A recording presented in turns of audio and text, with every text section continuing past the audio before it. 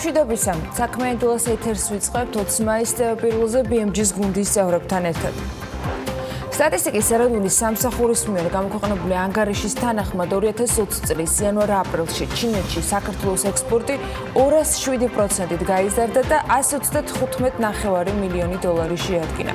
ეს ჩინეთთან გაფორმებული თავისუფალი ვაჭრობის შეთანხმების ზემოქმედების შემდეგ ექსპორტის ზრდის ყველაზე დიდი მაჩვენებელია. ამავდროულად ექსპორტი 29.3%-ით არის შემცირებული რუსეთის ფედერაციაში და ის 125 მილიონ 600.000 დოლარს უტოლდება. ამ შემცირების გამო რუსეთმა საექსპორტო ქვეყნების სიაში მესამე ადგილზე გადაინაცვლა. 2019 წელს ის პირველ ადგილს იკავებდა.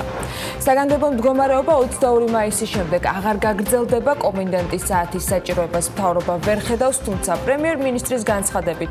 ამიტომ მიმართა პარლამენტს საზოგადოებრივი ჯანმრთელობის დაცვის შესახებ კანონში ცვლილებებით მთავრობამ, რომ საჭირო არის უფლებამოსილების მინიჭება, რათა მათ ქვეყანაში შემძლო ღონისძიებების გატარება საგანგებო მდგომარეობის გამოცხადების გარეშე შეძლონ. COVID-19 პანდემიის გამო PMCG კვლევითი ცენტრის საგადასახადო შემოსავლები 1.750 მილიონიდან 2.8 მილიონამდე კლებას ვარაუდობენ. PMCG-ის ექსპერტებმა ოპტიმისტური, ნაკლებად პესიმისტური და პესიმისტური სცენარების მოდელირება მოახდინეს.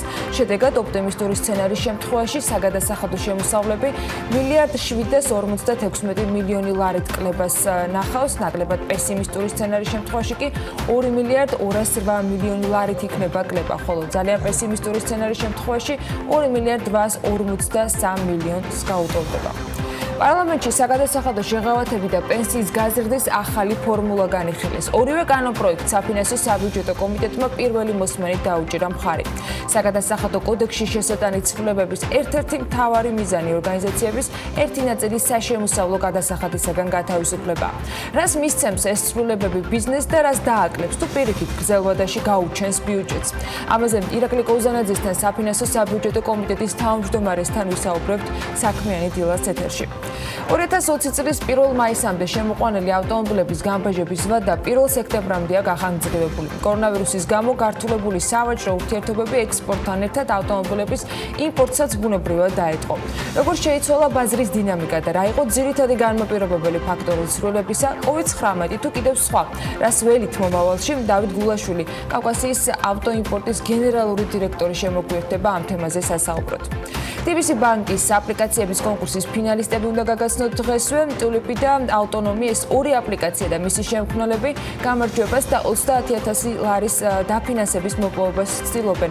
რატომ შეიძლება იყვნენ უპირატესი იდეის შემოქმედები? ლევან თაღიაშვილი გაგოცნობს სტუმრებს და თავად მოგვიყვებიან ისინი ლუკა ჩხეტიანი, ავტონომის დამფუძნებელი და ნიკა აბაშიძე, ტიპი ლაინის დამფუძნებელი შემოგვიერთდებიან სტუდიაში. პრევენციული საინფორმაციო ჩართვით და ახალი ტრაგედიების თავიდან ასარიდებლად ბუნებაში ყოფნისას მეტი უსაფრთხოებისათვის აუცილებელი ქცევის წესებს დღეს ნათია იორდანიშვილი ეროვნული სატყეო სააგენტოს უფროსის მოადგილე წარმოგვიდგენს. ბექა ბაციკაძესთან ერთად გადაცემის ბოლო ბლოკში ასევე უმასპინძლებთ ბექა კვარცხავას, კონფერენცია ტექ-ტაჩის დამფუძნებელს.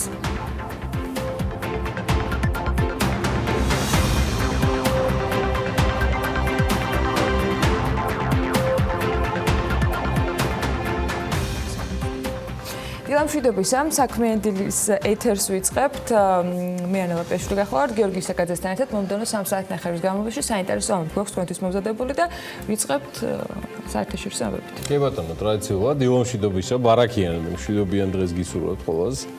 ჯანმრთელად ვიყოთ, დანარჩენს გავქაჩავთ და დავქუქავთ და მიხარია რომ ყველას თქვენი დღე არის ყოველი დილა არის საქმიანი. და სულ უფრო და უფრო მეტი ადამიანი ემატება. ფაქტია, რომ ეს გარკვეული მცირედი მიმოხილვები, რასაც ვაკეთებთ დასაწყისში, ასევე იმსახურებს ჩვენი მაყურებლების და მიმდევრების და მკითხველების მოწონებას, ხო და მცირედსაც გეტყვით, რაღაც გაგიახლებთ ვითარებას. 19 მაისის მდგომარეობით სოფლიოში სულ არის 12 ქვეყანა, სადაც ამ დრომდე COVID-19-ის არც ერთი შემთხვევა არ ფიქსირდება. სიაში შემავალი ქვეყნების ნაწილში შესაძლოა ვირუსი, როგორც ბევრჯერ მithქვამს, გავრცელებულია, მაგრამ ამას ოფიციალურად არ აღიარებენ. სავარაუდოდ ასეთი არის ჩრდილოეთ კორეაც, რომელიც ჩამონათვალში ყველაზე ხალხმრავალი ქვეყანა არის. სიაში მეორე ყველაზე ხალხმრავალი ქვეყანა თურქმენეთია. რომელიც ასევე არ გამოირჩევა რაიმე განსაკუთრებული სიღიავით, დახურული ქვეყანაა ცალსახად და რაც შეეხება ის სხვა წევრებს, ისინი ძირითადად წყნარი ოკეანის მიკროსახელმწიფოებია, ქვეყნები, სადაც ოფიციალურად დადასტურებული შემთხვევები ნულს არ გასცდენია. ესე გამოიყურება ჩრდილოეთ კორეა თავისი 25 მილიონი 778 მილიონი მოსახლეობით, თურქმენეთი 6 მილიონზე მეტი მოსახლე, სოლომონის კუნძულები, ვანუატუ, სამოა, კარიბატი, ჩემო ბატონო და ამას მოყვება უკვე შემდგომ მიკრონეზია, ტონგა, მარშალის კუნძულები, პალაუ და ტუვალუ. ანუ ეს არის ჯამში ის 12 სახელმწიფო, რომელმაც ჯიუტად არ დააფიქსირა COVID-19-ის არსებობა მათთან. ჯამში კი მსოფლიოში ინფიცირების უკვე 4,800,000-ზე მეტი შემთხვევა არის აღრიცხული. აქედან გამოჯანმრთელებულთა რაოდენობა სწრაფად მატულობს, თითქმის 1,800,000-ს მიაღწია. გარდაცვლილთა რაოდენობა 319,000-ია. 319,000 უკვე აღემატება. გუშინ გითხარით, რომ ეს მონაცემები მუდმივად იცვლება და ცხადია ნელ-ნელა ამასობაში კომპანიებიც მაჩვენებლებს თავისას აქვეყნებენ და ძალიან ბევრი უცნაური და სხვათა შორის შოკის მომგვრელი ფაქტებიც აღმოვაჩინეთ ამასობაში. HSBC-მ მხოლოდ ერთ დღეში ოქროს ბაზარზე ქაოსის გამო დაახლოებით 200 მილიონი დაკარგა. ეს იყო მარტში. როდესაც არეულობამ ოქროს ბაზარზე ფასების დრამატული ცვლილება გამოიწვია, ამის შესახებ აღნიშნულია ბანკის ფინანსურ დოკუმენტებში, ნიუ-იორკის და ლონდონის ბირჟებზე ოქროს ფიუჩერსების ფასი დაახლოებით $70 შეიცვალა, რაც ბოლო 4 ათწლეულის განმავლობაში ყველაზე დიდი ცვლილებაა. აღნიშნულმა მოვლენამ ბანკებს სერიოზული დარტყმა მიაყენა იმ ბანკებს განსაკუთრებით, რომლებიც აქტიურად ვაჭრობენ, ეგრეთ წოდებულ exchange for physical. ეს არის მექანიზმი, რომელთაც ტრეიდერები პოზიციებს ცვლიან ნიუ-იორკისა და ლონდონის ბირჟებზე, თუმცა ბოლო კვირის განმავლობაში ვითარება შედარებით არის დასტაბილურებული, მაგრამ ოქროს ფასი მაინც მზარდია. იგი 8 წლიან მაქსიმუმზეა, იზრდება ნავთობის ფასიც ნელ-ნელა და იკვეთება ჯგუფები და ქვეყნები, რომლებიც ამით, ასე ვთქვათ, ყველაზე მეტად იხეირეს იმ პერიოდში, ვიდრე ელოდნენ, როდის ამოიქოქება ჩინეთი. ნუ ხა ამასთან პირდაპირ კავშირში არ არის, მაგრამ ალიბაბას დამფუძნებელი ჩინელი მილიარდერი ჯეკ მა, რომელიც აღარ არის უკვე ჩინეთის ყველაზე მდიდარი ადამიანი. იგი იყო იაპონური კონგლომერატის SoftBank-ის საბჭოს წევრი, რომელსაც ტოვებს. აღსანიშნავია, რომ ალიბაბას ერთ-ერთი ყველაზე პირველი ინვესტორი, სხვათა შორის თავის დროზე სწორედ SoftBank-ი გახლდათ და ამასთან SoftBank-ის ცნობილი ხელმძღვანელი მასაიოში სონი ალიბაბას საბჭოს წევრი გახლავთ, ეს როტაციაში არიან და მისი ქონებაც არუჩიბის 22 მილიარდს აღემატება. ის 22 მილიარდს რას აღემატება? 600 მილიონია, რომელიც თითქმის 2 მილიარდი ლარია. რაც შეეხება 55 წლის ჯეკმას, მისი ქონება ბოლო მონაცემებით 41 მილიარდ 800 მილიონია. ჯეკმამ გასულ წელს ალიბაბას თავმჯდომარის პოსტის დატოვა, გადაერთო საქველმოქმედო საქმიანობაში აქტიურად, თუმცა კომპანიის საბჭოს წევრის სტატუსს კვლავ ინარჩუნებს. აი SoftBank-ის საბჭოს კი ჯეკმა 25 ივნისს ოფიციალურად დატოვებს და მიზეზი SoftBank-ის სრულიად კატასტროფული შედეგებია 2019 წელს, ის რამდენიმე მილიარდს ითვლის, 13 მილიარდ დოლარზეა საუბარი. და იაპონიაში ფინანსური წელი მარტის ბოლოს ჯამდება და ხოლო აი ძირითადი საინვესტიციო ფონდის Vision ფონდის ზარალი SoftBank-ში მთავარი ინვესტორისა 18 მილიარდი დოლარი ფიქსირდება ფინანსური ანგარიშგების მიხედვით. შთაგონებულმა მე პირადად ყოველ შემთხვევაში ბუკა პეტრიაშვილის მორიგი საორშაბათე ბლოგით Forbes-ზე ავდექი და მივაშურე მეც მოусვენა საუდელებს, რომელთაც არც რესურსი, გამჭრიახობა ან ცოდნა აკლიათ არსებულ ვითარებაში ისარგებლონ და მაქსიმალური ხეირი ნახონ, ჩემო ბატონო. სხვათა შორის ეს ხეირი საუდელებმა ერთიჯერი უკვე OPEC+-ის ჩაშლილი ფორმატების ფონზე ნახეს, როცა 4 უმსხვილეს ევროპულ ენერგოკომპანიაში იყიდეს აქციები და ამაში მაქსიმუმ მილიარდი დოლარი დააბანდეს. მილიარდი დოლარი ჩვენთვის კი არის სახელმწიფო ბიუჯეტის მეხუთედი დაახლოებით ლარში, მაგრამ მათთვის ეს დამერწმუნეთ წარმოადგენს დიდ თანხას. არც ამაზე გაჩერდნენ და მორიგი შენაძენი დაანონსეს და მერე შეისყიდეს კიდევაც საუდის არაბეთის ეროვნულმა ფონდმა, სუვერენულმა ფონდმა მემაპატიეთ. ნახეთ, Boeing-ის, City-ის, Disney-ის აქციებს დაერია და შეიძინა. როგორც Bloomberg-ი წერს, ოფიციალური დოკუმენტებით ირკვევა, რომ საკმაოდ ბევრი მილიარდი დოლარი დაიხარჯა სუვერენული ფონდისგან მარტო მიმდინარე წელს საფონდო ბირჟებზე. საუბარია 320 მილიარდის მოცულობის საჯარო საინვესტიციო ფონდზე, რომელმაც 5 წლის წინ ჰოლდინგური კომპანია იყო შიდა ბიზნესების საკითხებში. და აცხადებს, რომ აი მაგალითად მარტო ეს სუვერენული ფონდი, რომელიც მთლიანად კონტროლდება საუდელი პრინცის და სამეფოს სხვა შეიხების მიერ, მარტო BP-ში ფლობს 827 მილიონ 800,000 აქციებს, Boeing-ში 713 მილიონის აქციებს, Citigroup-ში და Facebook-ში 9 მილიარდს აღემატება 522 მილიონის ფარგლებში არის მათი კონტრიბუცია. კონტრიბუცია რა, მეწილეები არიან აქციების სახით და ფონდი ეძებს ნებისმიერ შესაძლებლობას, რაც კრიზისის მიერ გამოწვეული ეკონომიკური პრობლემებიდან გამომდინარეობს, ამაზე ამ ფონდის მმართველი უკვე იასირ რუმიანი, ასეთი ბატონი არსებობს, რომელიც ფონდის ხელმძღვანელობს, მან ჯერ კიდევ აპრილში განაცხადა. სცენის მიღმა კორონავირუსის ეპიდემიამ ცხადია შეაფერხა ვაჭრობა და წლის განმავლობაში აქციების ფასი ყველაზე დაბალ ნიშნულზე დაიყვანა, მაგრამ სუვერენულ ფონდს საუდელებისას ცალსახად გადაწყვეტილი ჰქონდა პორტფელის გაზრდა და აცხადებენ კიდე ჩვენ აქტიურად ვეძებთ სტრატეგიულ შესაძლებლობებს, როგორც საუდის არაბეთში, ასევე გლობალურად. რომელთაც აქვს ძლიერი პოტენციალი მნიშვნელოვანი გრძელვადიანი მოგების გენერირებისა, რაც საუდის არაბეთის მოსახლეობას კიდევ უფრო მეტ სარგებელს მოუტანს და ქვეყნის ეკონომიკურ ზრდას გამოიწვევს. აი ეს ამოვიკითხეთ ფონდის ოფიციალურ განცხადებაში. და აღსანიშნავია ასევე, რომ საუდის არაბეთის სუვერენულ ფონდს 514 მილიონის ინვესტიცია არც ეს მინდა რომ გამოგჩეთ Marriott International-ის ქსელშიც აქვს ჩადებული და კიდევ უამრავ სხვა კომპანიაში, მათ შორის ნუ რა გითხრათ. კანადური ენერგოკომპანია Suncor-ი, Royal Dutch Shell-ზე გითხარით, Total-ზე და Eni-ზე. ფონდმა ასევე 78 მილიონ 400,000 მილიონის აქციები არც მეტი და ნაკლები თავად Warren Buffett-ის Berkshire Hathaway-შიც იყიდა.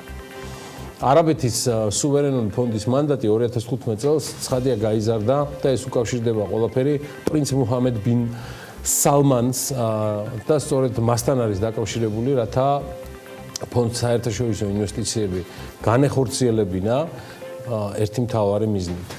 ახალგაზრდა უკვე პრინც ქვეყნის ეკონომიკური დივერსიფიკაცია და აი მოდელი შეცვლა მაქსიმალურად ჰქონდა ჩადებული გულში და 2015 წლიდან ვინძლო ეს ყველაფერი საკმაოდ წარმატებითაც მოახერხა.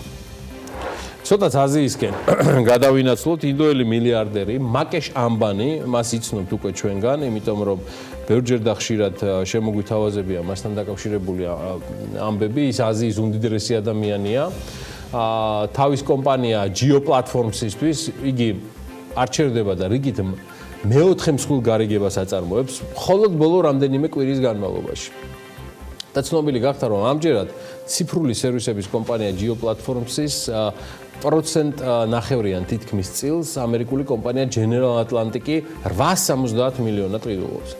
და აღსანიშნავია, რომ Geo-ს მსხვილი გარიგებები ჯერ კიდევ 22 აპრილს დაიწყო, როდესაც სოციალური ქსელების გიგანტმა Facebook-მა ინდურ კომპანიაში დაახლოებით 10%-იანი წილი 5 მილიარდ 700 მილიონ დოლარად შეიძინა, ამას მოყვა 4 მაისს კალიფორნიული კომპანია Silver Lake Partners-ის საინვესტიციო მიმართულება 1%-იანი წილის ყიდვა Geo-ში და ამაში 758 მილიონი გადაახდევინა, ხოლო დაახლოებით 1 კვირის წინ ამერიკულმა ტექნოლოგიურმა ფონდმა Vista Equity Partners-მა განაცხადა, რომ ინდურ კონგლომერატში მილიარდ ნახევარს გადაიხდის და ამისთვის 2.3%-ს მიისაკუთრებს. ამგვარად, მაკეშ ამბანიმ, რომლის ქონებაც 53 მილიარდს, თითქმის 54 მილიარდს უახლოვდება, ბოლო ერთ თვეში Geo-ს აი ამ აქციების გადაყიდვით 8 მილიარდ 800 მილიონი დოლარის ოდენობის ქონების დამატებით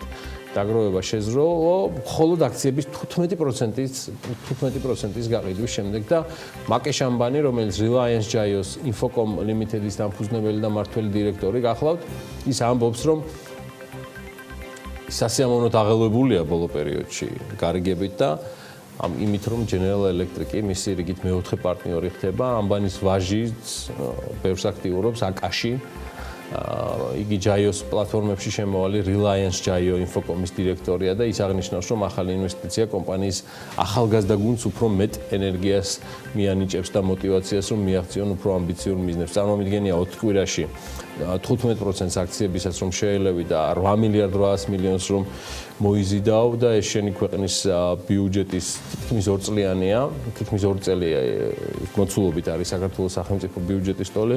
წარმომიდგენია რა მოტივაცია იქნებოდა ნებისმიერი ასაკის თუ თაობის წარმომადგენელს ახალგაზრდა იქნება თუ დიდი. აი, გადავიდეთ შემდეგ თემაზე. გლობალურ ეკონომიკას უფრო დიდი ხანი დასჭირდება იმისთვის, რომ შოკიდან გამოვიდეს. ვიდრე ეს თავდაპირველად იყო ნავარაუდები, არც მეტი და ნაკლები ამას კატარინა უკაცრავად კატარინაზე შევჩი ჩემი ბიარდის უსაყვარლესი ადამიანიდან გამომდინარე. ამის შესახებ სავალუტო ფონდის ხელმძღვანელი ქალბატონი კრისტალინა გიორგიევა გახლავთ ეს. მისი თქმით, ფონდი აპირებს გადახედოს პროგნოზებს, თუმცა დეტალებზე არ უსაუბრია. როიტერსთან საუბარში გიორგიევა აცხადებს, რომ მონაცემები, რაც მათ მსოფლიოს სხვადასხვა ქვეყნებიდან მიიღეთ, იყო იმაზე ვარესი ვიდრე ელოდნენ. ეს კი ნიშნავს, რომ უფრო დიდი დრო დაგვჭირდებაო კრიზისიდან გამოსასვლელად. აი ამას აღნიშნავს IMF-ის დირექტორი. საერთაშორისო სავალუტო ფონდის მსოფლიო პროგნოზებს ივნისში გამოაქვეყნებს. მსოფლიო პროგნოზები დიდი შვიდეულის ფინანსთა მინისტრების მთავარი განხილვის საკითხი იქნება დღეს დაგეგმილ ონლაინ შეხვედრაზეც. თორსტების გუშინ იყო. გიორგიევას თქმით, ფონდი ფოკუსირებული იყო იმ რისკებზე, როგორიც არის ვალების მაღალი დონე, გაზრდილი დეფიციტები, უმუშევრობა, გაკოტრებები, სიღარიბის დონე და უთანასწორობის და თუმცა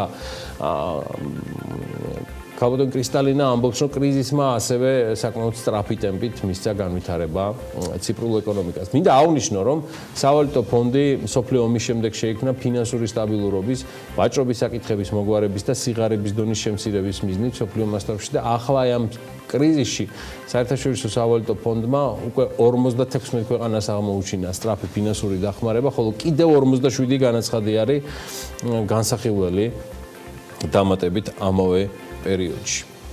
რაც შეეხება საქართველოს, რომელმაც უკვე მიიღო დაპირებული პირველი ტრანში სავალუტო ფონდისგან, მასაც მსგავსად მსოფლიოს 200-ზე მეტი ქვეყნისა უწევს არა მხოლოდ ძიმე სტატისტიკის გამოქვეყნება, რომელიც ასახავს რთულ ვითარებას ეკონომიკაში, არამედ გაუმკლავდეს იმ რეალურ პრობლემებს, რომელიც მუდმივად იცვლება, ეს სტატისტიკაც მუდმივად იცვლება და ცხადია ის ჯერჯერობით შორს არის პოზიტიურისგან. საქსტატის სტატისტიკის ეროვნული სამსახურის ინფორმაციით 2020 წელს იანვარ-აპრილის პერიოდში საქართველოსდან განხორციელებული საქონლის ექსპორტი 12%-ით ნაკლებია თითქმის წინა წლის ანალოგიურ მაჩვენებელთან შედარებით. და ეს შეადგენს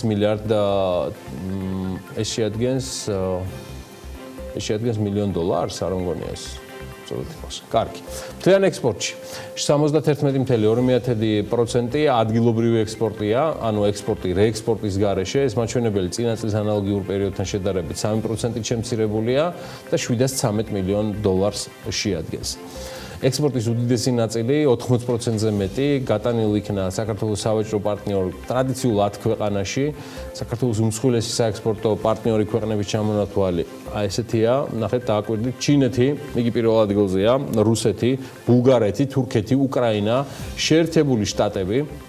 მათ მოყვება უკვე მე-7 ადგილზე მყოფი შვეიცარია, რომელიც არის 28.9%-ით წარმოდგენილი და გზდა არის 4.9% და ცხადია სომხეთი, აზერბაიჯანი და ათეულს კრავს ესპანეთი. ესპანეთი, რომელსაც წილი ჩვენს ექსპორტში 2.3% აქვს. როგორ არის ეს ათეული გადანაწილებული? ამას ნახავთ VMG-ზე უფრო დეტალურად, თუმცა წინა წლის ანალოგიურ მონაცემებთან შედარებით ექსპორტის მოცულობების დიდი ზრდა შეინიშნება ყველაზე მეტად ჩინეთში, ამაზე ანამ უკვე ისაუბრა.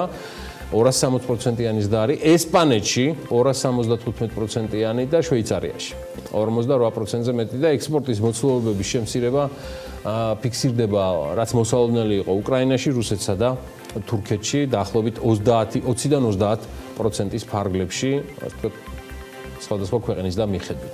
აღსანიშნავია, რომ გასულ წელს საქართველოს უმსხვილესი საექსპორტო პარტნიორი იყო რუსეთი და მასზე მოდიოდა ჩვენი ექსპორტის დაახლოებით 20%. ეს არ ნიშნავს, რომ ჩვენ 20%-ით ვიყავით დამოკიდებული რუსეთის ფედერაციაზე. და ეს ხდება მაშინ, როდესაც ჩინეთში მთლიანი ექსპორტი მხოლოდ 5% ხორციელდებოდა. მთავარ საექსპორტო საქონელს კვლავ სპილენძის მადლები და კონცენტრატები წარმოადგენს და მათი წილი მთლიან საექსპორტო კალათაში, არც მეტი და ნაკლები ხედავთ კიდეც 30.2%-ია, დიახ. მეორე ადგილზე არის ფეროშენადნობები 12.9%-ით. ეს ფეროშენადნობები. უბრალოდ გასარკვევია ჯამში ყველაფერი რამდენად არის ექსპორტი და რეექსპორტი და ისიც აღსანიშნავია, რომ 21.8% შემცირდა ფეროშენადნობების ექსპორტის მოცულობა და შემცირების ტენდენციის დაფიქსირებად ყურძნის ნატურალური ღვინოების ექსპორტის მიმართულებითაც ფიქსირდება, აქ მოცულობა წინა წელთან შედარებით მოსალოდნელად 12.4%-ზე არის შემცირებული და ჯამურად შეადგენს 55.4 მილიონ დოლარს. პროგნოზი დამაიდმედებოდ გიორგი ნამდვილად არ გამოიყურება, მაგრამ როგორც გუშინ გიორგი კაკაურიძემ საფინანსო საბიუჯეტო კომიტეტის ხდომაზე თქვა, წლის განმავლობაში ექსპორტი ალბათ 15-20%-მდე შემცირდებაო და სხვათა შორის ეს ნამდვილად არ არის კარგი პროგნოზი, თუმცა იმედი უნდა ვიქონიოთ, რომ ეს არის შედარებით თქვა პესიმისტური და ოპტიმისტურ შემთხვევაში გაუმჯობესებაც იქნება, მაგრამ ნახოთ მოდი რას ამბობს ფინანსთა მინისტრის მოადგილე.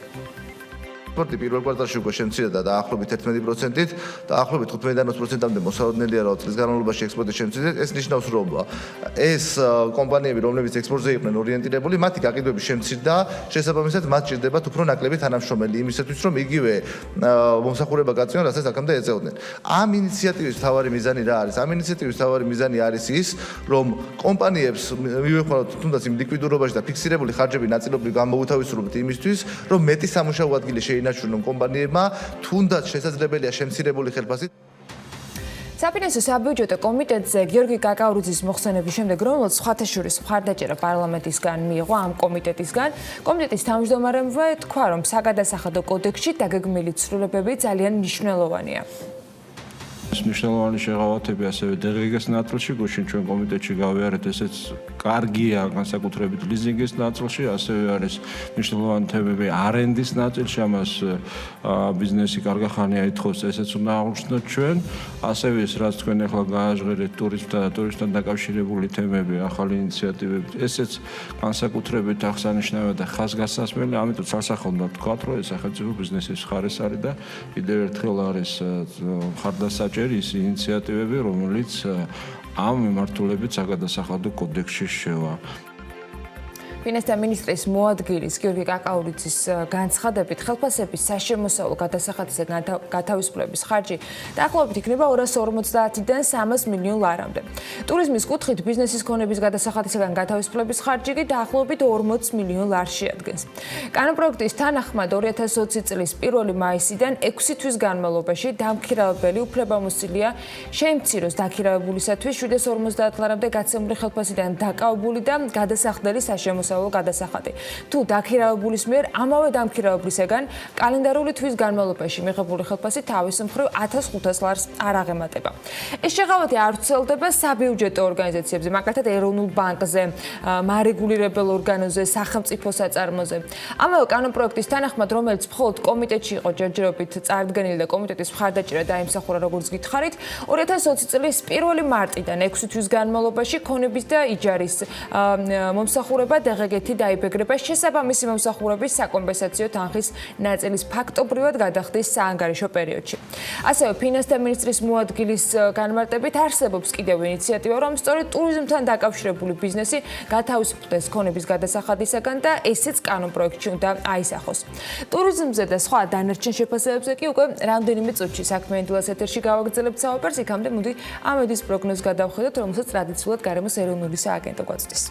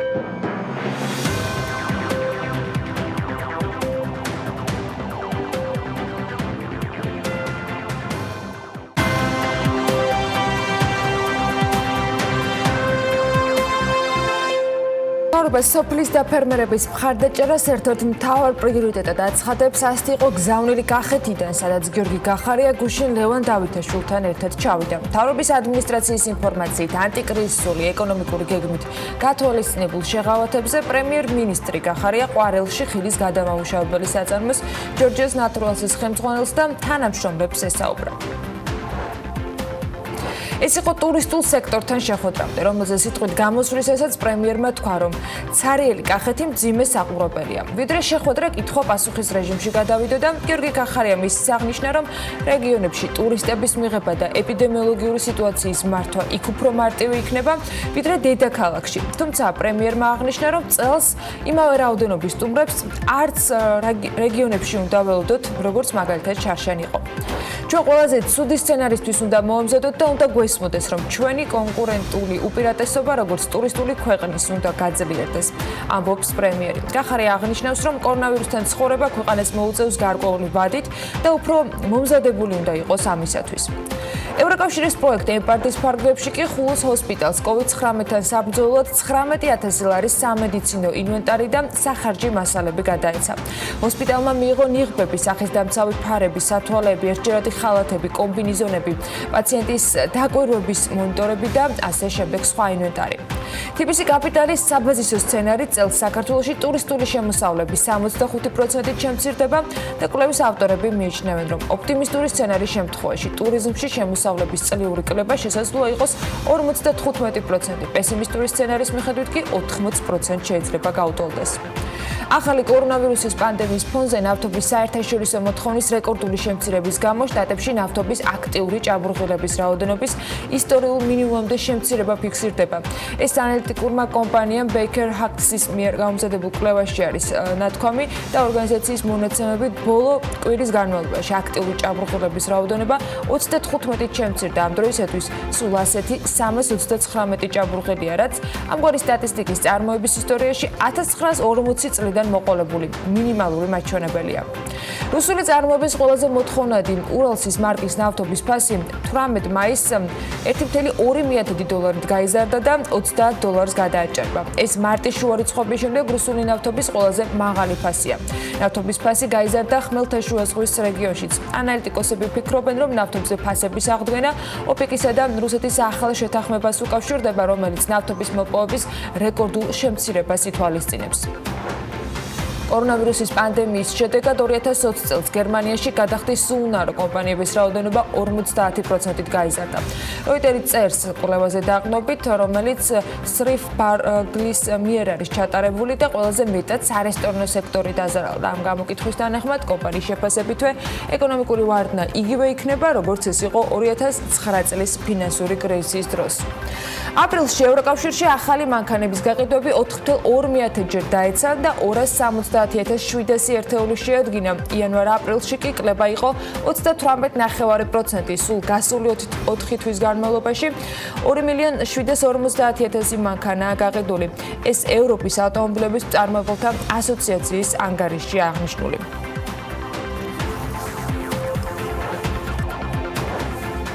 მიმდინარე კვირა ჯერ ახლა დაისტარდა, თუმცა საინტერესო ამბებს, როგორც ჩანს, კიდევ ბევრს უნდა ველოდოთ. წერილების და სიხარულების მონაცვლეობაში, რომელიც სასიხარულოს ყველაზე ნაკლებად გვიზიარებს ხოლმე, მთავრობა მორიგ პრეზენტაციას ამზადებს.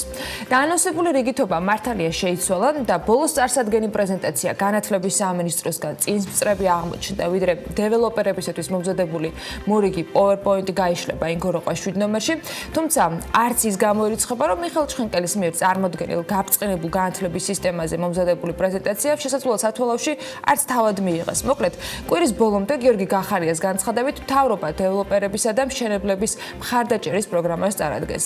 ველით ამასაც და მინისტრთა კაბინეტის წევრების შეკრებასაც, მათ შორის მთავრობის ხდომაზე, რომელმაც ბევრი მიმდინარე საკითხის განხილვა გადადო და გააჭიანურა.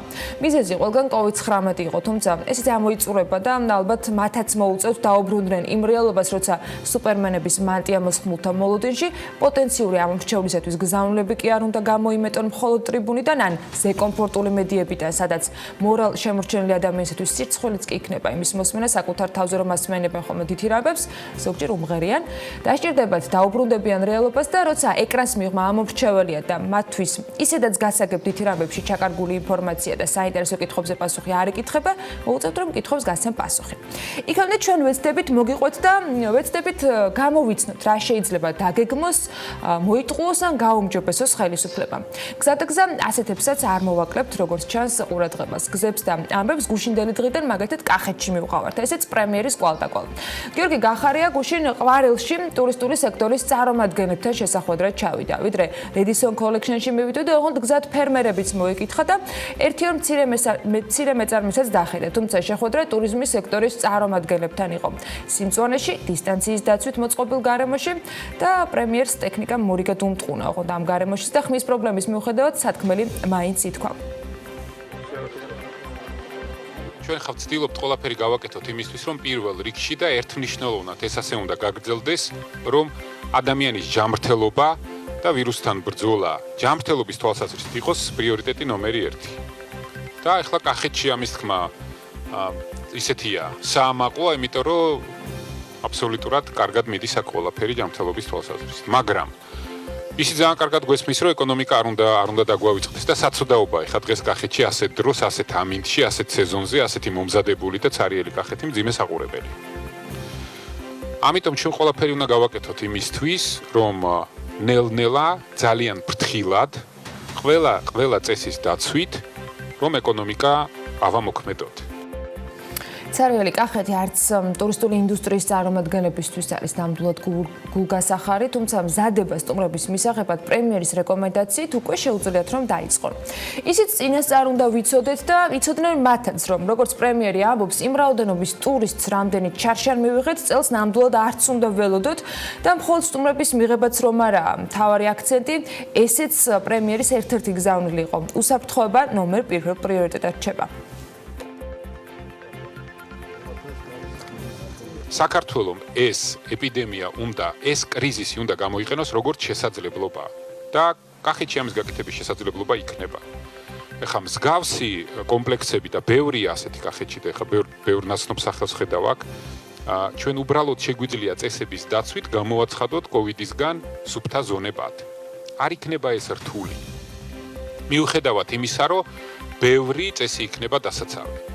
მარტივ რამეზე უნდა შევთანხმდეთ. ჩვენ ყველაფერი უნდა არ არის საკმარისი ის, რომ საქართველო კარგად უმკლავდება და მართავს კოვიდის რისკებს. ეს მერწმუნეთ როგორც კი მსოფლიო პანდემიაზე გაიმარჯვებს, ყველას დაავიწყდება. მთავარი არის, რომ ერთდროულად ჩვენ შევზროთ ყველაზე ეფექტურად ავამოქმედოთ ეკონომიკა. მარტივია, სამყაროს სხვანაირი იქნება. აი ეს გადავივლით, ამასაც გავიმარჯვებთ, ამაზე დრო დაგჭირდება. მსოფლიო იქნება ცოტა სხვანაირი, სულ სხვა გლობალური კონკურენცია იქნება. იქნება ბევრად უფრო მძაფრი ეს კონკურენცია და უფრო მომზადებულები უნდა ვიყოთ ამისთვის. ერთ რამეს უნდა შევეგუოთ, რომ სამწუხაროდ ამ ვირუსთან ცხოვრება მოგვიწევს, როგორც ჩანს, გაურკვეველი დრო. ეს შეიძლება იყოს რამოდენიმე თვე, ეს შეიძლება იყოს რამოდენიმე წელი. ჩვენ ყველაზე ცუდი სცენარისთვის უნდა მოვემზადოთ და უნდა გვესმოდეს, რომ ჩვენი კონკურენტული უპირატესობა, როგორც ტურისტული ქვეყნის, უნდა გაძლიერდეს. ჩვენ შეიძლება წელს და რა თქმა უნდა, ყველა უნდა შევეგუოთ იმას, რომ იმ რაოდენობის ტურისტს როგორც შარშან მივიღეთ, ვერ მივიღებთ, მაგრამ ჩვენს კონკურენტულ უპირატესობებს, როგორიც არის ჩვენი ისტორია, ჩვენი 8000 წლიანი მეღვინეობის ისტორია, ჩვენი ისტორიული ძეგლები, ჩვენი სამზარეულო, ჩვენი კულტურა, ჩვენი სტუმართმაწმინძლობა, ამას ყველაფერს უნდა დავამატოთ ის, რომ საქართველო ეფექტურად უმკლავდება ვირუსს, საქართველო ეფექტურად მართავს ვირუსის რისკებს და შეუძლია როგორც სწრაფი გამოვლენა ასევე მკურნალობა და ამავე დროს გვაძლევს ეს ყველაფერი იმის საშუალებას, რომ ეკონომიკა ავამოქმედოთ. ეს არის ჩვენი მიზანი და მინდა რომ ყველას გვესმოდეს, რომ ამას მარტო სახელმწიფო ვერ გააკეთებს.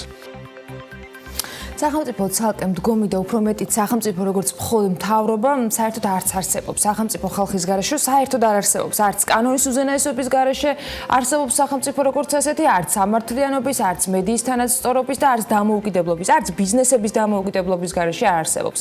ვიკიპედიაშიც კი სახელმწიფო განიმარტება როგორც საზოგადოებრივი პოლიტიკური ორგანიზაციის ფორმა, რომელიც განსაკუთრებული აპარატის და საჯარო ხელისუფლების მეშვეობით ახორციელებს თავის სუვერენულ უფლებამოსილებას, უზრუნველყოფს ქვეყნის ერთიანობას და მთლიანობას. ამყარებს საზოგადოებრივ წესრიგს, სამართალს, ანიჭებს საყოველთაო სავალდებულო მნიშვნელობას, რომელიც არის მოქალაქეთა უფლებების და თავისუფლებების, კანონიერებისა და მართლწესრიგის გარანტი.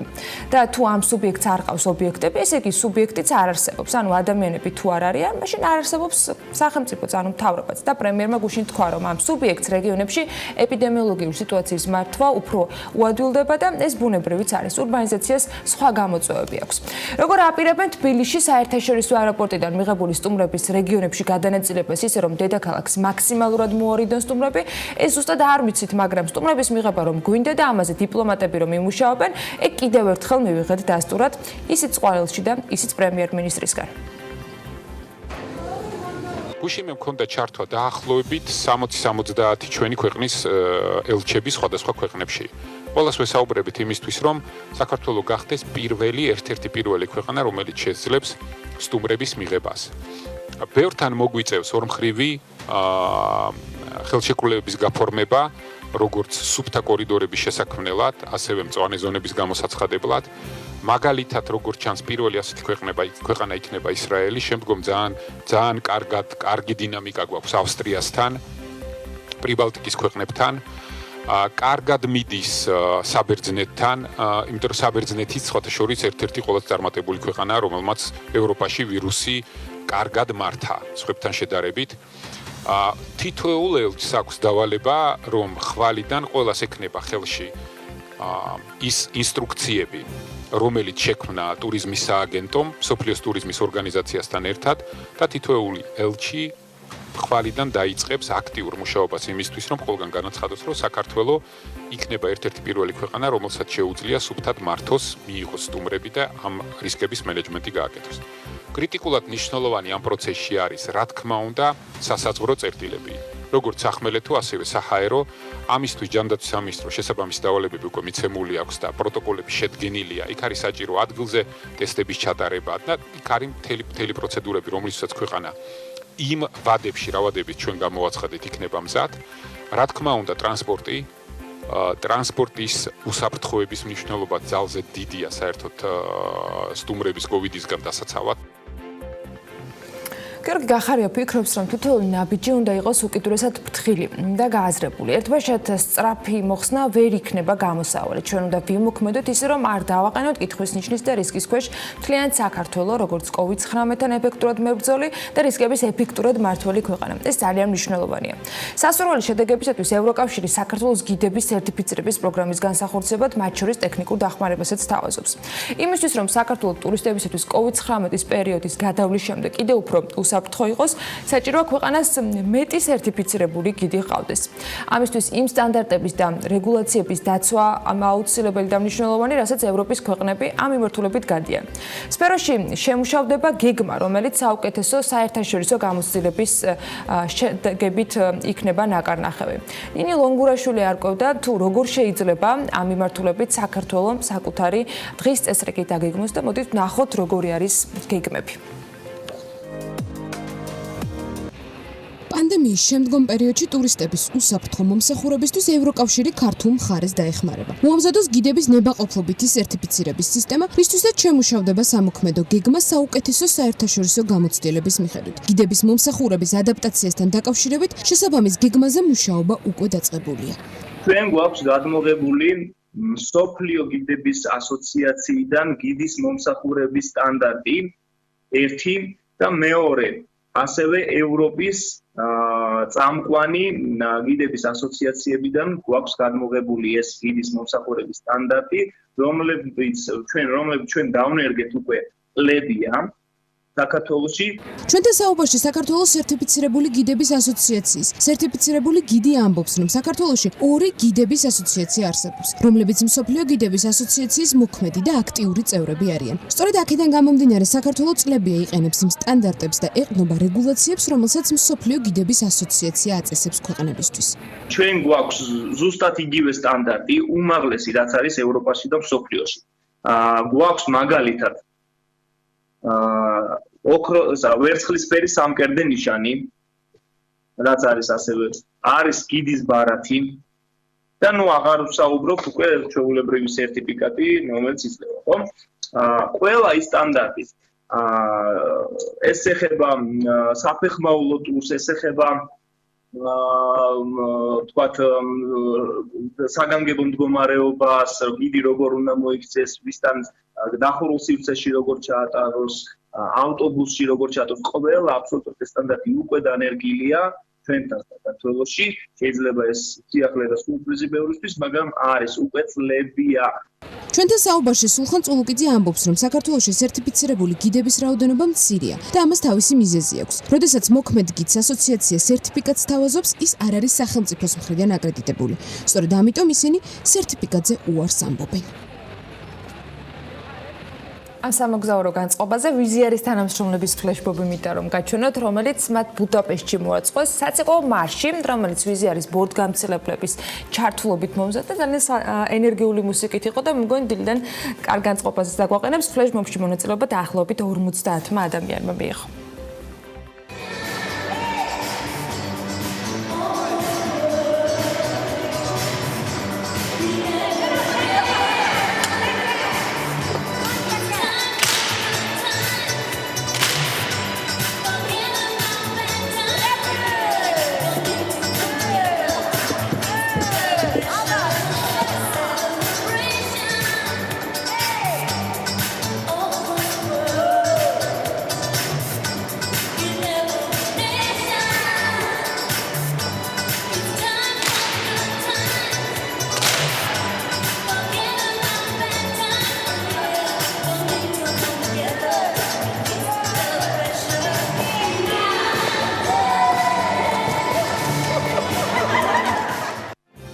სტუმრების მიღება გასტუმრების რეჟიმზე მსოფლიო ვიდრე წესებს აითვისებს და გაითავისებს, პარალელურად საფიქრალი კიდევ ბევრი მიმართულებით რჩება, თან ისე რომ გამოსავალი არც ფლად ასე მარტივად წესების დაცვით შეიძლება იპოვონ. მიუხედავად იმისა, რომ წესები მარტივი არც ტურიზმის სექტორში მომუშავებისთვის არის.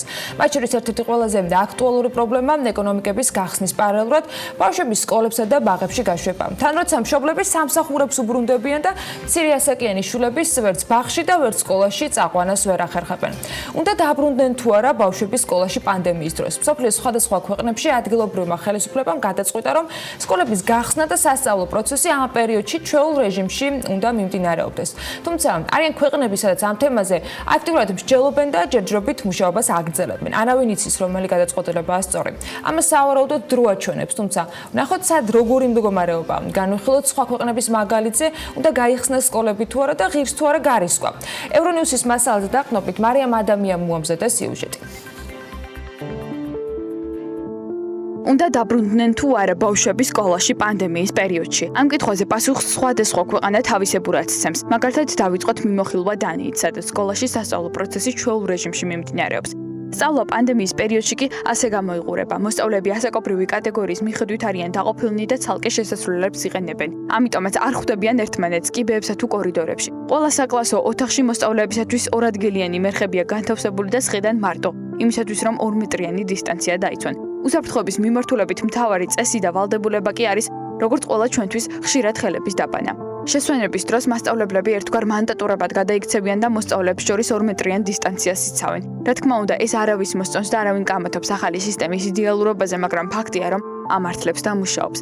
ახლა გადავინაცვლოთ ბელგიაში, სადაც დანიის მსგავსად სასწავლო პროცესი ასევე წარმატებით მიმდინარეობს. იცავენ უსაფრთხოებას და იღებენ განათლებას. სკოლის გახსნა ევროპის კონტინენტზე კიდევ ბევრ ქვეყანაში იგეგმება, მაგრამ ეს საკითხი აქტიური განხილვის საგანია აზრთა სხვადასხვაობის გამო საფრანგეთსა და დიდ ბრიტანეთში.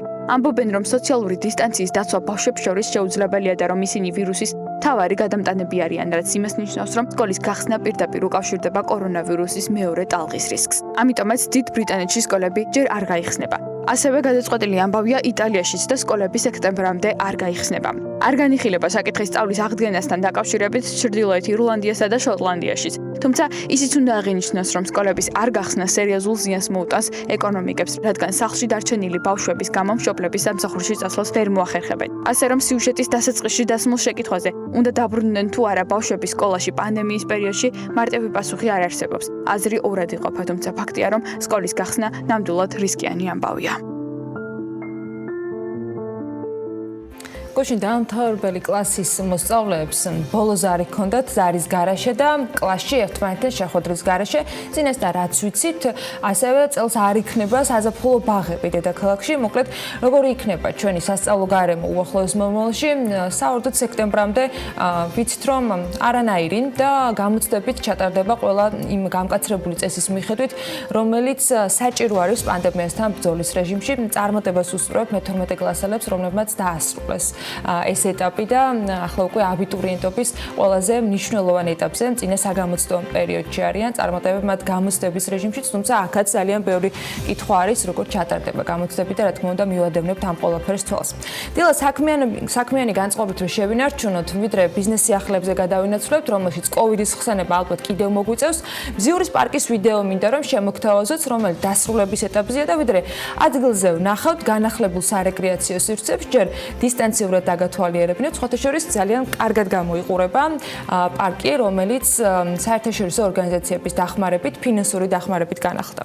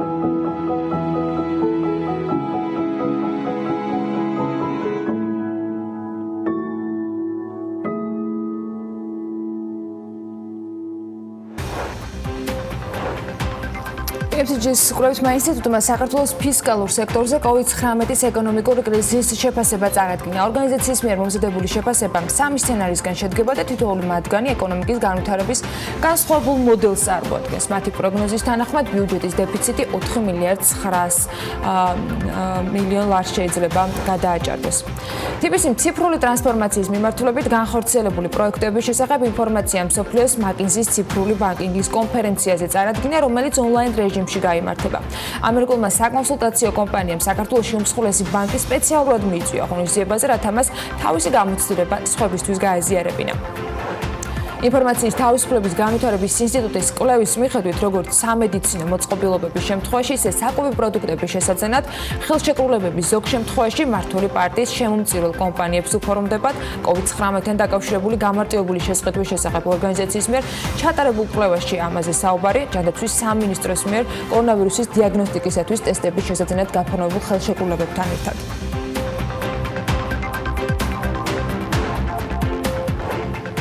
საქართველოს ევრობონდების შემოსავლიანობა 5%-ზე დაბლა ჩამოვიდა. გასულ კვირას ევროობლიგაცია დაიხურა ფასით 102.11%, ზრდა წინა კვირასთან შედარებით იყო 1.15%, 4.45%-იანი შემოსავლიანობით. მანამდე შემოსავლიანობა თითქმის 6% იყო 5.8%. 500 მილიონის ევრობონდების განაღდება საქართველოს 2021 წლის შემოდგომაზე უწევს. TBC ბანკის მთავარი ეკონომისტი ოთარ ნადარაია მიიჩნევს, რომ მიუხედავად განვითარებადი ქვეყნების სავალუტო ფასიან ქაღალდებზე ინტერესის კრებისა, საქართველოს არ შეექმნება ობლიგაციების რეფინანსირების პრობლემა. 5%-ად შესაძლოა უფრო ნაკლები საპროცენტო განაკვეთითაც ამ ბონდების რეფინანსირება უპრობლემოდ იქნება შესაძლებელი, ამბობს ეკონომისტი. მთავრობა ევროობლიგაციების რეფინანსირებისათვის რამდენიმე ინსტრუმენტს განიხილავს, მათ შორის საუბარი შიდა ვალის ზრდის ობლიგაციების ნაწილის რეფინანსირებაა. COVID-19 პანდემიის გამო საქართველოს საგარეო ვალსაც მნიშვნელოვნად ზრდის, წინასწარი შეფასებით სახელმწიფო ვალის შეფარდება მთლიან შიდა პროდუქტთან 42%-დან დაახლოებით 55-60%-მდე გაიზრდება. არჩილ გაჩეჩილაძე ხმათა უმრავლესობით აღმასრულებელ დირექტორად თავიდან აირჩიეს. საქართველოს ბანკის ჯგუფმა ყოველწლიური გენერალური შეხვედრა ჩაატარა, სადაც მენეჯმენტის შერჩევას აქციონერებმა კენჭი უყარეს. აღმასრულებელ დირექტორად გაჩეჩილაძე თავიდან დაანიშნეს აქციონერებმა აბსოლუტურ უმრავლესობით დაუჭირეს მხარი, ხმათა 99.98% მის სასარგებლოდ დაფიქსირდა. ის ამ პოზიციას გასული წლის 28 იანვრიდან იკავებს. კენჭი ეყარა ასევე დამოუკიდებელ აღმასრულებელ დირექტორად ჯანინის, ალასტერ ბრიჩის, თამას გიორგაძის, ჰანა ლოიკანენის, ვერონიკ მაკროველის და ჯონათან მიურის, ასევე სესილი ქუილინის დანიშნებს. 2019 წლის ანგარიში 99.46%-ით არის ასევე ხმათა ნაწილი დამტკიცებული. დირექტორთა თანამდებობრივი სარგოს რეპორტის დამტკიცებისას კი აქციონერთა 79.66%-მა დაუჭირა. მხარი დღეს მდგომარეობით კომპანიას 49,169,428 ჩვეულებრივი აქცია აქვს. აქედან ხაზინაში არ არის არც ერთი, შესაბამისად ხმათა უფლებაც ამდენივე აქციის ტოლია. საინვესტიციო ჰოლდინგმა საქართველოს კაპიტალი განათლების ბიზნესთან შემოსავლის ზრდაზე გააკეთა. განაცხადი პირველი კვარტლის მონაცემებით ჰოლდინგმა 7.700.000 ლარის შემოსავალი მიიღო. ამ მიმართულებიდან წლიურ ჭრილში კი ზრდა 31.9%-ია. 26%-იან ზრდას აჩვენებს EBITDA, რომელმაც 3 მილიონს გადააჭარბა. EBITDA-ში სამ სეგმენტზე განაწილებით 77% მოდის ბრიტანულ ქართულ აკადემიაზე, 13% ბაქსუდზე და 10% გრინ სკულზე. ბიზნესის ზრდა დასახავს პრემიუმ სეგმენტის სკოლებში საშუალო გადასახადის და მოსწავლეთა რაოდენობის ზრდას. COVID-19 გამო სკოლები დისტანციურ სწავლების რეჟიმზე არიან, ამავე დროს ამ დროისთვის გადასულები. 5.715 გადასახადის გადამხდელ საშემოსავლო და ქონების გადასახადი გადაუვადა გადამხდელთა იმ კატეგორიას, რომლებიც საქმიანობენ ტურისტულ სექტორში, ასევე იმ ბიზნეს სუბიექტებს, რომელთაც შეჩერებული აქვს საქმიანობა შექმნილი სიტუაციიდან გამომდინარე, შესაძლებლობა მიეცათ, რომ 4 თვის ვადით მიმდინარე წლის 1 ნოემბრამდე გადაევადებინათ დეკლარირებული საგადასახადო ვალდებულებები საშემოსავლო და ქონების გადასახადის ნაწილში. დაწესებული შეღავათით სარგებლობისათვის გადასახადის გადამხდელმა შემოსავლის სამსახურს უნდა მიმართოს სპეციალური განაცხადის ფორმით, რათა მათ მიმართ არ განხორციელდეს შესაბამისი დავალიანების გადახდევინების უზრუნველყოფის ღონისძიებები. ამ დროისთვის შემოსავლების სამსახურში 6444 გადამხდელის განცხადებაა შესული, საიდანაც 5715 განაცხადი დაკმაყოფილდა. განაცხადთა დამუშავების პროცესი ამ ეტაპზე გრძელდება, როგორც განმარტავს შესაბამისი სამსახური.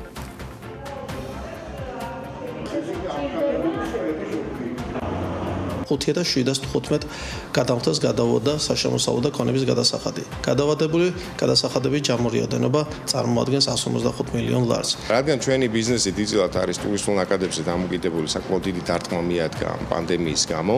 მნიშვნელოვანი ამოცანა არის, რომ ამ ყველაფრის გადავლის შემდეგ რამდენად სწრაფად მოხდება ისე ბიზნესების ამუშავება, რომ დაიწყოს შემოსავლის მოტანა, ეკონომიკაში სრული შეტანა და ასევე ხალხის დასაქმება. შეეხება ქონების გადასახადის გაუქმება თანხმობებას და საშემოსავლოს გადავადებას. ამან ყველაფერმა მოგცა ჩვენ შესაძლებლობა, რომ დიდი ნაწილი პერსონალი შეგვენარჩუნებია. Აწმუნებული ვარ, რომ ძალიან დიდი შეღავათი იქნება.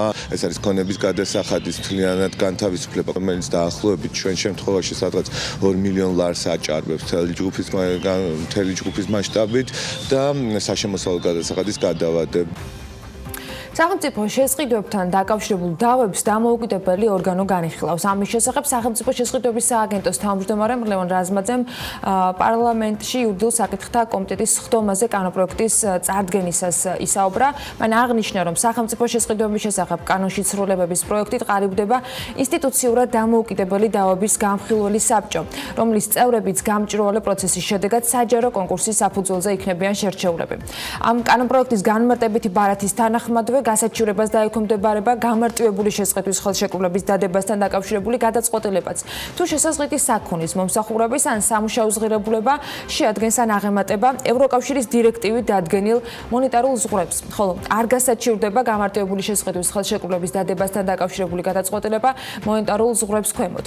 ამასთან გასაჩივრების შემთხვევაში მოქმედებს ეგრეთ წოდებული შეჩერების მექანიზმი, რა დროსაც შეჩერდება სახელმწიფო შესყიდვის პროცედურები იმ შემთხვევაში, თუ შეჩერებას არ დაექვემდებარება გადაუდებელი აუცილებლობით გამოწვეული გამარტივებული შესყიდვის პროცედურა. მისი შინაარსიდან გამომდინარე, სააგენტოს მიერ შემუშავებული ცვლილებებით კარდინალურ რეფორმირებას განიცდის არსებული დავების განხილვის საბჭოს ინსტიტუციური მოწყობაც, რაც უზრუნველყოფს დავების განხილვის საბჭოს მეტ დამოუკიდებლობას.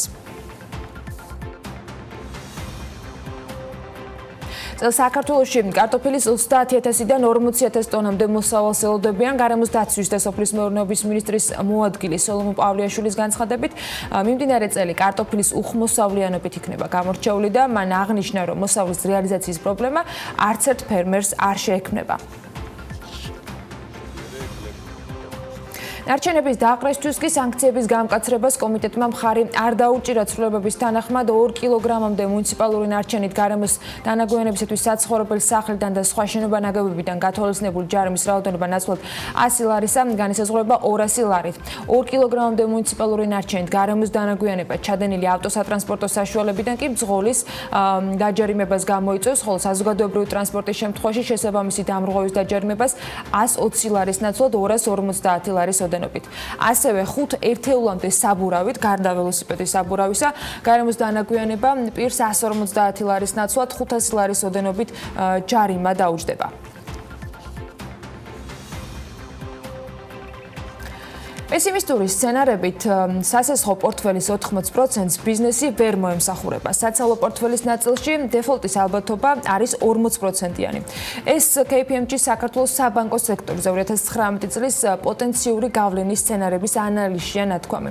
ელენე გოგბერაშვილმა მოამზადა სიუჟეტი ამ კვლევის მთავარი მიგნებების ანალიტიკაზე დაყრდნობით.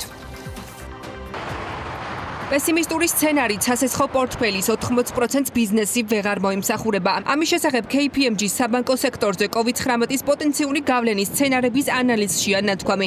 მთავარ დაშვებას წარმოადგენს ის ფაქტი, რომ ეკონომიკურ რეცესიას პირდაპირი გავლენა ექნება მსესხებლების გადახდის უნარიანობაზე, რაც თავის მხრივ იმოქმედებს სასესხო პორტფელის მოსალოდნელ საკრედიტო ზარალზე.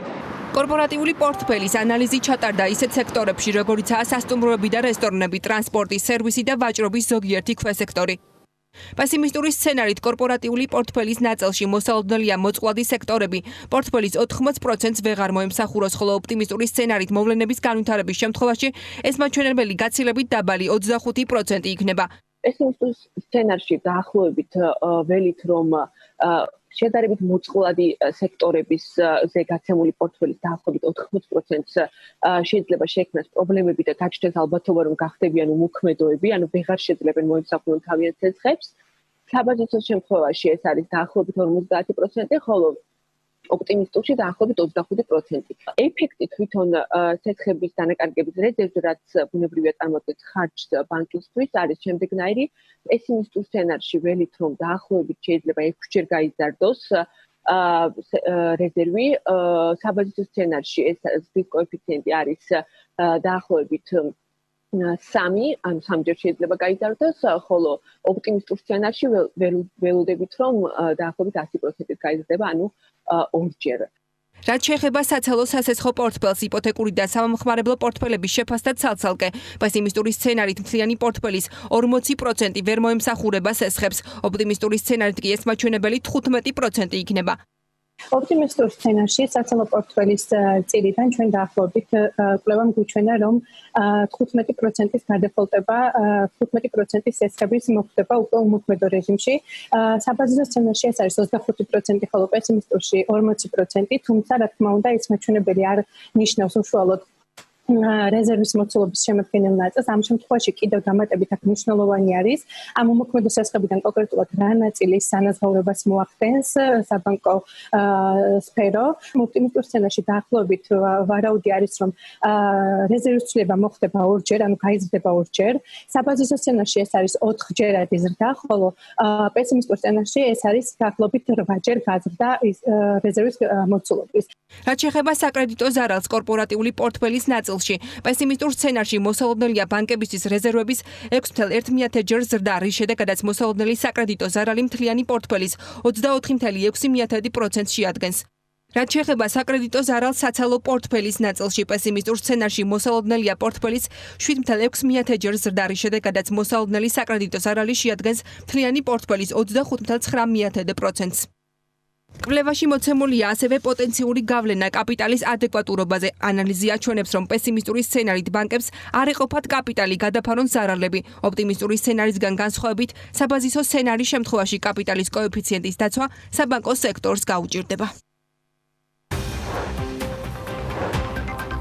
2020 წლის 1 მაისამდე შემოყვანილი ავტომობილების გამბეჟების ვადა 1 სექტემბრამდე გახანგრძლივდა. კორონავირუსის გამო გართულებული სავაჭრო ურთიერთობები ექსპორტთან ერთად ავტომობილების იმპორტსაც ბუნებრივად დაეთყო. როგორ შეიცვალა ბაზრის დინამიკა და რა იყო ძირითადი განმაპირობებელი ფაქტორი ამ ცვლილებებისა COVID-19 თუ სხვა კიდევ დანარჩენი, რას ველით მომავალში? დავით გულაშვილი, კავკასიის ავტოიმპორტის გენერალური დირექტორი შემოგვიერთდება საქმიანი დილას ეთერში ამ თემაზე სასაუბროდ.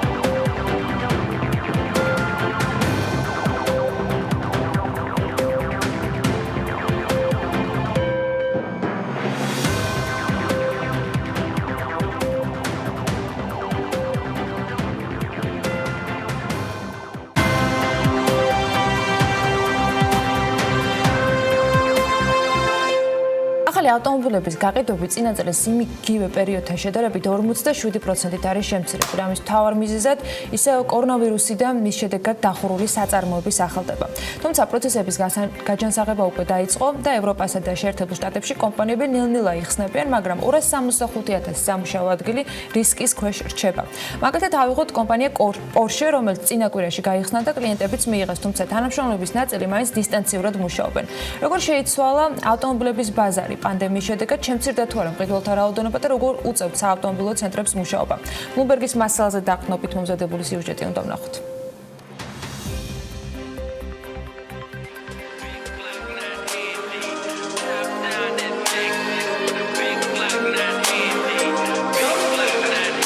პანდემიამ საავტომობილო ბაზარზე შეცვალა არა მხოლოდ უშუალოდ თანამშრომელთა ქცევა, არამედ ყიდველების მოთხოვნაც და ეს ცვლილებები მართალია ზოგიერთი დროებითია, თუმცა უმრავლესობა მაინც სავარაუდოდ სამუდამოდ დარჩება. და მაინც როგორ შეიცვალა საავტომობილო ბაზარი COVID-19-ის შედეგად. მთავარი ტენდენცია, რაც გამოიკვეთა, არის ის, რომ მიუხედავად ინფექციის შიშისა, მაინც ადამიანები, რომლებსაც ავტომობილის შესყიდვა უნდა, უარს მასზე არ ამბობენ. თუმცა გარიგება აღარ სრულდება ხელის ჩამართმევით, ხოლო ონლაინ ვაჭრობა იმაზე დიდ მნიშვნელობას იძენს, ვიდრე ეს აქამდე იყო. ზოგიერთი კომპანიის ბიზნეს გეგმა არ გამორიცხავს მყიდველსა და გამყიდველს შორის პირად ურთიერთობას დისტანციურად სხვა ადამიანებისგან, რაც გულისხმობს იმას, რომ საქმიანი შეხვედრა იგეგმება მყუდრო, კომფორტულ ადგილას, სადაც მეტი შანსი აქვთ დილერებს, საუბრითა და შეთავაზებებით მეტი ფული დაახარჯენონ ადამიანებს. ამიტომაც ბაზარზე დაგეგმილი შემცირების შემდეგ მხოლოდ ასეთი თანამშრომლების საუკეთესო დილერები დარჩებიან. კვლევები ადასტურებს, რომ ზოგიერთ კომპანიას საჭიროზე მეტად აქვს შტატები გაფართოებული, ამიტომაც შემცირებას პანდემიასთან ერთად ეს ფაქტორიც განაპირობებს. მაგალითად, Fiat Chrysler-ს ამერიკის შეერთებულ შტატებში 10271 ცენტრი აქვს, რომლის თითო დილერმა გასულ წელს საშუალოდ 656 ავტომობილი გაყიდა, ხოლო Toyota-ს 1400 ცენტრის თითო დილერმა 1700 ავტომანქანა. თუმცა ავტომობილის გაყიდვის ყველაზე ეფექტიან საშუალებად მაინც ტესტ დრაივი რჩება. ამიტომ პოსტკორონავირუსულ პერიოდში, როდესაც სოციალური დისტანცია აუცილებელია და ადამიანები ერიდებიან დახურულ სივრცეებში ყოფნას, ავტომწარმოებლები ტესტ დრაივის მიმართულებით პოლიტიკას ცვლიან. რაც შეეხება ონლაინ გაყიდვებს, 2019 წელს ამერიკის შეერთებულ შტატებში ავტომობილების მთლიანი ბაზრის 10%-დან 15%-მდე ონლაინზე მოდის. ავტომწარმოებლები ახლა მუშაობენ საკუთარი ვებგვერდის განახლებაზე. თუმცა ზოგიერთი ადამიანისთვის მაინც წარმოუდგენელი რჩება ძვირადღირებული ავტომობილის შეძენა პირადი ნახვის გარეშე. ამ ყველაფრის გათვალისწინებით მომდევნო 6 თვე საავტომობილო ბაზრისთვის იქნება გარდამტეხი. მათ მოუწევთ სწორი და დროული გადაწყვეტილებების მიღება. აქვთ შანსი ახალი და კონკურენტუნარიანი ფასების შემუშავების. კიდევ ერთი მთავარი კითხვა კი არის, შეჩერდება თუ არა ავტომობილების შეძენა იმ სიხშირით, რაც აქამდე იყო. მარტივად რომ გავცეთ კითხვაზე პასუხი მოსალოდნელია, თუმცა მასშტაბური ცვლილებები მაინც ამ მიმართულებით არ იკვეთება ამ დროისთვის.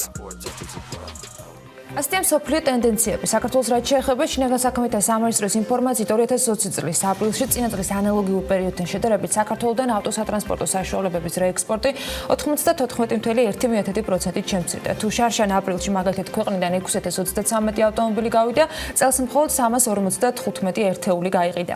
რაც შეეხება იმპორტს, აქაც კლება ბუნებრივად 80.7%-ით. კერძოდ 2020 წლის აპრილში საქართველოში იმპორტირებული არის 1100 ერთეული ავტოსატრანსპორტო საშუალება. გასულ წლის ანალოგიურ პერიოდში კი მისი რაოდენობა 5712 იყო. როგორ შეიცვალა ბაზრის დინამიკა? რა იყო ძირითადი განმაპირობებელი ფაქტორი ამ ცვლილებების? COVID-19 თუ კიდევ სხვა და რას ველით უახლოეს მომავალში? ამაზე სასაუბროდ გვერდება სტუმარი საქმიანი დილას ეთერში დავით გულაშვილი, კავკასიის ავტოიმპორტის გენერალური დირექტორია. ჩვენთან ერთად მოგესალმებით ბატონ დავით. მადლობა ჩართვისთვის. პირველ რიგში ის დინამიკა, რომელიც შინაგან საქმეთა სამინისტროს მონაცემებზე დაყრდნობით ახლა მაყურებელს გავეცანი, რამდენად არის ბოლო პერიოდში, ანუ მაისის პერიოდში შეცვლილი, თუ შეგიძლიათ რაიმე დინამიკაზე გითხრათ უფრო მეტი. დილამშვიდობის.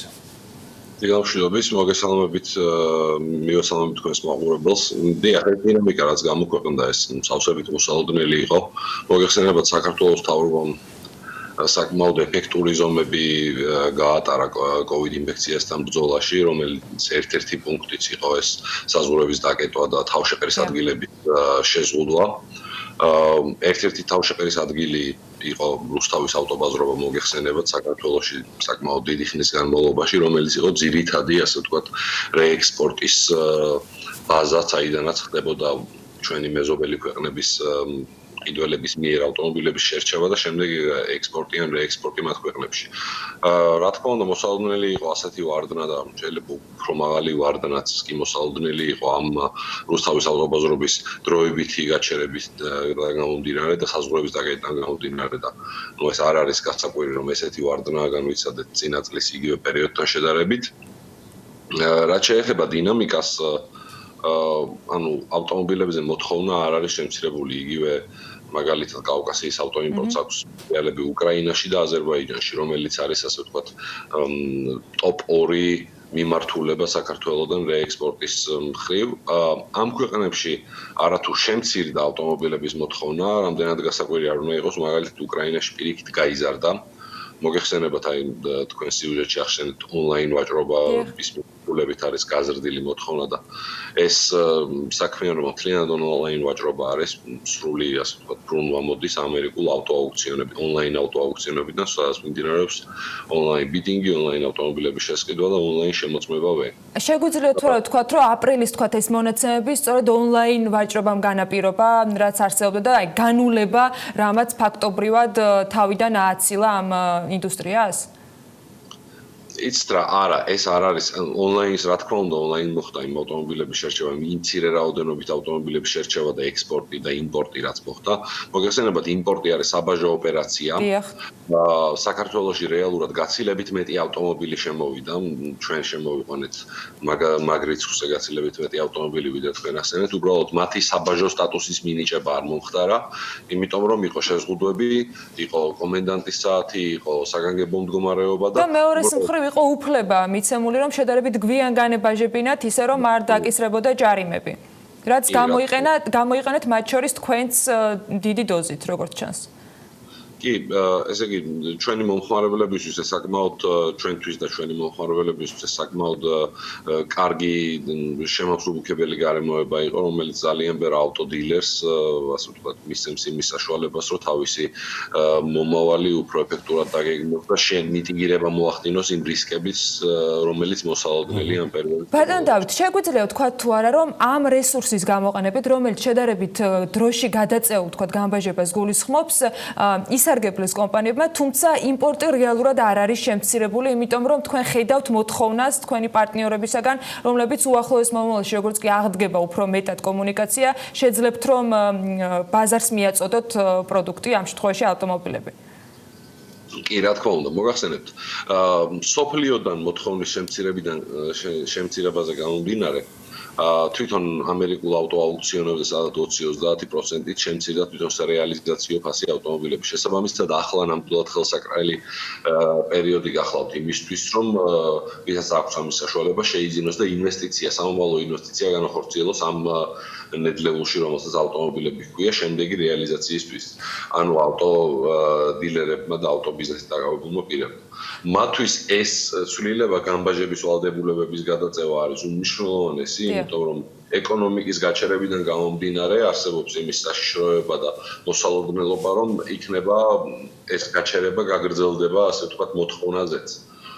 შესაბამისად, საჭირო არის, რომ იყოს სხვადასხვანაირი შესაძლებლობები, რომ ეს ავტომობილი შევინახოთ. თუ არ იქნებოდა, ასე ვთქვათ, აი ეს შემოწმებული გარემოება საქართველოს მთავრობამ მიიღო, მაშინ მოუწევდათ ამ ავტოდილერებს ავტომობილები შეენახათ ტერმინალებში, რომელიც უბრალოდ ფიზიკურად არ გახლავთ საქართველოში იმდენი სატერმინალო ტერიტორია და სატერმინალო ინფრასტრუქტურა, რომ ავდერი ავტომობილი შენახვა მოხდეს.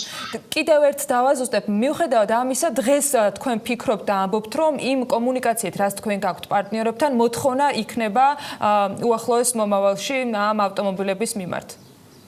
დიახ, რა თქმა უნდა, ანუ აი მაგიტომ ვახსენე უკრაინა და აზერბაიჯანი. რა განასხვავებს ამ ორ ბაზარს? ესეც მინდა რომ ამ პასუხში მითხრათ, იმიტომ რომ უკრაინაზე უფრო მეტ საუბრობთ, ვიდრე აზერბაიჯანზე მოთხოვნიდან გამომდინარე. დიახ, უკრაინა გაცილებით დიდი ქვეყანაა და გაცილებით ეკონომიკურად სტაბილური იყო ბოლო წლების განმავლობაში. აქედან გამომდინარე საუბრობ, მაგრამ აი ეს ორივე ბაზარი საქართველოს ბაზრიდან განსხვავდება იმით, რომ ამ ბაზრის მოთხოვნა გამომდინარეობს პირდაპირ საბოლოო მყიდველებისგან, ანუ იმ ადამიანებისგან, რომელსაც საკუთარი მოხმარებისთვის სურთ ავტომობილის შეძენა, ხოლო საქართველოს მოთხოვნა გამომდინარეობს ცოტა სხვანაირად. საქართველოს მოგახსენებათ, ასე ვთქვათ, ჰაბის როლს თამაშობდა ბოლო 10 წლების განმავლობაშიც კი.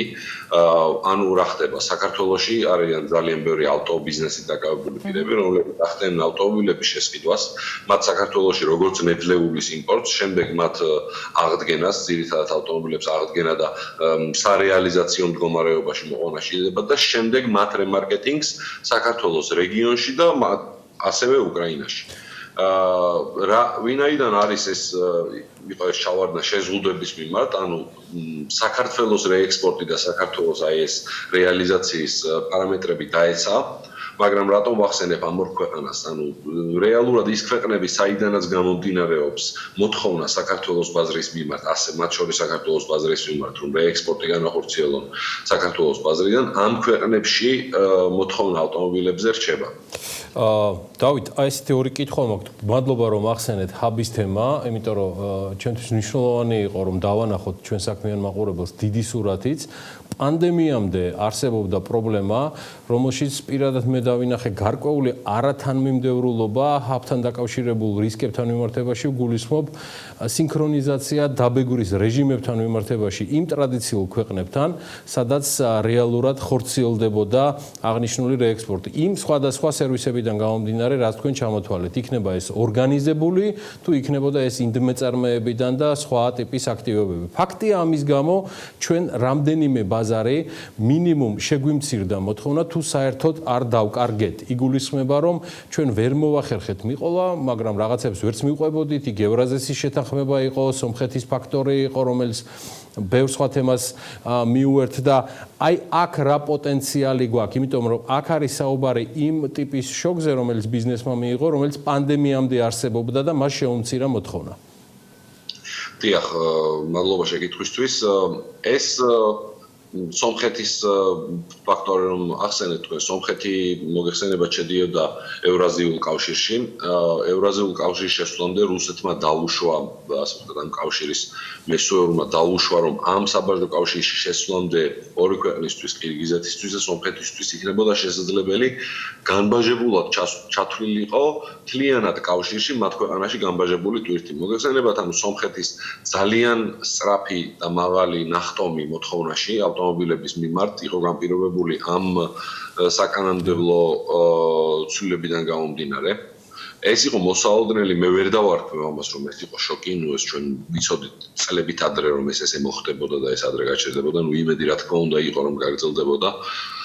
რა თქმა უნდა არის ალბათ შესაძლებლობები რომ ასეთ ტიპის მოლაპარაკებებში შევიდეთ როგორც ქვეყანა პოლიტიკურად, მაგრამ აი ამ კონკრეტულ შემთხვევაში სამწუხაროდ მე ვერ ხედავი რა შეიძლება გაეკეთებინა საქართველოს რომ აი ეს მიმართულება დარჩენილიყო. მაგრამ ამასთანავე მინდა აღვნიშნო რომ მიუხედავად სომხეთის ბაზრის პრაქტიკულად დაკეტვისა, იმიტომ რომ ისინი სრულიად შევიდნენ რუსეთის ევრაზიულ საბაჟო კავშირში. მიუხედავად ამისა, ტენდენცია იყო ძალიან დამაიმედებელი პანდემიამდე, კი რა თქმა უნდა იყო ვარდნა 10,000-ობით მანქანის რეექსპორტი შეწყდა, ასე ვთქვათ, ერთშვენიერ დღესაც შეიძლება ესე ითქვას სომხეთის მიმართულებით, მაგრამ საკმაოდ დამაიმედებელი სიტუაცია იყო რეგიონში, დაწყებული აზერბაიჯანი და რომელიც საკმაოდ დიდი ბაზარია, მოგეხსენებათ, 10 მილიონი მოსახლე ყავს, საშუალო GDP per capita საკმაოდ მაღალი აქვს, ანუ აზერბაიჯანი რეაბილიტაცია განიცადა ეკონომიკური სტრესებისგან და საკმაოდ კარგი ტემპი ეჭირათ. ასევე კვლავ რჩებოდა სომხეთი რაღაც წილით ჩრდილოეთ კავკასია და უკრაინა. დავით, აქტიურობდნენ სხვა ქვეყნებიც, რაც მე მაქვს მოკითხული ინფორმაცია, იგულისხმება შუა აზიის ქვეყნები, ну, ძირითადად ცხადია საუბარია სამეზობლოზე და ეგრეთ წოდებული DST-ის სივრცეზე, თუმცა ჩემ ბოლო კითხვა მდგომარეობს თქვენთან შემდეგზე. ჰაბის მომენტიდან გამომდინარე, რომელიც სტაბილურად იყო ჩამოყალიბებული და ეს აისახებოდა ჩვენს ექსპორტის სტრუქტურაშიც, რა ნაბიჯებია გადასადგმელი აი ამ პოსტპანდემიურ ვითარებაში, ერთი არას თქვენ აღწერეთ თქვენი ჩართვის პირველ ნაწილში, იგულისხმება მიმდინარე თემები, თუმცა რა არის ალბათ გასაკეთებელი საიმისოთ, რომ ეს ფუნქცია შედარებით სრულფასოვნად, ასე ვთქვათ, დავიბრუნოთ, მოთხოვნა არ იყოს მხოლოდ თქვენს მიერ დასახელებული უკრაინა, აზერბაიჯანის და თქვათ მაინარ სომხეთის ამარა და ჩვენ რეალურად ეს ჰაბის ფუნქცია შევინარჩუნოთ. აქ გვაქვს პოტენციალი როგორც ქვეყანას? დიახ, პოტენციალი რა თქმა უნდა არის, მოგეხსენებათ ეს დინამიკა მოსალოდნელია, რომ კვლავ გაგრძელდება რა დინამიკაც იყოს, რაღაც გარკვეული ცვლილებები იქნება საჭირო, ესე ზაპასუხი არ მაქვს, რა თქმა უნდა ეს კომპლექსური საკითხია და კომპლექსური მიდგომა დაჭირდება, რომ აი სხვა ქვეყნებთან, შუა აზიის ქვეყნები, რომლებიც ახსენეთ უზბეკისტანი, ტაჯიკისტანი, იგივე ყირგიზეთი და ასეთ ქვეყნებთან რაღაც ეკონომიკური ან პოლიტიკური მოლაპარაკებები ვახმაროთ, რომელიც შემდეგ ამ პროცესს დაეხმარება. რა თქმა უნდა, შესაძლებელია, მაგრამ ამ საკითხს სჭირდება კომპლექსური მიდგომა, მსჯელობა და შემდეგ მოქმედება. დავით გულაშვილი, კავკასიის ავტოიმპორტის გენერალური დირექტორი, მადლობა მას საინტერესო საუბრისთვის, საქმიანი დილაში ჩართვისთვის. და ჩვენ გადავდივართ უკვე შემდეგ თემაზე, რომელსაც ანა წარმოგვიდგენს. პანდემიამ საქართველოს მთავრობას ეკონომიკური დიპლომატიის მნიშვნელობა კიდევ ერთხელ გაახსენა. გერუი გახარიამ ელჩებს ახალი მისია დაუსახა, გააგებინა მსოფლიოს, რომ საქართველო COVID-19-ისგან უსაფრთხო ქვეყანა. რამდენად ეფექტიანი იქნება ელჩების მუშაობა ამ მხრივ და ზოგადად რაზეა დამოკიდებული დიპლომატების ნაყოფიერი საქმიანობა, უფრო მათზე თუ უფრო თბილისიდან წასულ დავალებებზე. ამ თემაზე იმუშავა თელარა გელანტიამ და სიუჟეტი მოამზადა. ადაპტაცია შესაბამის დავალება გაცემულია დროისათვლაც დაიწყო. საქართველოს როგორც უსაფრთხო დანიშნულების ადგილი. ეს არის გზავნილი, რომელიც ქართულმა დიპლომატებმა იმ ქვეყნების მოქალაქეებამდე უნდა მიიტანონ, სადაც საქმიანობენ, რათა 1 ივლისს საქართველოსკენ ტურისტები დაიძრას. ელჩებს პირდებიან, რომ თბილისიდან ინსტრუქციებსაც მალე დააწევენ. კახეთში ტურიზმის სექტორთან შეხვედრაზე პრემიერ-მინისტრმა ეს კიდევ ერთხელ გაიმეორა. თითოეულ ელჩს აქვს დავალება, რომ ხვალიდან ყველას ექნება ხელში ის ინსტრუქციები, რომელიც შექმნა ტურიზმის სააგენტომ, მსოფლიოს ტურიზმის ორგანიზაციასთან ერთად და თითოეული ელჩი ხვალიდან დაიწყებს აქტიურ მუშაობას იმისთვის, რომ ყველგან განაცხადოს, რომ საქართველოს იქნება ერთ-ერთი პირველი ქვეყანა, რომელსაც შეუძლია სუფთად მართოს, მიიღოს სტუმრები და ამ რისკების მენეჯმენტი გააკეთოს. ქართული დიპლომატების აქტიურად მუშაობაზე ამყარებს იმედებს საგარეო საქმეთა მინისტრიც. თუმცა ჯერ უცნობია კონკრეტულად რა პროცედურების გავლა მოუწევს საქართველოს საზღვარზე და შემდეგ უკვე ქვეყანაში გადაადგილებისას უცხოელ ტურისტებს. აუცილებელია, რომ ჩვენმა ელჩებმა ძალიან აქტიურად იმუშაონ ადგილსამყოფელ ქვეყნებში იმისთვის, რომ საქართველოში არსებული სიტუაცია რაც შეიძლება აქტიურად გააცნონ ადგილობრივ საზოგადოებას, მაშინ როდესაც უკვე ქვეყნები ეტაპობრივად იწყებენ საზღვრების გახსნა, საქართველოს იყოს ამ ქვეყნებს შორის. პირველი ეტაპის ქვეყნებს შორის. როდესაც საგარეო საქმეთა მინისტრი ეკონომიკაზე საუბრობს, შეუძლებელია ეკონომიკური დესპანები არ გაგვახსენდეს. ეს ისაა ჯერ კომერციული ატაშეები რომ დაარქვეს, შემდეგ დესპანები, მაგრამ ინიციატივის დაანონსებიდან მეოთხე წლის თავზე შედეგი ნულია. შარშან აგვისტოში დავით ზალკალიანი გვარწმუნებდა, რომ დესპანის პოსტზე 7 ქვეყნისთვის შერჩეული კანდიდატები დიპლომატიურ აკადემიაში ინტენსიურ კურსს გადიოდნენ. ამასობაში მეორე აგვისტო მოვიდა, დესპანები არ ჩანან. მთავრობისა და დიპლომატიის ვიდეოკონფერენციაზე ისინი არც არავის უხსენებია, მაგრამ დაპირება კარგად ახსოვთ კერძო სექტორში. ელჩები როგორც მედიატორები ტურიზმის ინდუსტრიის განვითარებისთვის ვერ იქნებიან. ელჩებს არ აქვთ არც დიპლომატიურ კორპუსებს, ასე ვთქვათ, არ გააჩნიათ ამისი არც რესურსი და არც გამოცდილება, რომ რაღაც ერთგვარი კამპანია აწარმოონ. ჩვენ გვახსოვს წლების განმავლობაში მიმდინარეობდა საუბარი იმაზე, რომ საელჩოები გამოყენებული იყოს სწორედ ამ კომუნიკაციის ინსტრუმენტად და ამ შემთხვევაში ჩვენ ვიძახდით და მთავრობას დაგვეთანხმა მაშინ, რომ აუცილებელი იქნებოდა ახალი პოზიცია, მაგალითად როგორც შეიძლება ყოფილიყო ეკონომიკური ატაშე. როგორც ჩანს, გიორგი გახარია და მისი მინისტრები იმედებს ელჩებზე ამყარებენ და თან არა მხოლოდ ტურიზმის მიმართულებით. კოვიდის შემდეგ სამყაროში უფრო მეტად გაძლიერდება ტენდენცია დივერსიფიკაციის. ძალიან ბევრი მულტინაციონალური კომპანია ეძიებს მეტ დივერსიფიკაციას და თავის წარმოებების გადატანა ან ალტერნატიული წარმოებების შექმნა სურს სხვა რეგიონებში, განსხვავებით იმ ტრადიციული ინდუსტრიული ხაბებისა, როგორც არის მაგალითად ჩინეთი. და ჩვენ აქ უნდა ვიყოთ ასევე ნომერ პირველი არჩევანი.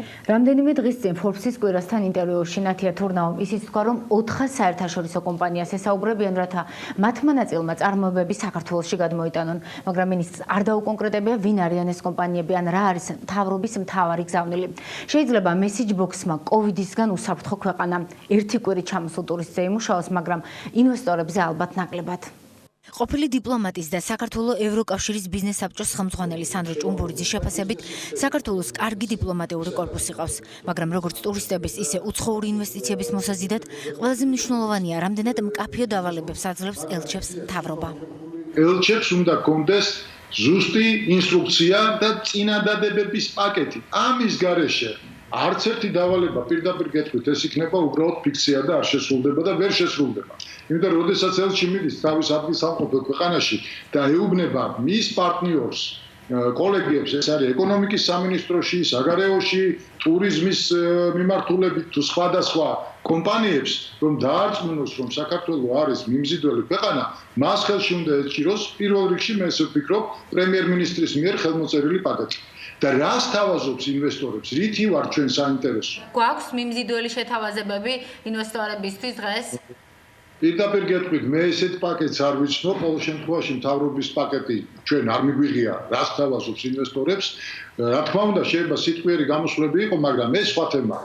ოცნების მთავრობის სიტყვა და საქმე რომ ხშირად ერთმანეთს არ ემთხვევა, ამაზე მაგალითების ჩამოთვლა შორს აგვიყვანს. ეფექტიანობა ყველაზე კარგად კი მაინც რიცხვებში იზომება. შარშან უცხოური ინვესტიციები ქვეყანაში მხოლოდ 0.2%-ით გაიზარდა. ამ ნაწილში გამოწვევებს წელს პანდემიაც დაემატა. TBC კაპიტალის პროგნოზით 2020-ში 500 მილიონი დოლარით ნაკლებ უცხოურ ინვესტიციას მივიღებთ, რაც 40%-იან შემცირებას ნიშნავს. კლება იქნება ვალუტის შემოდინების დანარჩენი წყაროებიდანაც. მთავრობის ხედვა კი ჯერ ისეთივე ბუნდოვანია, როგორც ანაკლიის სპორტის მომავალი. ვიცით მხოლოდ ის, რომ ეკონომიკური გუნდი პოსტკრიზისული გეგმის წერას აგრძელებს. წერტილი. TBC ბანკის აპლიკაციების კონკურსის ფინალისტები უნდა გაგაცნოთ რამდენიმე წუთში. TP-Line და ავტონომიის ორი აპლიკაცია და მისი შემქმნელები კონკურსში გამარჯვებას და 30,000 ლარის მოპოვებას ცდილობენ. რატომ შეიძლება იყვნენ ისინი უკეთესები იდეის შემოქმედები? ლევან თაღიაშვილის მხრიდან იქნება წარმოდგენილი ლუკა ჩხეტიანი ავტონომიის დამფუძნებელი და ნიკა აბაშიძე TP-Line-ის დამფუძნებელი შემოგვიერთდებიან სტუდიაში.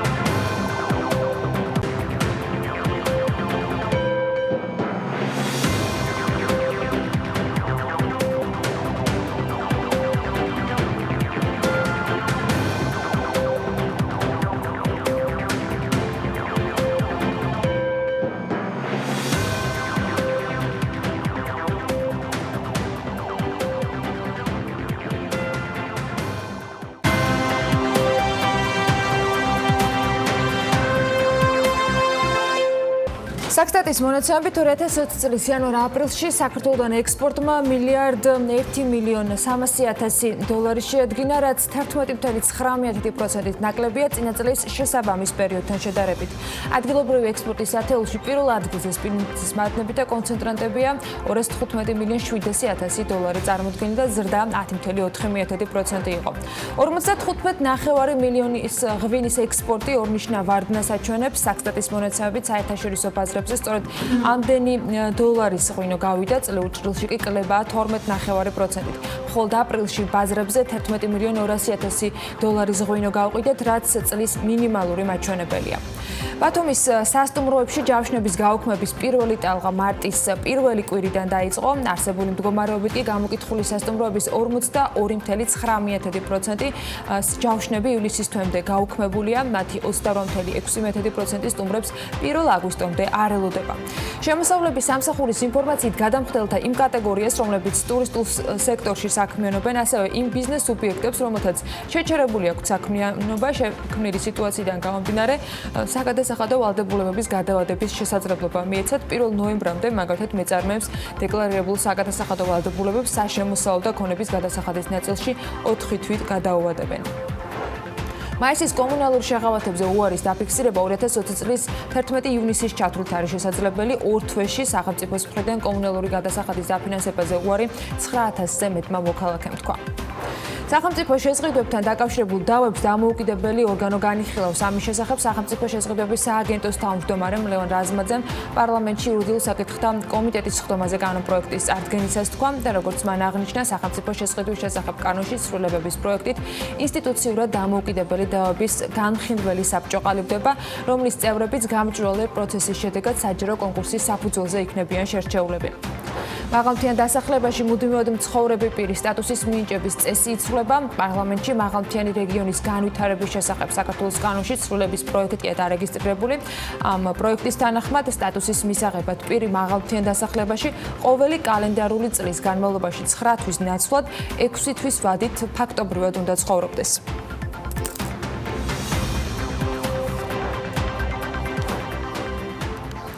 კახეთში ჩასული პრემიერ-მინისტრი გუშინ ვიდრე ტურისტული სექტორის წარმომადგენლებთან გამართავდა შეხვედრას, გზადაგზა რეგიონში მცირე მეწარმეებს შეხვდა. გიორგი გახარია ლევან დავითაშვილთან ერთად გუშინ ყვარელში ხილის გადამამუშავებელ საწარმოში ჯორჯინას ნატურალში მივიდა და მისივე პრესსამსახურის ინფორმაციით ხელმძღვანელს და თანამშრომლებს ესაუბრა.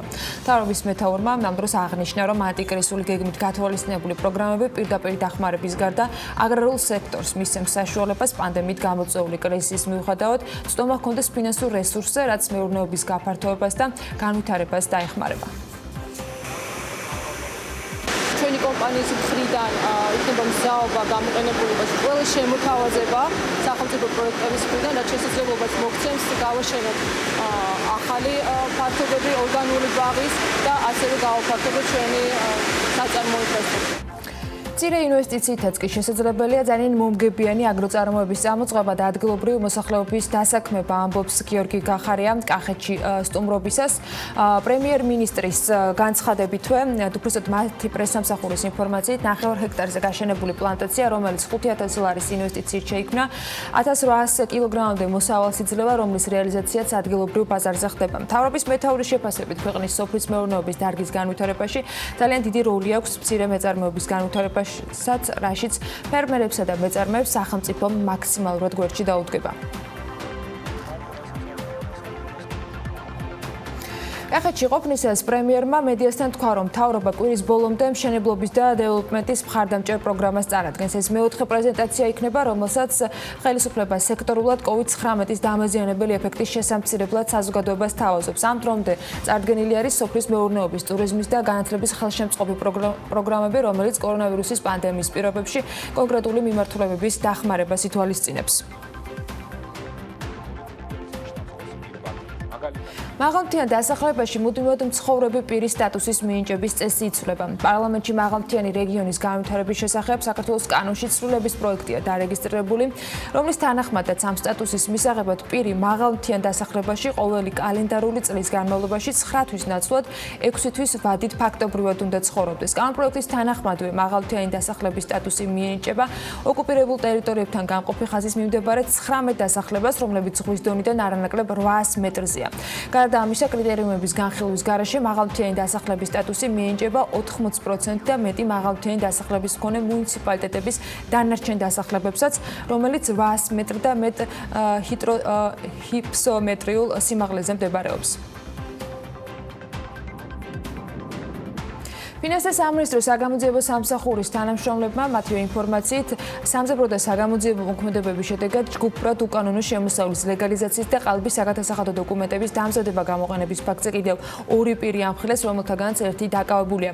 გამოძიების ინფორმაციით ბრალდებულებმა დაარეგისტრირეს 2 კომპანია, რის შედეგადაც სასაქონლო ზედნადებებში და დღგ-ის ანგარიშ ფაქტურებში ყალბი მონაცემების შეტანის გზით ურთიერთშორის განახორციელეს დაახლოებით 900,000 ლარის ღირებულების ხის მასალის რეალიზაციის ფიქტიური ოპერაციები, რითაც ერთ-ერთ კომპანიას ხელოვნურად შეექმნა სასაქონლო ნაშთი და ყალბი აქტივი.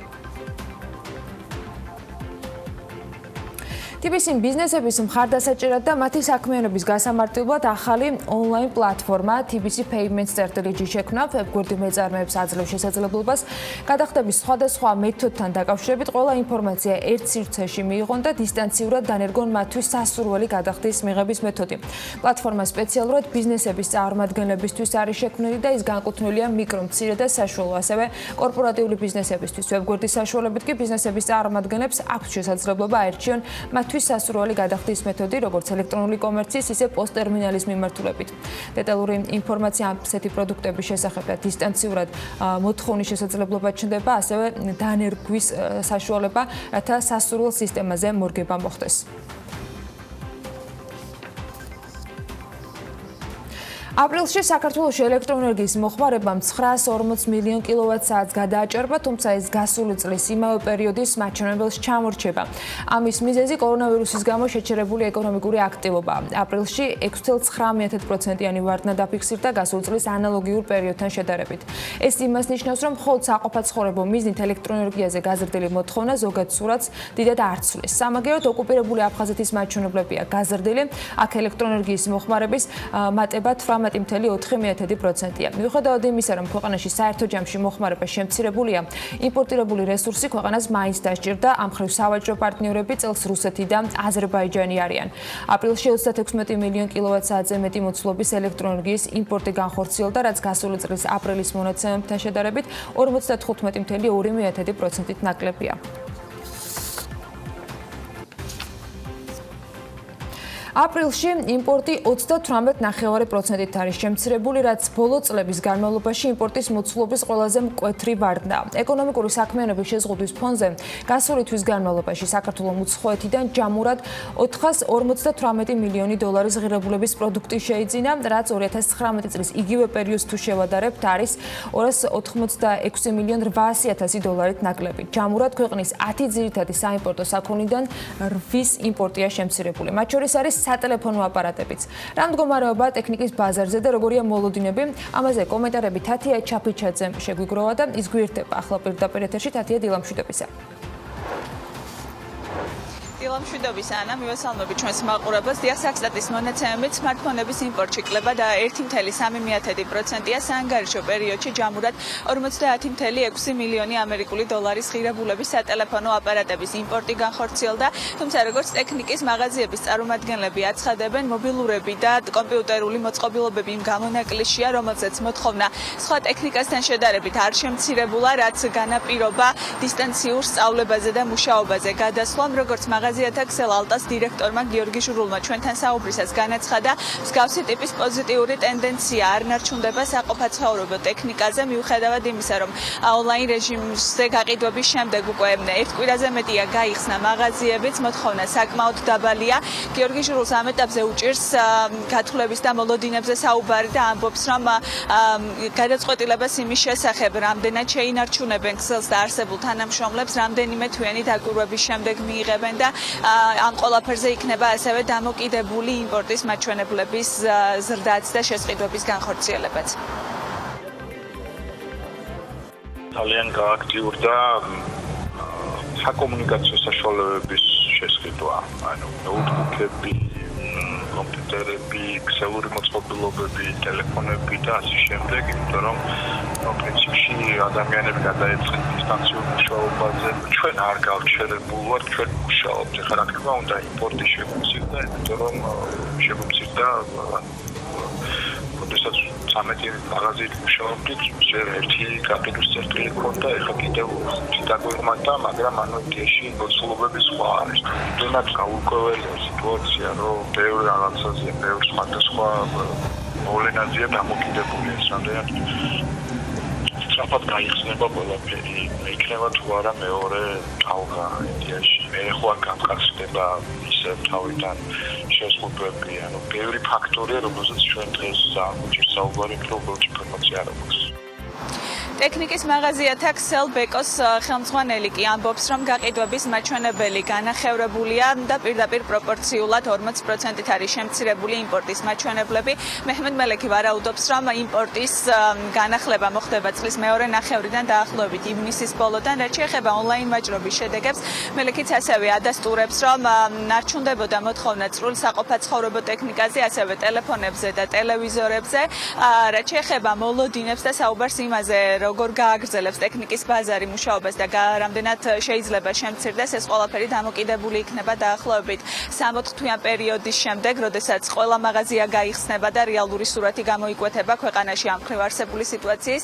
მელექი ამბობს, რომ დაახლოებით რაც შეეხება ფასებს, ესეც დამოკიდებული იქნება ლარის კურსზე და სავარაუდოა, რომ არსებული კურსის მიხედვით ფასები ტექნიკაზე მცირედით გაიზრდება. მუშაობა საკმაოდ შემცირებულია. დაახლოებით 50%-ით არის ამჟამად შემცირებული.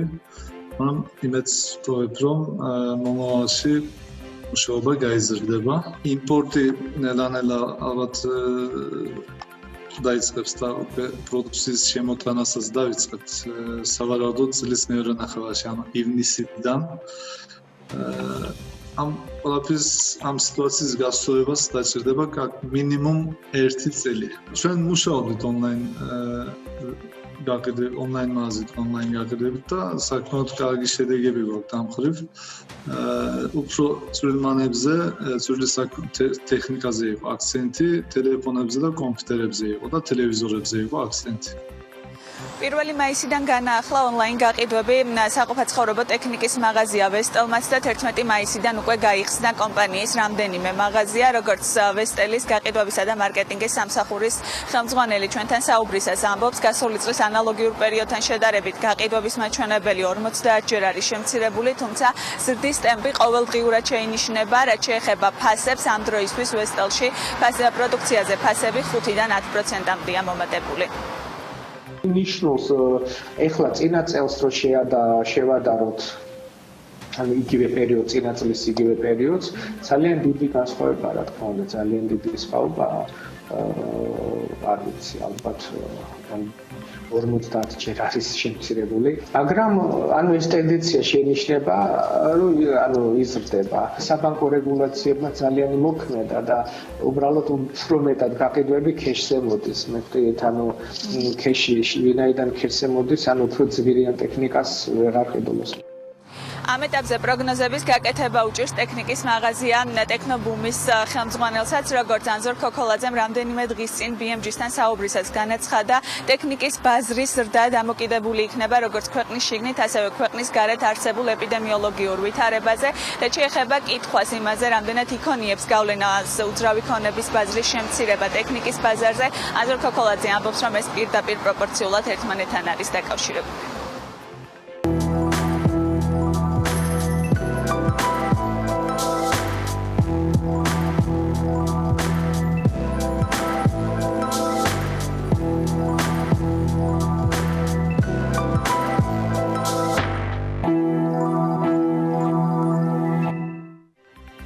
მადლობა თათიას. ახლა კი TBC ბანკის აპლიკაციების კონკურსის ფინალისტები უნდა გაგაცნოთ.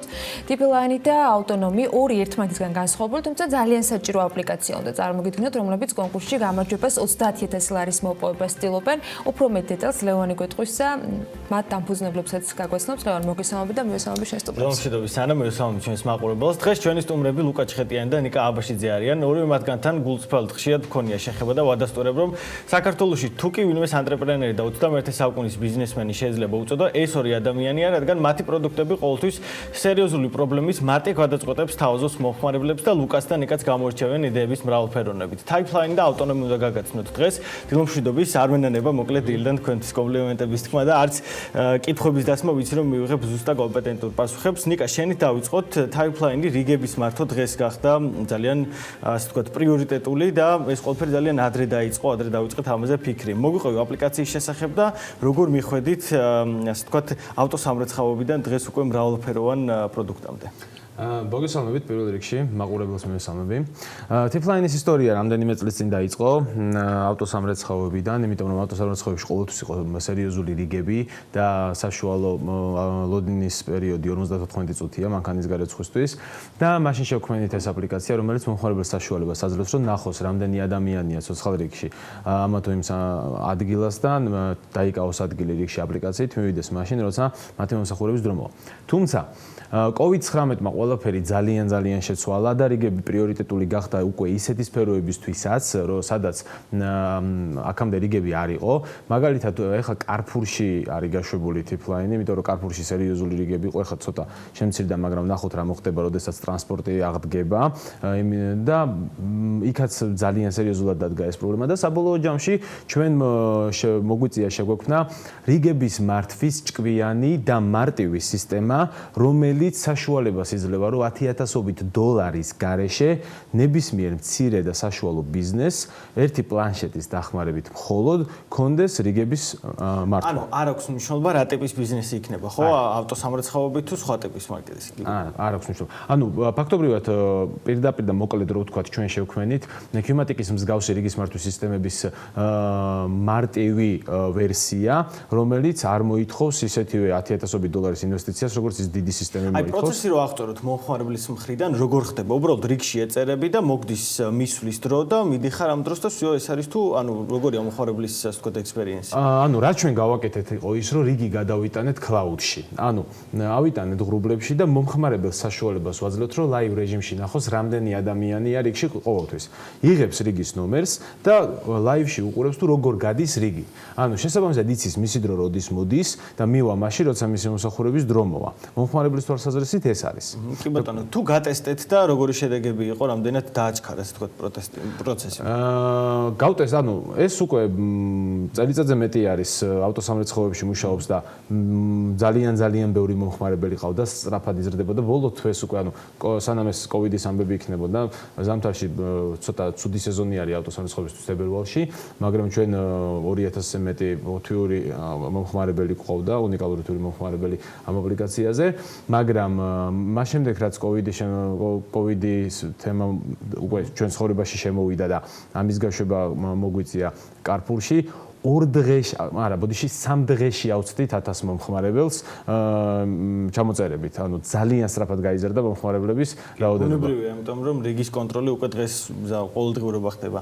ლუკა, ავტონომი და სახის ამოცნობა, ასე ვთქვათ, როდესაც ერთი არის, როდესაც ერთჯერადად გაქვს შეხება მომხმარებელთან, მაგრამ მეორე, როდესაც უკვე ხანგრძლივი ურთიერთობა გინდა ჩამოაყალიბო, ამ შემთხვევაში ავტორიზაცია, სახის ამოცნობა, ვერიფიკაცია ძალიან მნიშვნელოვანი ხდება.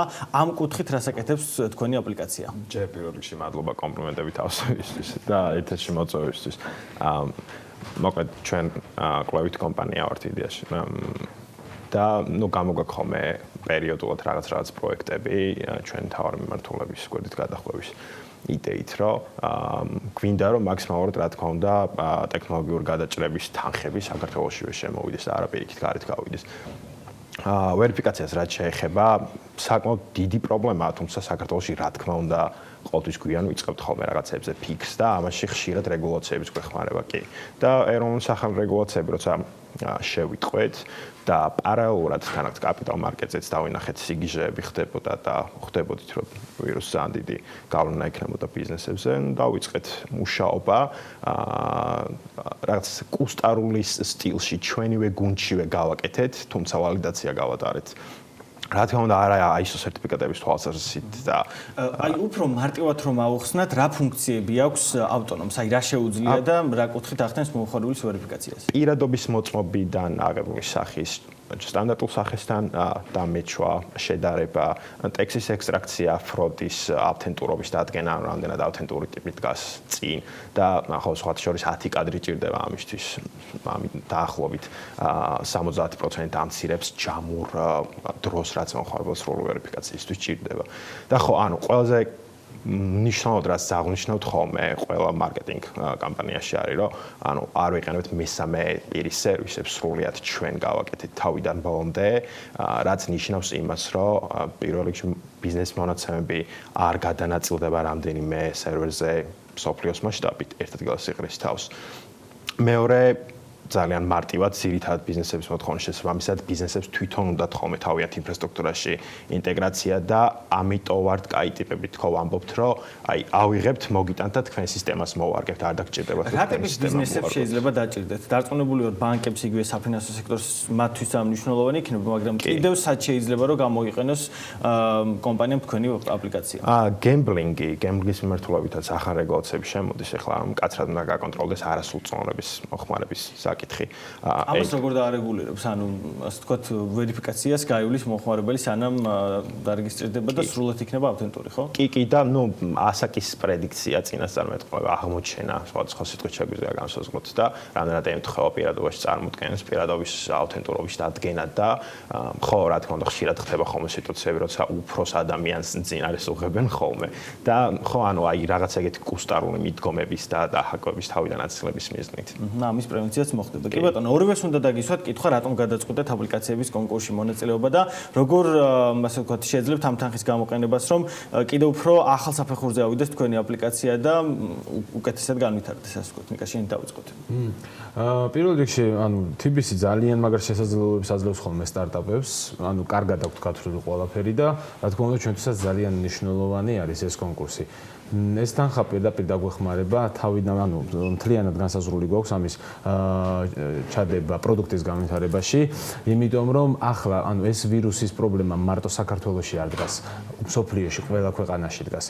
შესაბამისად, ტურისტული სეზონის გახსნასთან ერთად ყველა სეზონას, ჩვენი გადმოსახედიდან ყველა ქვეყანას ექნება რიგების პრობლემა. ღირსშესანიშნაობებში, მუზეუმებში და ასე შემდეგ, სადაც უბრალოდ ვერ ხერხდება იმ დიდი რიგის სისტემების დაყენება, ეს კიდე ძალიან დიდი შესაძლებლობაა ჩვენთვის. ამ შესაძლებლობის გამოყენებისთვის კი თანხები გვჭირდება და ეს უკვე პირდაპირ ასემს პასუხს მაგას რატო გვჭირდება ეს. ლუკა. პირველ რიგში იმიტომ რომ საკმაოდ სერიოზული ჩემპიონატია, არ მინდა ცოტა გამოვიდეს უბრალოდ როგორ თქვა, უფრო სერიოზული მიზნებისთვის განკუთვნილი ბიზნესებისთვის არის ჩემპიონატი, რომელსაც კი და მონაწილეებს უნდა აღვნიშნო, რომ ჩემთვის თითქმის ყველა ნაცნობი იყო, აქამდე ქონია შეხება და გამოცდილებაც გაქვთ ამ კუთხით, რაც კიდევ ერთხელ ამაღლებს იმ დონეს, რომელიც აქვს ზოგადად აი ამ კონკურსს. კი და ანუ ეგეთ კარგ გარემოში ასპარეზი რა თქმა უნდა უფრო საინტერესოა და თანხის თვალსაზრისითაც რა თქმა უნდა იდეაში გვჭირდება ტექნოლოგიური გადაჭრების დამატება, რომელიც ძალიან შეგვიმცირებს კიდე დამატებით დროს ინტეგრაციებისთვის, ბიზნესებისათვის და ნუ რა თქმა უნდა დაგვეხმარება გაყიდვების აწევაში, ამიტომ გამოვიყენებთ მოგების შემთხვევაში ამ თანხას იმისთვის, რომ წინასწარ გამზადებული მოდულები მიუტანოთ უკვე ბიზნესებს და დეველოპმენტი იმდენიც აღარ დაჭირდეთ, ისედაც მცირე არამდენიც ჭირდებათ. კი ბატონო, და ბოლოსკენ უნდა წავუყანოთ ჩვენი საუბარი ტექნოლოგიების როლი COVID-ის პირობებში. დაგვანახა ყველაფერმა, რომ არ იგივე Zoom-ის სხვადასხვა აპლიკაციები ფაქტობრივად კომპანიები საერთოდ გაჩერდებოდნენ და ამ ტექნოლოგიებმა გადაგვარჩინა. რა უნდა ვისწავლოთ აი ამ ყველაფრისგან და სად უნდა გავაკეთოთ ყველაზე მთავარი აქცენტები? ალბათ თუ სწორად გავიგე კითხვა კომპანიიდან გამომდინარე ტექნოლოგიების გამოყენებასთან მიმართებაში, ხო? ანუ კი, რა მნიშვნელობა ექნება ზოგადად, თუნდაც საქართველოში, მსოფლიოში ტექნოლოგიებს, ანუ ჩვენ მე მგონი ყველანი ჩამოვყალიბდით უკვე და შევთანხმდით იმაზე, რომ ისეთ სამყაროში ვცხოვრობთ, სადაც უკვე ტექნოლოგიები აღარ არის ფუფუნების და კომფორტის საგანი, ეს არის აუცილებლობა ბიზნესისთვის და თუ ბიზნესი არ ამყარებს თავის მომავალს ტექნოლოგიებზე, ესე იგი ის თავის თავს წერავს დაღუპვისთვის. კი ბატონო, ანუ ხელით ვფიქრობ, რომ ეს ყველა მეწარმეს ესმის, ან ვისაც არ ესმის, ალბათ, ის დაემართებათ ის, რაც 2000-იანების მერე დაემართათ ჟურნალებს ამერიკაში და ასე შემდეგ, დღეს უკვე გაქრობის პირას არის და ნახეთ, რომ ტექნოლოგიურმა გიგანტებმა უბრალოდ მადლობის და ქველმოქმედების ნიშნად ჩაასხეს ფული, რომ გადაერჩინათ და ანუ ვფიქრობ, რომ ჩემი აზრით შემდეგი 5 წლის განმავლობაში საქართველოში იქნება ისეთი ტექნოლოგიური მიდრეკილება იქნება კომპანიების მხრიდან, რომ საერთოდ არ ყოფილა არც ერთ ქვეყანაში. იმიტომ რომ პატარა ქვეყანა ვართ, ჩვენ გვჭირდება ტექნოლოგიური განვითარება. რაღაც ნიშნები არის. მეც პირადად პროგრამები წერილს ვაკურებ. საფუძველიც გვაქვს, რა თქმა უნდა, და მე რასაც უყურებ, სხვა გამოსავალი არ აქვს კომპანიებს, ქართულ კომპანიებს. იმიტომ რომ რევოლუციური გადაწყვეტილებები თუ არ მოიფიქრეს ტექნოლოგიების საშუალებით, ასეთი პატარა ბაზარის პირობებში, სხვა განვითარების და გადარჩენის საშუალება ყველას ესმის, რომ არ იქნება. ამიტომ ვფიქრობ, რომ შემდეგი 5 წლის განმავლობაში ტექნოლოგიური ბუმი იქნება ჩვენთან. ძალიან კარგი. ლუკა, შენი აზრით და როგორ შეცვლის ეს ყველაფერი იგივე თუნდაც დასაქმების ბაზარს უკვე ძალიან მნიშვნელოვანი იქნება ტექნოლოგიების ზონა და ამ კუთხით განვითარება კომპანიების. იდეაში ნიკას ნათქვამს დავაშენებ, იმიტომ რომ ძალიან ლოგიკურია და არ ჭირდება რამე ის ღრმა გამოკვლევა ხედავთ რაც ხდება და არც რაღაც ფილოსოფიურ და ეკონომიკურ ნაწილში არ გადავიჭრები იმის დამოუკიდებლად რომ განვითარებით ქვეყანა ვართ, ნელა მივდივართ, მაგრამ ანუ აი ჩემი დამოკიდებულება და სისტემკორპის ზოგადად რაცაა და რაც ვასხავთ ყველაზე მეტ ფულს არის რომ მაქსიმალურად შემოვიტანოთ ჩვენთან ტექნოლოგიის წარმოება და ამაში თუ დაგვეხმარება სახელმწიფო უკეთესი იქნება. აი ახალ რეგულაცია გაჩნდა რამდენიმე პროდუქტი, ხო? ეგეთი რომ რამდენიმე მოხდეს. ბევრად უფრო დავეწევით იმ ტემპს, რაც საზღვარგარეთაა, იმიტომ რომ კიდევ ერთხელ გავიმეორებთ 5-10 წლის მერე ვიწყებთ ხოლმე იმ რაღაცებზე ფიქრს საქართველოს ტექნოლოგიის თვალსაზრისით, რასაც საზღვარგარეთ იწყებენ.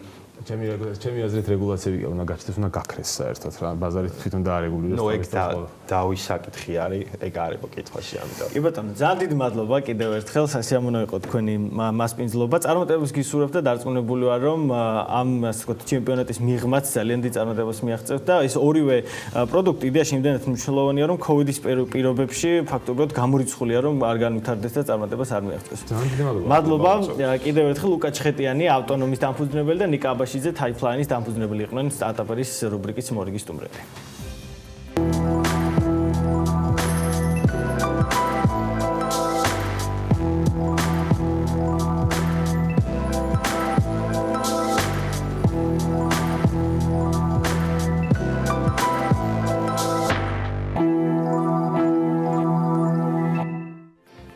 COVID-მა შეცვალა რეალობა და ეს არ ნიშნავს, რომ ეს რეალობა უკან შეიძლება დაბრუნდეს. ჩვენი ეთერების საშუალებით კი არაერთხელ გვისაუბრია სწორედ ამ პანდემიით გამოწვეულ ახალ მსოფლიოში დაზარალებულ ბიზნესებზე და ისე მათზე, ვინც პანდემიის პერიოდში თავის სასიკეთოდ გამოიყენა ეს რეალობა, გაზარდა მოხმარებელთა რაოდენობაც და შემოსავლებიც. ამ რეალობაში ერთ-ერთი, რომელმაც გამარჯვებული სტატუსი მოეპოვა, ონლაინ პლატფორმა Zoom იყო. Zoom-ის ბუმზე Forbes Georgia-ს მიმდინარეთვის ნომერში შეხვდებით ძალიან საინტერესო სტატიას, სადაც ჩაშლილად არის მოცემული ის დადებითი ეფექტები რიცხვებში, რომელიც კორონავირუსმა როგორც თავად Zoom-ის დამფუძნებლის ქონებაზე, ისე კომპანიის საბაზრო კაპიტალიზაციაზე იქონია. დღეს კიდევ ერთ საინტერესო მიგნებაზე უნდა მოგიყვოთ, რომელიც ამ მიმართულებით რიცხვებს კიდევ უფრო თვალსაჩინოდ წარმოადგენს. ანუკას ჯოხაძის სიუჟეტი ვნახოთ. მას შემდეგ, რაც სოციალური დისტანცირების საკითხი დღის წესრიგში დადგა, ადამიანებმა ერთმანეთთან როგორც საქმიანი, ისე პირადი ურთიერთობების შენარჩუნების მიზნით საუკეთესო საშუალებების ძიება დაიწყეს. ბევრი ძებნა არც დაგჭირვებია. არჩევანი უკვე აპრობირებულ, მაგრამ ნაკლებად გამოყენებად აპლიკაციაზე გავაკეთეთ. მას შემდეგ კი დაიწყო Zoom-ის ბუმიც. სკოლები, უნივერსიტეტები, კომპანიები ყველა ერთ სივრცეში აღმოჩნდნენ. მარტის შუა რიცხვებიდან ჩინეთის დაზარალებული რეგიონების, ამერიკის შეერთებული შტატების, იტალიისა და იაპონიის სკოლებს Zoom-ის აპლიკაციაზე უსასყიდლო წვდომაც მიეცათ. ხოლო შემდეგ უკვე Zoom-ით უფასოდ სარგებლობა დაიწყეს 19 ქვეყნის მასშტაბით არსებულმა სკოლებმაც. ამის პარალელურად ინდივიდუალური მომხმარებლები უფასო 40 წუთიანი შეხვედრის ორგანიზებას ახერხებენ. ფაქტია, რომ ეს გადაწყვეტილება Zoom-ის დამფუძნებელს არც თუ ისე იაფი დაუჯდა, მაგრამ შედეგი გამოიღო. ერთ თვეში აქციების ღირებულება 54%-ით გაიზარდა, პანდემიის პერიოდში კომპანიის საბაზრო კაპიტალიზაციამ კი 48 მილიარდ 800 მილიონ ამერიკულ დოლარს მიაღწია. მომხმარებლების რაოდენობა თუ 2019 წლის დეკემბერში 10,000 მილიონი იყო, 2020 წლის აპრილის თვეში ეს რიცხვი 300 მილიონამდე გაიზარდა. თავად Zoom-ის დამფუძნებლის ქონებამ კი 5,5 მილიარდ ამერიკულ დოლარს მიაღწია. რამაც ერიკ იუანს Forbes-ის მილიარდერთა რეიტინგში საპატიო ადგილიც მოუტანა. ამ რიცხვებმა კი კომპანია ამ შედეგამდე მიიყვანა. Zoom-მა 7 ყველაზე მსხვილ ავიაკომპანიას სიმდიდრით აჯობა. დამარცხებულები ამ ომში ავიაკომპანიები ნამდვილად გამოდგნენ. Southern Airlines-ის საბაზრო კაპიტალიზაცია 14 მილიარდს უტოლდება. Delta-ს შემთხვევაში ეს რიცხვი 12 მილიარდ ამერიკულ დოლარს აჭარბებს. ამ ავიაკომპანიებთან ერთად არ უნდა გამოგრჩეს არც ჩვენთვის კარგად ცნობილი Lufthansa და Air France. საბოლოოდ კი 7 უმსხვილესი ავიაკომპანიის საბაზრო კაპიტალიზაცია ჯამურად 46 მილიარდ 214 მილიონ ამერიკულ დოლარს აღწევს, როცა Zoom-ის შემთხვევაში კომპანიის ღირებულება 48 მილიარდ 800 მილიონი ამერიკული დოლარია. ასეთია პანდემიის შედეგები, თუმცა რაბედიელი Zoom-ის ბუმს მას შემდეგ, რაც მსოფლიო ჩვეულ ცხოვრებას დაუბრუნდება. ამაზეც მიდის უკვე ბჭობა. ანალიტიკოსები ამბობენ, რომ შესაძლოა Zoom-ი გახდეს კომპანიებისთვის ერთგვარი мотиваცია, რომ სამუშაო სივრცეები კვლავ ინდებურად სახლებში გადაიტანონ და საოფისე ხარჯებისგან გათავისუფლდნენ. გრძელვადიანი პროგნოზების გაკეთება როგორც სხვაგან აქაც რთულია. ასე რომ თუ როგორ მოახერხებს Zoom-ის მენეჯმენტი კომპანიაში იმ ოქროს ხანის შენარჩუნებას, რომელიც პანდემიამ მოიტანა, უკვე მას შემდეგ ვნახავთ, როცა სამყარო ჩვეულ რეჟიმში მუშაობას დაუბრუნდება.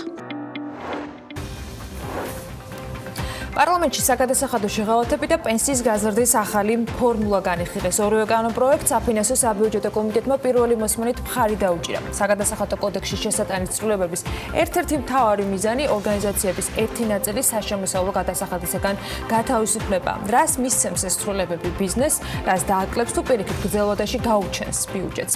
ირაკლი კოუზანაძესთან საფინანსო საბიუჯეტო კომიტეტის თავმჯდომარესთან ვისაუბრებთ ამ თემაზე. საქმიანი დილას ეთერში რამდენიმე წუთში.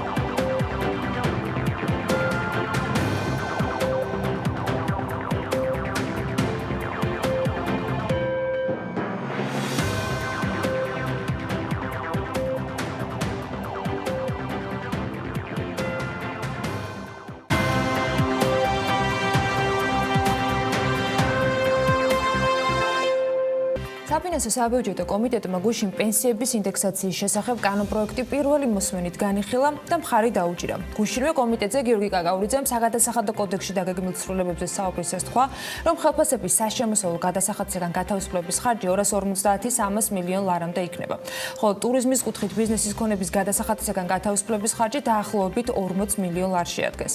კანონპროექტის თანახმად, რომელსაც ასევე მხარდაჭერა გამოუცხადა კომიტეტმა 2020 წლის 1 მაისიდან 6 თვის განმავლობაში დამქირავებელი უფლებამოსილია შეიმციროს დაქირავებულისათვის 750 ლარამდე გაცემული ხელფასიდან დაკავებული და გადასახდელი საშემოსავლო გადასახადი თუ დაქირავებულის მიერ ამავე დამსაქმებლისაგან კალენდარული თვის განმავლობაში მიღებული ხელფასი 1500 ლარს არ აღემატება. კანონპროექტის თანახმად 1 მარტიდან 6 თვის განმავლობაში ქონების იჯარის ლიზინგის მომსახურება დღეგეთი დაიბეგრება შესაბამისი მომსახურების საკომპენსაციო თანხის ნაწილის ფაქტობრივად გადახდის საანგარიშო პერიოდში. რას მისცემს ეს ცვლილებები ბიზნესს და რას დააკლებს თუ პირიქით გრძელვადაში გაუჩენს ბიუჯეტს. ამაზე ვისაუბრებთ ირაკლი კოუზანაძესთან საფინანსო საბიუჯეტო კომიტეტის თავმჯდომარესთან, რომელიც საქმიანი დილას ეთერში შემოერთდა. მოგესალმებით ბატონო ირაკლი. მადლობა იმისთვის რომ ხართ ჩვენთან ერთად. მე გავიმეორე კითხვა, რომელიც ანონსშიც მქონდა, სულ ჯამში რამდენი დააკლდება გადავადებებით ამ მოკლე პერიოდში ბიუჯეტს და გრძელვადაში რისთვის არის ეს გაკეთებული, რა შეიძლება შეჰმატოს ბიუჯეტს. და ამ კითხვას გავიმეორებ უკვე თქვენთანაც რომ გქონდეთ პასუხისგაცემის საშუალება იმ კანონპროექტით, რომელიც ფინანსთა სამინისტრომ წარმოადგინა და იმ შეღავათებით, რომელიც ბიზნესს გაკეთება, რომელიც თქვენ შეაფასეთ როგორც ბიზნესისათვის მხარდაჭერა ხელისუფლების მხრიდან. სალამი, მივესალმებით თქვენ ჩვენელებს და მაყურებლებს. დიდი მადლობა მოწვევისათვის.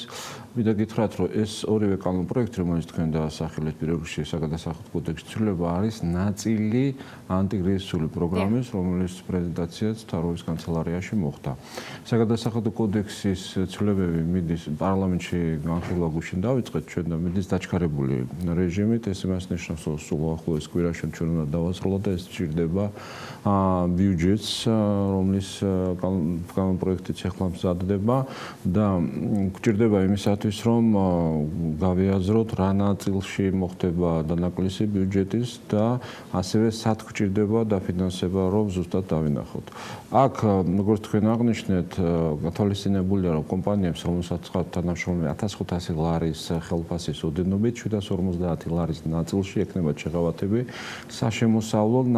საშემოსავლოს გადასახადში და გაანგარიშება ჩვენი არის ესეთი, რომ 250 მილიონი ლარი დაგვაკლდება შემოსავლებში. ეს არის მნიშვნელოვანი ამ კომპონენტში. ასევე არის რამოდენიმე ნაწილი, ვფიქრობ, რომ ბიზნესისთვის საინტერესო ის, რომ გახსოვთ თქვენ, რომ DGG-ს გადახდა ხდება იმ შემთხვევაშიდაც კი თუ კომპანიებს არ ქონდათ მიღებული შემოსავლები მაინც იხდიდნენ და დიდი ხანია ეს საკითხი იდგა და ორი სეგმენტი ეს არის არენდა და ლიზინგი, ასეთ შემთხვევაში მთელი 6 თვის განმავლობაში ისინი გადაიხდიან DGG-ს იმ შემთხვევაში თუ უკვე კომპენსაცია. ანუ ლიკვიდური აქტივები თუ მათ შეუვიდათ, ასეთ შემთხვევაში ისინი DGG-ს იხდიან და ვფიქრობ, რომ ეს მნიშვნელოვანი იქნება მათთვის. გარდა ამისა, გუშინ ჩვენს კომიტეტში ინიციატივა წარმოადგინა ფინანსის სამინისტროდან ჩვენ ხარეთ დაუჭირეთ, რომ მასპინძლობის სექტორისთვის ტურიზმისთვის ქონების გადასახადის განთავისუფლება მოხდა. ქონების გადასახადიდან განთავისუფლება მოხდება. ეს ერთ პრეზენტაციაში ტურიზმისთან დაკავშირებულ პრეზენტაციაში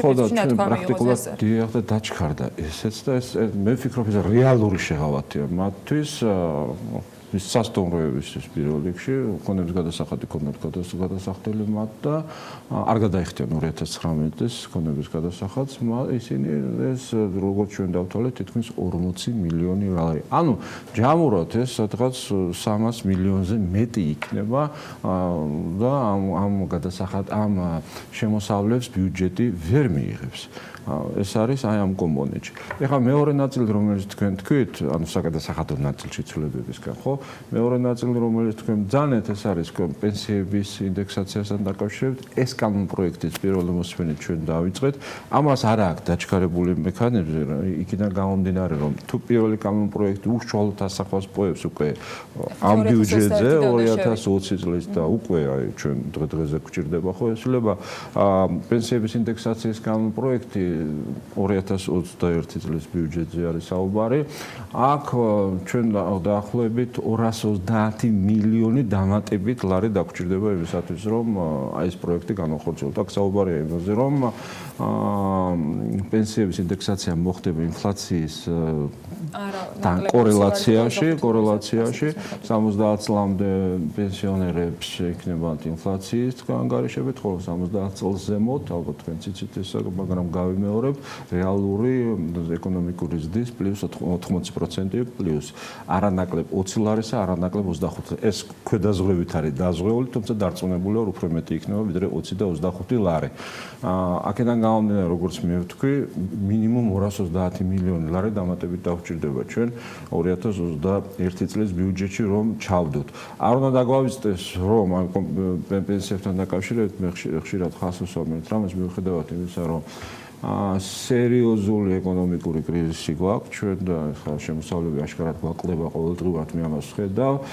ძალაში არის დანაპირები რაც პენსიებთან დაკავშირებით გვაქვს, რომ 1 ივლისიდან ჩვენ პენსიებს კიდევ ვზრდით 70 წელს მიღწეული პენსიონერებისათვის 30 ლარი ემატება მათ და 250 ლარი ხდება. ამიტომ ეს პენსიებთან დაკავშირებით რაც ჰქონდა ყველაფერი არის ძალაში, როგორც გითხარით 1 ივლისს 30 ლარით იზრდება, ხოლო 21 წლიდან ეს ინდექსაციის კანონპროექტი შევადარებაში. რაც ახლა კითხვის მეორე ნაწილს, რომთაც თქვენი ხედვაც მინდა რომ გაგვიზიაროთ, როდესაც ვამბობთ რომ 300 მილიონამდე აკლდება ბიუჯეტს ამ შემოსავალებიდან, მაგრამ ეს ბიზნესებისთვის და დასაქმებულების არ შემცირებისათვის, როდესაც ხელფასების ნაწილზე ამ შემთხვევაში DGG-ს დატოვებას გულისხმობთ, იქნება აი რას მისცემს ბიზნეს დამატებით, აი რამდენი ბიზნესისათვის, რამდენი დასაქმებულისათვის ეს რიცხვები და მონაცემები თუ გვაქვს იქნება ეს შემხებლობაში ეს ერთი რამე მინდა გითხრათ რა ჩვენი ამოცანა არის ხა ეს კომიტეტი საფინანსო საბუჯეტო კომიტეტია და ჩვენი ამოცანა გახლავთ და ხელისუფლების ამოცანა გახლავთ რომ რამდენად შეიძლება ბიზნესს მაქსიმალურად დაეხმაროთ რომ მსგავსი კრიზისი ხშირად ადარებენ ხა 2008-9 წლების და მსგავსი კრიზისი ამ ქვეყანაში არ ყოფილა ჩვენ დავიცოდეთ სოფლიოს ბევრი ლაპარაკობს ბევრი ექსპერტი ლაპარაკობს და შემდეგ და არ ყოფილა ეხა მე თქვენ გადაცემაში გითხარით რომ ჩართვარდესაც ქონდა რომ ჩვენ მნიშვნელოვანი შემცირებები გველოდებოდა და შემდეგ ერთ რამე გვინდა გითხრათ რომ ყოველ დღეს აი კალენდარულ დღეს ახალი გარკვეულობა აი სინათლე შემოაქვს ამ ეკონომიკურ გაურკვევლობაში აი ესე შემიძლია ეს დავახასიათო, რაც ყოველ დღეს ახალი რაღაცა შემოაქვს და ჩვენი ამოცანა არის რამდენადაც შესაძლებელია კორპორაციებს, საშუალო და მცირე ბიზნესებს დავეხმაროთ იმისათვის, რომ მათ ჩვენ თანამემამულეებს მაქსიმალურად ხელი შეუწყოს. ზუსტად აი როდესაც კომიტეტის თემა ჰქონდა, მე იმიტომ ვთქვი, რომ რამდენადაც შესაძლებელია ეს ორგანიზაციები ხარში უნდა მოუდგენ თავენ დასაქმებულებს, იმიტომ რომ აი ზუსტად ეხლა ამ კალამპროექტებში ყველგან წერი 6 თვე ჩვენ ვჭირდება რომ მათ სამუშაო ადგილები შეინარჩუნონ, თუნდაც შემცირებული ხელფასით იმისათვის, რომ ადამიანებმა სამსახური არ დაკარგონ. ჩვენ ეს გათვლები გვაქვს გარკვეულწილად, მაგრამ კიდევ ერთხელ მე რომ ნებისმიერი გათვლაში ყოველ დღეს ახალი რაღაცა ცვლილებაში აქვს და მე ხშირად მჭირდება ამის თქმა, რომ არ არსებობს რა ეხლა მე გარდა ეკონომისტი და ბანკირობისა მათემატიკოსი ვარ და ელასტიურობა გვჭირდება ყველა განგარიშების დროს. ბიუჯეტიც ამას გვაძლევს. ევრობანკი სადაც მე ადრე მუშაობს ახლა ყველა კორპორაციასთან, იმ ორგანიზაციასთან, რომელიც მუშაობს და გვეუბნება ესეთ რამეს. შეინარჩუნეთ სამუშაო ადგილები იმისათვის, რომ თქვენ დაგეხმაროთ. ყველა კომპანიაში, სადაც ის მუშაობდა, ან კაპიტალში შევა, ან სესხს მიცემს და ეხმარება იმისათვის, რომ მათ სამუშაო ადგილები შეინარჩუნოს. აი, კარგი მაგალითია ამისი, ბატონო ირაკლი, მაგალითად რიტეილ სექტორის კონკრეტული წარმომადგენლები, რომლებმაც თქვენ რომ ჩვენ გადავუხადეთ ხელფასები იმ ადამიანებს, მაღაზიების ში დასაქმებულებს ამ თვეების განმავლობაში, მარტი, აპრილი, მაისთან დაკავშირებით უკვე კითხვის ნიშნები გავუშვათ, მაგრამ პროდუქტი, რომელიც ჩვენ გასაბაჟებლად გვაქვს ჯერ კიდევ ვთქვათ ფოთის ტერმინალში, აღარ გვაქვს ფული იმის, იმიტომ რომ ბრუნვა რეალურად არ ყოფილა, მათ შემოსავალი არ ქონიათ, რომ განვაბაჟოთ და საუბარი არის დაახლოებით 100 მილიონზე. ფინანსთა სამინისტროსგან მათ მიღებული აქვთ პასუხი, რომ შეუძლებელი იქნება, რომ შემდეგ რეალიზაციის პარალელურად გადაიხადონ ამის საფასური. აი ამ კონტექსტში თქვენი მოსაზრება მაინტერესებს მაშინ შესაძლებელი არის თორე რომ ცალკეულ მიმართულებებზე, ცალკეულ ბიზნესებზე ფინანსთა სამინისტროსგან კიდევ გაჩნდეს რამე შანსი რომ მათ მოთხოვნებზე იყოს მე ვფიქრობ რომ ყველა სეგმენტზე უნდა იყოს დიფერენცირებული მიდგომა იმისათვის რომ რამდენადაც შესაძლებელია მაქსიმალურად დავეხმაროთ ყველა მიმართულებით ყველა ბიზნეს სექტორს. სადაც შესაძლებელია სახელმწიფო და ფინანსთა სამინისტრო ზოგადად მთავრობა უნდა დაეხმაროს ამას აკეთებს. ეხლა თქვენ ნახეთ რომ იგივე ტურიზმის პრეზენტაცია იყო, სოფლის მეურნეობის პრეზენტაცია იყო, ხო? ცოტა ხანში ასევე არის მშენებლობასთან დაკავშირებით და მე ესეთ დამოკიდებულება მინდა ვთქვა რომ სადაც შესაძლებელია მაქსიმალურად დავეხმაროთ. სადაც შესაძლებელია საბიუჯეტო სახსრებიდან უნდა დავეხმაროთ. ეხლა უნდა მოხდეს მთავრობისგან მხარდაჭერა იმისათვის რომ ბიზნესმა თავი გადაეჩინოს, სამუშაო ადგილები შეინარჩუნოს, რომ შემდეგ თვითონ დამოუკიდებლად განახლოს. არის თუ არა ეს გზავნილი, იმიტომ რომ მე გეთანხმებით, რომ მთელი წელი მოგვიწევს მეხაზრის პრინციპით, ფაქტიურად მართვა, რომ სტიმულირების პაკეტები რესურსების და შესაბამისად და საჭიროების და შესაბამისად დამატებით იქნება და ეს არ შემოიფარგლება მხოლოდ იმ ანტიკრიზისული ღონისძიებებით, რაც ჯერჯერობით გაცხადებულია.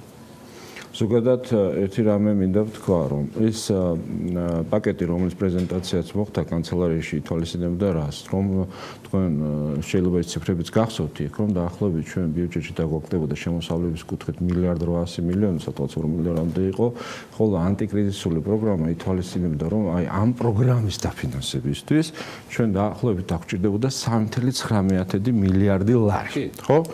და $1.5 მილიარდ ჩვენ ღებულობდით გარე დონორებისგან.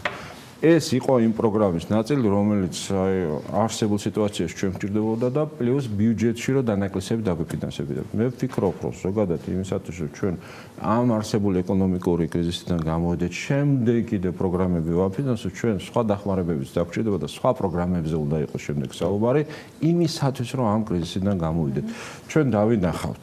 ჩვენ დავინახავთ ეხლა ნახავთ რომ მიუხედავად იმისა რომ მარტში მე თქვენ პროგრამაში თქვი რომ ჩვენ პირველი კვარტლის საბიუჯეტო შემოსავლების შევასრულეთ და ნახეთ და იყო მარტში ეკონომიკური ზრდა იყო -2.7, მაგრამ თქვენ ნახავთ რომ აპრილში მნიშვნელოვნად ესე იგი მინუსი იქნება მნიშვნელოვნად. ამიტომ თქვენ ნახავთ ესე იგი ჩვენ ეს შემოსავლები შეგვიძლია და ეკონომიკური ზრდა გაუარესდება და რაღაც აქედან გამომდინარე ჩვენ მნიშვნელოვანი დახმარებები დაგვჭირდება ყველანაირი იმისათვის რომ არსებული ეკონომიკური კრიზისი გადავლახოთ და წინ წავიდეთ. ბატონო, რა მოლოდინი გაქვთ თვის ბოლოს სავარაუდოდ მისაღებ ბიუჯეტის ცვლილებებთან დაკავშირებით, ელი თუ არა შედარებით რადიკალურ ცვლილებებს გულისხმობ განსაკუთრებით ხარჯვით ნაწილში, სამთავრობო ხარჯვით ნაწილში, რადგან არის მოლოდინი საზოგადოების საქმიან ნაწილში, რომ ერთგვარად მთავრობა მათ შორის უნდა იყოს, როგორ ვთქვა, მაგალითიც იმავდროულად მიმცემი ტონისა, რომ გარკვეული ხარჯები მცირდება და მეორეს მხრივ ამითი ფაქტიურად ვაჩვენებთ ტრენდს, როგორ უნდა ვიაროთ მინიმუმ შემდეგი წელიწადნახევრის განმავლობაში. ბატონო გიორგი, ერთი რამე მინდა გითხრათ. მე მაქვს მოლოდინი, რომ ბიუჯეტი ამ თვის ბოლოს შემოვა, არა მარტო მე, არამედ პარლამენტი ამას ელოდება. და განსაკუთრებით ოპოზიცია ამას ითხოვს, იმიტომ რომ ყველა ეს პროგრამა, ყველა პროგრამა, რომელიც პრეზენტაციაც მოხდა და ის ცვლილებები უნდა იქნეს ბიუჯეტში ასახული და აქედან გამომდინარე ბიუჯეტი ასახავს და ინვენტარიზირებულ დახასიათებას ყველა პროგრამისა, რომელიც არის ჩადებული. თუმცა ერთი რამე მინდა გითხრათ. ნებისმიერი დღე, გავლილი დღე ფინანსთა სამინისტროს და იმ ადამიანებს, რომლებიც ამ ბიუჯეტზე მუშაობენ, აძლევს დამატებითი ანალიზის საშუალებას არსებულ კრიზისში. მათთვის ეს არის კარგი მასალა სამუშაო. ამიტომ რაც მეტხანს იმუშავებენ, მათთვის უკეთესია იმისათვის, რომ უკეთესად მომზადებული ბიუჯეტი შემოიტანოს. ეხლა ჩვენ არა ვართ იმ სიტუაციაში, როდესაც თქვა 1 ოქტომბერს შემოიტანოს საერთოდ ხო ბიუჯეტის პირველი დრაფტი შემოდის 1 ოქტომბერს, მანამდე თელი მოსამზადებელი პერიოდია და შემდეგ და შემდეგ კიდე სამი თვე პარლამენტში განხილვა. არსებული ცვლილება, რომელიც უნდა შემოვიდეს ბიუჯეტში, რეალურად ითვალისწინებს ყველა მაკროეკონომიკური პარამეტრის თავიდან მომზადება. წარმოიდგინეთ რას მე ხა რეალურად ეხა დისკუსიაში უნდა ვიყო ფინანსთა სამინისტრო, მაგრამ მათი მდგომარეობაც მესმით რა შეხო. ყველა მაკროეკონომიკური პარამეტრი უნდა შეიცვალოს. მთლიანი შიდა პროდუქტი იქნება და რეცესიაში იქნება და დარწმუნებული ხა -4% კი იქნება, მაგრამ მე ვფიქრობ რომ ზოგადად უფრო მეტი იქნება. დეფიციტი გითხარით რომ ჯერადაც ხო? ასევე ხა შემოსავლები დააშენთ cash-flow ყველაფერი, მაგრამ მე ვფიქრობ ერთ რამეს, რომ შეიკვეცება ყველა ხარჯი, როგორც გითხარით, რომელიც შესაკვეთია, რომელიც სოციალურ ხარჯებთან არის დაკავშირებული, მაგრამ ჩვენი იმდენად კარგი მაკროეკონომიკური პარამეტრები გვქონდა, იმდენად კარგად მივდიოდით, რომ ნებისმიერი ვალდებულება, რომელიც ბიუჯეტში გაიწერება, იქნება შესრულებული. ეს ერთი და ძალიან მნიშვნელოვანი გზავნილი, როგორც გითხარით, ყველა დღეს მეტი გარკვეულებაში აქვს სიტუაციაში და რაც მთავარია, ეს ქვეყანა აიღებს და შეასრულებს ყველა ვალდებულებას საბიუჯეტოს, რაც აქამდე ქონდა და რაც თქვა დრაფტში იქნება წარმოდგენილი და ასევე იმ ვალდებულებებს, რაც საქართველოს მოქალაქეების წინაშე არის. ეს არის ძალიან მნიშვნელოვანი ჩემთვის. ჩვენ ველოდებით, რომ ეს პროექტი იქნება, ასე თქვათ, მაკროეკონომიკურად ზუსტად იმ პარამეტრებში მომზადებული, რომელიც სავალუტო ფონდთან თანხდება, იმიტომ რომ ჩვენ ვალდებულები გვაქვს აღებული საერთაშორისო საფინანსო ინსტიტუტებთან. ეს 1.5 მილიარდი ჩვენ გვჭირდებოდა აქედან გამომდინარე ვალდებულები გვაქვს სავალუტო ფონდთან, სოფლიო ბანკთან, ყველა საერთაშორისო საფინანსო ინსტიტუტთან. თუმცა კიდევ ერთხელ ვიმეორებ, ეს პირობებიც იქნება შესრულებული და ასევე ის ღრმა კრიზისი, რომელშიდაც ახლა ჩვენ შევდივართ და გვაქვს, ისიც გვასწავლის ყოველი დღე ახალ ვთქვათ გამოვლინებებს ახდენს და მე ვფიქრობ, რომ მონეტარული ხელისუფლება, რომელშიდაც მოვიაზრებთ ყოველთვის ფინანსთა სამინისტროს, ეროვნულ ბანკს, სწორ ანალიზებს აკეთებს აქედან გამომდინარე და ვფიქრობ, რომ ბიუჯეტის ის ვერსია, რომელსაც პარლამენტში ველოდებით, აი ამ მოთხოვნებს დააკმაყოფილებს და იქნება ისეთი, რომელიც ჩვენ ქვეყანას სჭირდებოდა. რამდენად იქნება ამ კრიზისებიდან გამომდინარე იმ ბიუჯეტის პროექტს შესაძლებლობა, რომ ლარის კურსი განსაზღვროს იმ ძველ ნიშნულზე, რომელიც წინა ვარიანტში იყო, რომელიც დღეს 2020 წლის ბიუჯეტის კანონად მოქმედებს. ჩვენ გვახსოვდეს ახლა ლარის კურსი ბიუჯეტში იქნება ჩადებული ის, რომელიც ახლოს იქნება ბიუჯეტის წარმოდგენის ვადასთან. და ისე ასახავს ლარის კურსი გვჭირდება იმ ბიუჯეტში, იმისათვის საგარეო ვალდებულებები გადავიხადოთ მხოლოდ ამისთვის. ეხლა ლარის კურსთან დაკავშირებით ეხლა მე არ მინდა გითხრათ, რომ ის არის ეკვილიბრიუმთან ახლოს, მაგრამ თანხებს, რომელსაც ჩვენ ღებულობთ, ორი მიმართულება აქვს, ხო? ერთი საბიუჯეტო დახმარებები და 202 მილიონი, რაც ეხლა მივიღეთ სავალუტო ფონდისგან საბიუჯეტო დახმარება იყო, მაგრამ მე ნაწილებს, რასაც მივიღეთ, პირდაპირ ცენტრალური ბანკის რეზერვისგან წავდა ეროვნული ბანკი, იქნება თავისუფლად დაკავშირებით პოლიტიკაც ვიცით, რომ იქნებია შესაძლებელი. თავისუფლად და პირველი ნაბიჯი უკვე იყო, რომ 20 მილიონი გამოიტანა და არა 40 მილიონი. როგორც ისინი ამას საუბრობენ, წრული ინტერვენციებიც გავლენ და მე ვფიქრობ, რომ ამ პოლიტიკას ისინი გააგრძელებენ თავისი დამოუკიდებლობის მაღალი ხარისხის შენარჩუნებით. მაგრამ რამდენად იქნება თუნდაც ის დახმარება, რომელსაც საქართველო მიიღებს და რომელსაც ეროვნული ბანკი რეზერვებში გადაიტანს, იმ გაუარესებული ეკონომიკური პარამეტრებისათვის საკმარისი, რაც რეალურად დააკალტება შემოსავლების ქვეყანას. ვიცით, რომ 25-40% გუშინ ფინანსministrმა თქვა, რომ ექსპორტი შეგვიმცირდება წელს, რაც სერიოზული დანაკლისია, რო აღარაფერი თქვა ფულად გზავნილებზე და ტურისტებზე, რომელიც ვიცით, რომ ძალიან ჩვენ გვიუარესდება ეს პარამეტრი. მე კიდევ ერთხელ ვიმეორებ, რომ ყოველ დღეს მარკულის სინათლეში აქვს ამ დიდ გავრკველობაში. ახლა ჩვენ ნახავთ აპრილის მონაცემებს, ხო, აი მაისის ბოლოს და ჩვენ დავინახავთ. მე არ მინდა მონაცემებს. ხო, ჩვენ ნახავთ ციფრებს, მაგრამ ჩვენ ნახავთ ამ ციფრებს, მაგრამ მე კიდევ ერთხელ მინდა ერთ რამეს ხაზი გავუსვა. მე 3 წელს ცოტა მეტი ვარ პარლამენტში, რა უნიშნულოვანესი ფინანსური რეფორმები ჩვენ ჩავატარეთ. ძალიან მნიშვნელოვანი, აი თუ კი რაიმე შეიძლება დეპოზიტების დაზღვევიდან დაწევი, საპენსიო რეფორმა, ესტონური მოდელი და სხვადასხვა, ხო, ფუნდამენტური.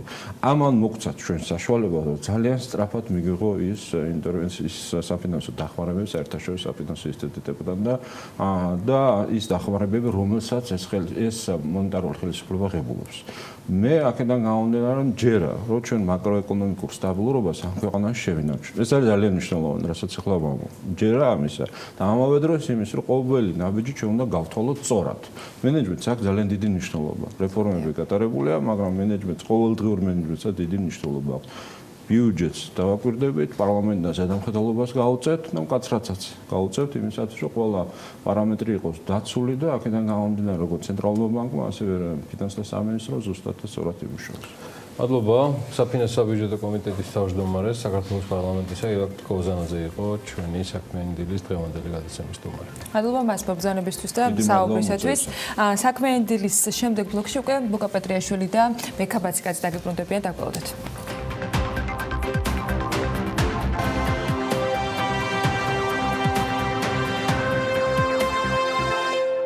2020 წლის პირველ 4 თვეში საქართველოში საქონლის საგარეო სავაჭრო ბრუნვამ 3 მილიარდ 463 მილიონი დოლარი შეადგინა, რაც წინა წლის შესაბამის პერიოდთან შედარებით 11.8%-ით ნაკლები. აქედან ექსპორტი 1 მილიარდ 100 მილიონი იყო, ანუ 11.9%-ით ნაკლები, ხოლო იმპორტისთვის ქვეყნიდან 2 მილიარდ 462 მილიონი დოლარი გავიდა.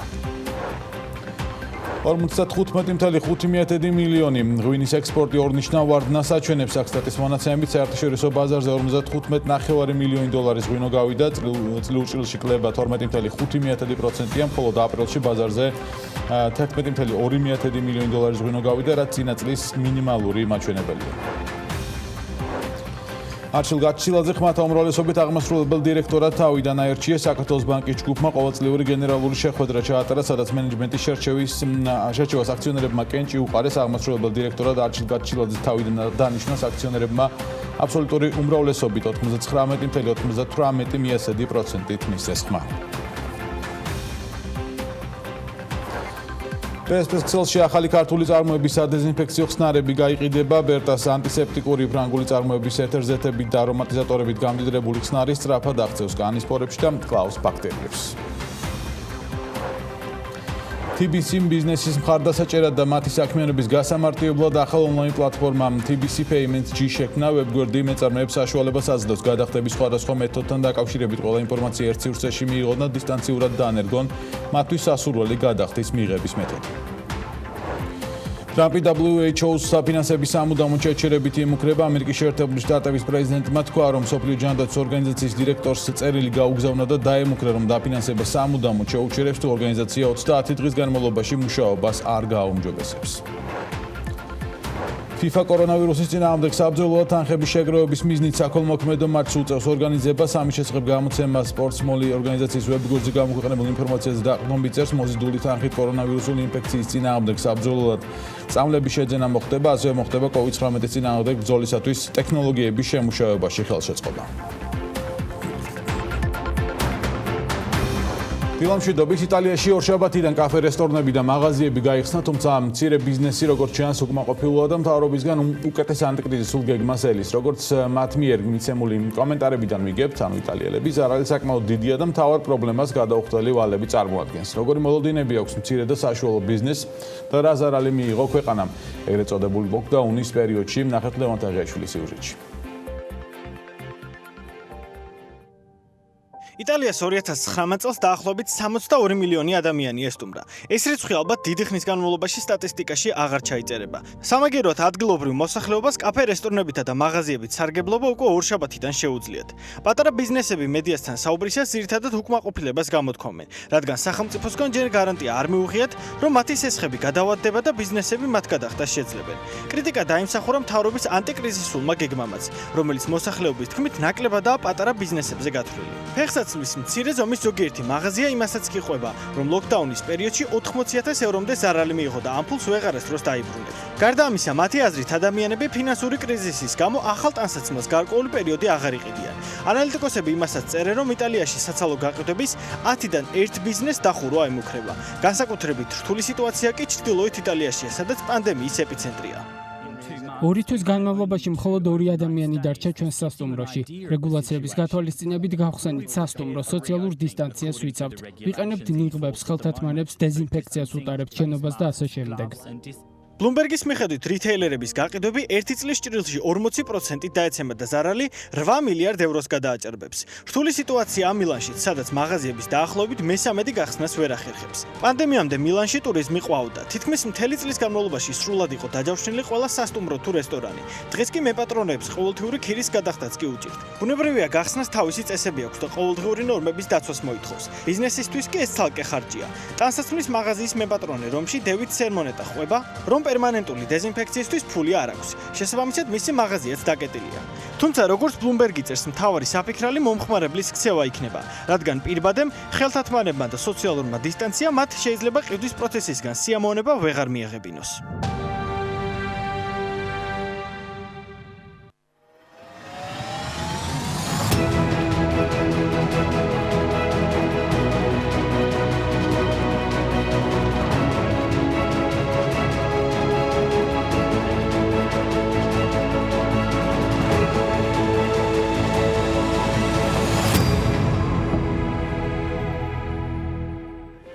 ისრაელის პრემიერ-მინისტრმა ბენიამინ ნეტანიაჰუმ ქვეყნის პარლამენტს ახალი კოალიციური მთავრობა წარუდგინა რამდენიმე დღის წინ. ბენიამინ ნეტანიაჰუ ქვეყნის პრემიერ-მინისტრის პოსტზე 18 თვის განმავლობაში დარჩება, ვიდრე ხელისუფლებას მის ამჟამინდელ კოალიციურ პარტნიორს და ყოფილ ოპონენტს ბენი განცს გადააბარებს. ბენი განცი ნეტანიაჰუს მთავრობაში თავდაცვის მინისტრის პოსტს დაიკავებს. ხალხს უნდოდა ერთიანობა და ეს არის ის, რაც მან მიიღო, განაცხადა ნეტანიაჰუმ პარლამენტში გამოსვლისას. საკმაოდ ძიმე პოლიტიკური კრიზისი დასრულდა, თუმცა ისრაელის პარლამენტში კოალიციური მთავრობისთვის ნდობის გამოცხადებისთანავე საპროტესტო აქცია დაიწყო. საპროტესტო აქციაში მონაწილეები აცხადებდნენ, რომ კორუფციის ბრალდებების გამო ნეტანიაჰუ მთავრობის სათავეში არ უნდა იყოს და განცი კოალიციის შექმნაზე არ უნდა დათანხმებულიყო. იმავე რეგიონში შეკრებილმა მეორე ჯგუფმა კი პარალელურად კოალიციური მთავრობის მხარდამჭერი აქცია გამართა. ორ ჯგუფს შორის წარმოქმნილი დაძაბულობის გამო ისრაელის პოლიციამ დემონსტრანტები დაშალა და ზოგიერთი მათგანი დააკავა კიდეც. ბევრი საინტერესო აქვს თქვენთვის მოსაყოლი ბუკა პეტრიაშვილს, მსოფლიო როგორც ასეთია საქმიანი დილის ეთერში. ბუკა დილამშვიდობის მოგესალმებით. მოგესალმები ბექა, მოგესალმები ჩვენს მაყურებელს. მართას გარკვეული პერიოდის ერთწლიანი შეიძლება ითქვას ეპოპეა დასრულდა. ისრაელს ყავს მთავრობა, ყავს კოალიციური მთავრობა. ზუსტად 50-50-ზე გაიყო მათ შორის პორტფელები, მნიშვნელოვანი პორტფელები, როგორც აღნიშნენ, ექნება ლურჯების და თეთრების კოალიციას, ბენი განცი იქნება თავდაცვის მინისტრი, გაბი აშკენაზი საგარეო საქმეთა მინისტრი და კიდევ სხვა მნიშვნელოვანი 18 ჯამში 18 პორტფელი ექნება თითოეულ მხარეს. ძალიან მნიშვნელოვანია ანონსშიც Facebook-ზეც დავწერე ზუსტად რომ კრიზისი შეიძლება იყოს დიდი გამოწვევა, მაგრამ შეიძლება იყოს დიდი შესაძლებლობაც და King Baby ეს შესაძლებლობა ხელიდან არ გაუშვა. ბენი განცის თავარი არგუმენტი ამ ვითარებაში კოალიციაზე დათანხმების მხრივ იყო თვალსაზრისით იყო ის რომ ქვეყანა ახლა იმყოფება უმწვავეს კრიზისის პირობებში, მნიშვნელოვანია გამკლავება ეპიდემიასთან და ამიტომ ის როგორც ქვეყნის ერთი მოქალაქე, ერთი ჯარისკაცი იღებს გადაწყვეტილებას და არა როგორც პოლიტიკოსი და ოპოზიციური პოლიტიკური პარტიის მთავარი ლიდერი.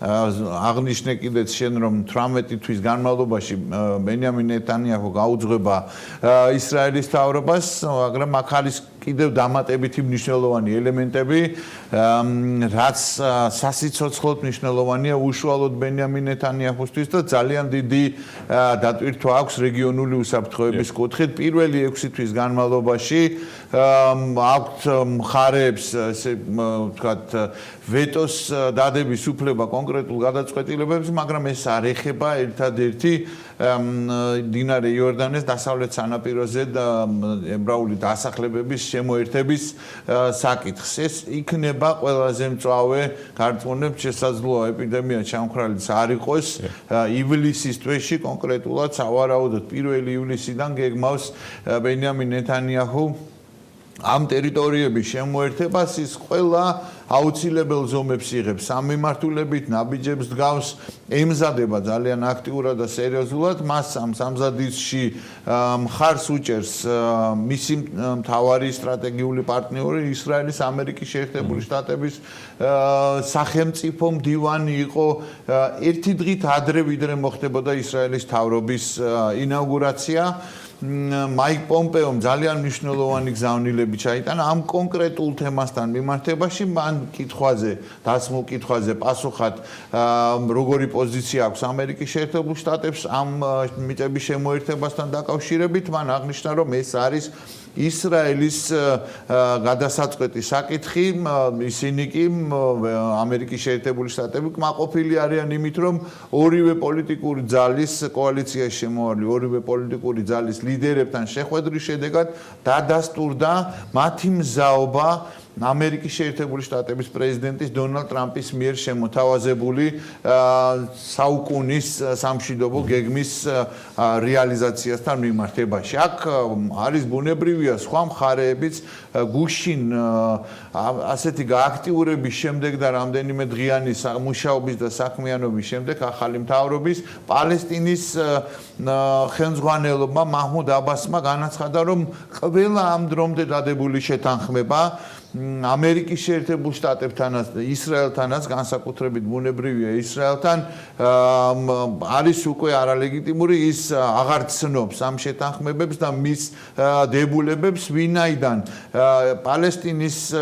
ხელისუფლების იდეას, რომელიც აქამდე ძალიან აქტიურად მუშავდებოდა, ეს არ იყო მხოლოდ მათი იდეა, ბუნებრივია ორი სახელმწიფოს შექმნის თაობაზე პრინციპში საბოლოოდ წერტილი დაესვა და მაჰმუდ აბასი ყველას მიანიშნებს იმაზე, რომ იქნება ძალიან სერიოზული ესკალაცია. უნდა აღინიშნოს, რომ ამერიკის შეერთებული შტატების პრეზიდენტობის კანდიდატს, ვიცე-პრეზიდენტ ბაიდენს აქვს განსხვავებული პოზიცია და ის არ უჭერს ხარს, ესე ვთქვათ, დასავლეთ სანაპიროს ტერიტორიების ანექსირებას, ციტირებ მას, თუმცა კატეგორიულად გამორიცხავს ცალკეული სენატორების და კონგრესმენების მიერ ინიციატივის მხარდაჭერას, რომელიც გულისხმობს ფინანსური მხარდაჭერის და სამხედრო სფეროში თანამშრომლობის მიბმას ამ კონკრეტულ საკითხთან. ბაიდენი აცხადებს, რომ ის აუცილებლად შეატრიალებს ვითარებას, როგორც კი გახდება პრეზიდენტი და ის გადადებს გვერდზე დონალდ ტრამპის მიერ ინიციირებულ საუკუნის სამშვიდობო გეგმას, რომელიც არის მრავალმილიარდიანი, მრავალწლიანი. ძირითადი აქცენტი ამ სამშვიდობო გეგმაზე მინდა შევახსენო ჩვენს მაყურებელს, რომ გაკეთებული იყო კონკრეტულად ფინანსური, ესე ვთქვათ, შესაძლებლობების გამოყოფის ამ რეგიონის ქვეყნების სპარსეთის რუსეთის ყურის ქვეყნების ფინანსური მონაწილეობით და ასე შემდეგ. ერთი ძალიან მნიშვნელოვანი გზავნილი, რომელიც არ უნდა დაიჩრდილოს და ვერ დაიჩრდილება გამომდინარე ამერიკის შეერთებული შტატების და ჩინეთის ურთიერთობიდან, მაიკ პომპეოს მიერ იყო დამოკიდებულება ჩინურ ინვესტიციებთან. ძალიან საინტერესოა სხვათა შორის, ეხლა განიხილება მილიარდნახევრიანი პროექტი, რომელიც ისრაელის წყალმომარაგების თემას ეხება. ეს არის გამომტკნარიანების, ხო, ეს პროექტი გულისხმობს სასმელწყლად გადაქცევის და რესურსის უზრუნველყოფას და ამ თემაში ჰონკონგში ბაზირებული და დარეგისტრირებული ჩინური კომპანიის მონაწილეობას ამერიკის შეერთებული შტატები არა ღიად და დემონსტრატიულად, მაგრამ საკმაოდ ისეთი შეშფოთებით შეხვდა და უკვე ისრაელის ხელისუფლების წარმომადგენლება განაცხადეს, რომ გადაიხედება კიდევ ჯერ არ არის გადაწყვეტილება ბუნებრივია მიღებული 24 მაისს უნდა გამართულიყო ტენდერი, მაგრამ ეს არ არის ერთადერთი თემა, ერთადერთი მიმართულება, რომელშიც ასეთი შეშფოთება აქვს ამერიკის შეერთებულ შტატებს ჩინურ ინვესტიციებთან მიმართებაში და გულისხმობენ იმავე ისრაელთან ტელეკომუნიკაციების სფეროში, სამხედრო ტექნოლოგიების, სამხედრო აღჭურვილობის მიყიდვის სფეროშიც მათ აქვს ძალიან სერიოზული შეშფოთებები და ისინი როგორც სტრატეგიულ პარტნიორს მიმართავენ ისრაელს, რომ თავი შეიკავოს ამ ერთი შეხედვით მომხიბლელი და ძვირადღირებული ფონზე, რომელიც აქვს ისრაელს, არის გარკვეული, ასე ვთქვათ, რესურსი, რომ ეს რაღაცა მოლაპარაკებები ერთ მნიშვნელოვნად არის ნამდვილად სახეზე სტრატეგიული თანამშრომლობა და სტრატეგიული რაღაც ამერიკა ვახსენეთ, ჩინეთი ვახსენეთ. მოდი ამერიკა ჩინეთის აი ამ პირისპირება შევეხოთ, რომელიც ჯანმოს უკავშირდება. ტრამპმა თქვა, რომ ის სრულად შეუწყვეტავს დაფინანსებას, თუ არ დაინახავს, რომ ჯანმო არის დამოუკიდებელი ჩინეთისგან. რა გაგრძელება შეიძლება მოყვეს აი ამ პროცესს. ჯანმოს მე მხარდაჭერა უნდა ევროკავშირის მხრიდან სხვათა შორის ჯანმოს გაიმართა მსოფლიო კონგრესი, ჯანმოს ისტორიაში პირველი ვირტუალური კონგრესი ევროკავშირის მიერ იყო ინიცირებული და 100 ქვეყანაზე მეც ჰქონდა მხარდაჭერა გამოხატული ევროკავშირის ინიციატივისადმი, რომელიც დამტკიცდა კიდეც საბოლოო ჯამში დამოუკიდებელი გამჭირვალე მოკვლევის ჩატარების, მოდით ესე ვთქვათ, ევროკავშირს არც იყო ეს გასაკვირი, ტრადიციულად შერბილებული შედარებით შერბილებული სიტყვები ჰქონდა და ტერმინოლოგიები გამოყენებული, ვიდრე ცოტა ხნით ადრე მაგალითად იგივე ავსტრალიამ ოფიციალურად წაუყენა ბრალი ჩინეთს კონკრეტულად.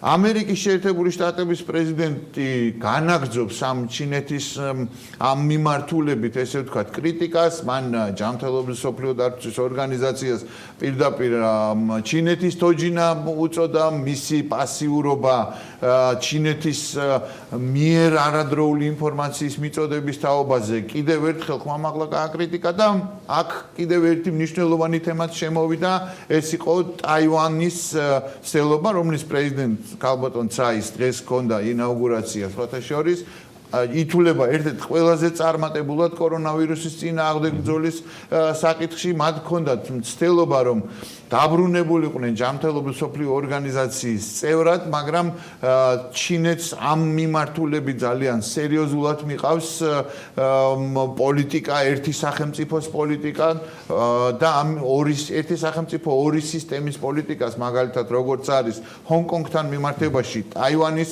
მოქმედი ხელისუფლება არ აღიარებს. ამიტომ ესეც ერთ-ერთი ძალიან სერიოზული ურთიერთდაპირისპირების საკითხი იქნება უახლოესი თვეების განმავლობაში, ისევე როგორც ბიზნესის მიმართულებით. მაგალითად, Huawei-ს თვის კონკრეტული ტექნოლოგიების ან კონკრეტული ელემენტების მისაწოდებლად ახალ რეგულაციებს იღებს ამერიკის შეერთებული შტატები, ასევე NASDAQ-ის საფონდო ბირჟაზე შემოდის ასევე ახალი რეგულაციები, რომელიც ეხება მათ შორის ჩინურ კომპანიებსაც, რომლებიც დარეგისტრირებულები არიან იმისათვის, რომ მათ ივაჭრონ და IPO-д იყვნენ დაფიქსირებული, მათ 25 მილიონი დოლარის, სულ მცირე 25 მილიონი დოლარის, ესე ვთქვათ, აწევა უნდა შეეძლოთ ამ კომპანიებს. აქ ამ კონკრეტულად გარანტია.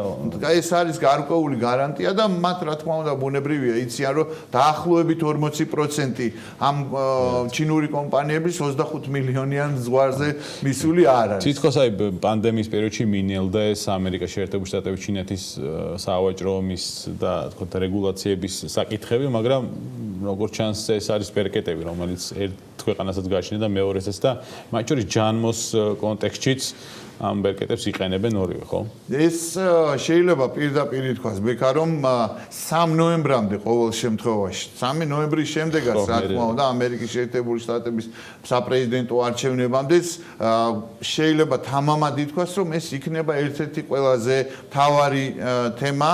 შეიძლება და ღმერთმა ქრას, რომ ეპიდემია იმ ხარისხით აღარ იყოს ჩვენს ყოველდღიურობაში და დღის წესრიგში, მაგრამ ამერიკის შეერთებული შტატების და ჩინეთის დაპირისპირება აუცილებლად იქნება და დარწმუნებული ვარ, რომ 30 დღიანი ვადა ის ულტიმატუმია, რომელიც ფაქტიურად არ შესრულებადია, იმიტომ რომ ჩინეთის პოზიცია, ცი ძინპინის პოზიცია არის ასეთი, რომ კი ბატონო, მზად ვართ საერთაშორისო ექსპერტების შემოსაშვებად, მაგრამ ჯერ არა.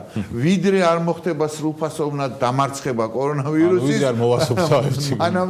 მანამდე მოუწევთ მოცდამ საერთაშორისო ექსპერტებს შესაბამისად დონალდ ტრამპს პრინციპში ამ მიმართულებით აქვს ხელფეხი გახსნილი, რომ ჯერ ესეთი განუსაზღვრელი ვადით შეუჩეროს დაფინანსება და მეორე ერთი მან ასევე ამ ულტიმატუმში დააყენა წევრობის შეჩერების საკითხიც. რამდენად სწორია საერთაშორისო ორგანიზაციებიდან, ამერიკის შეერთებული შტატების სხვადასხვა მნიშვნელოვანი ორგანიზაციებიდან, ამერიკის შეერთებული შტატების ესე მიზანმიმართულად და გეგმაზომიერად გაწევა და ორმხრივ რაღაცა ურთიერთობებზე ამ აქცენტების გადატანა, ეს სერიოზული მსჯელობის და დავის საგანია. თან ვამბობთ, რომ დაფინანსება შეუჩეროს, აქ არ არის რამდენიმე მილიონზე საუბარი. ყველაზე მსხვილი დაფინანსებელი ამერიკის და კიდევ უფრო მეტი ვიდრე ჩინეთის და რუსეთის ერთად აღებული კონტრიბუცია ხო 558 მილიონი იყო ამერიკის შეერთებული შტატების კონტრიბუცია, როცა ჩინეთს ჰქონდა 40 და რუსეთს ჰქონდა 10 და ჩინეთს ის ფულიც არ აქვს სრულფასოვნად შეტანება. ერთი კიდევ დაგვრჩა თემები, მაგალითად ავღანეთში შეთანხმება შედგა, რა ტიპის შეთანხმება იყო? ისრაელთან კონტექსტში იყო ეს, შეიძლება ასეც ითქვას, იმიტომ რომ იქაც როგორც დაალაგდა დაახლოებით ასევე 50-50-ზე იქ ყველაფერი წინ არის ჯერ კიდევ ამ მინისტრთა კაბინეტის პორტფელების განაწილება. აბდულა დაიკავებს ქვეყნის გაერთიანების უმაღლესი საბჭოს ლიდერის პოზიციას და ის უხელმძღვანელებს კონკრეტულად მშვიდობის სამინისტროს ესე ვთქვათ პოზიციები შეიქმნება მშვიდობის სამინისტრო, რომელიც იქნება მთავარი პასუხისმგებელი მოლაპარაკებებზე. მთავარი არის და კარგი ერთი ამბავი ის არის, რომ მოქმედ ხელისუფლებასა და მის მთავარ ოპონენტს შორის შეთანხმება შედგა. ეს არ ნიშნავს, რომ საყოველთაო შეთანხმება ავღანეთი ძალიან ჭრელია თავისი შემადგენლობით, წარმომადგენლობით და პოლიტიკური ძალებით და ინდივიდუალური გავლენიანი პირებით ყოფილი მოჯაჰედებით თუ მოქმედი მოჯაჰედებით, მაგრამ ასევე ძალიან მნიშვნელოვანი იქნება თალებებთან მოლაპარაკების წარმოება, რომელზეც განსაკუთრებული აქცენტი აქვს ამერიკის შეერთებული შტატების გადატანილი, ვინაიდან მათ უნდათ რომ გაიყვანონ საკუთარი ქვეყნის შეიარაღებული ძალები. პროცესები წინ არის, შევეხოთ 500 აუცილებლად, იმიტომ რომ მილიარდი ევროს დაფინანსებას ორი სიტყვით და იტალიელი მცირე და საშუალო მეწარმეებისთვის შეიძლება ეს ასიხარულო ინფორმაცია იყოს აუცილებლად, იმიტომ რომ გერმანიის და საფრანგეთის ლიდერებმა გამართეს ერთობლივი პრესკონფერენცია, სადაც მათ ესეთი მექანიზმი შეთავაზეს ევროკავშირს 500 მილიარდ დოლარს 500 მილიარდ ევროს სესხად აიღებს ევროკომისია და როდესაც საფინანსო ბიუჯეტზე საფინანსო ფონდებიდან და საერთაშორისო ბანკებიდან ამას ხარი დაუჭირა კრისტინ ლაგარდმა ამას ხარი დაუჭირა თავად ბუნებრივი ევროკომისიის პრეზიდენტმა ჯერ კიდევ ყველაფერი წინ არის, იმიტომ რომ ჩრდილოეთის ქვეყნებს არა მხოლოდ ავსტრიას, მაგალითად დანიას, შვედეთს, ნიდერლანდებს აქვთ თავისი კონკრეტული პრეტენზიები და პირობები ამ სესხების გაცემასთან. იმიტომ რომ ეს არ იქნება რეალურად სესხი. ამ სესხს აიღებს ევროკომისია, რომელიც შემდგომ გაიწერება 2021-2027 წლის ბიუჯეტში. ხოლო გრანტის სახით გადაეცემა ყველაზე მეტად დაზიანებულ და დაზარალებულ სექტორებს ქვეყნებს და ის ქვეყნების შემდგომ თავად განსაზღვრავენ ბუნებრივია რომელი არის ყველაზე მეტად დაზარალებული და რა თქმა უნდა ტურიზმის სფერო, მასპინძლობის სფერო, სასკვების ობიექტები ბუნებრივია აუცილებლად შევა საფრანგეთის პრეზიდენტს არც თუ ისე კარგი დღეები აქვს მიუხედავად ასეთი მსხვილი ინიციატივის და განაცხადისა უმრავლესობა შეუთხელდა ესე ვთქვათ 17 დეპუტატით სამაგიეროდ ანგელა მერკელი კი შეიძლება ამაღლებულ ნოტაზე საერთოდ გავიდეს პოლიტიკიდან, აი ისევ შესაძლებლობებზე საუბრობდით. ამ შესაძლებლობებზე საუბარს და შეიძლება ფაქტებითაც უახლოეს კვირებში გავაგრძელებთ. სოფლიო როგორც ასეთი დღეს დასრულებულია. მადლობა ბუკა პეტრიაშვილის საინტერესო ანალიზისთვის. ტრადიციულად ჩვენ რეკლამის შემდეგ დაგიბრუნდებით რამდენიმე წუთში.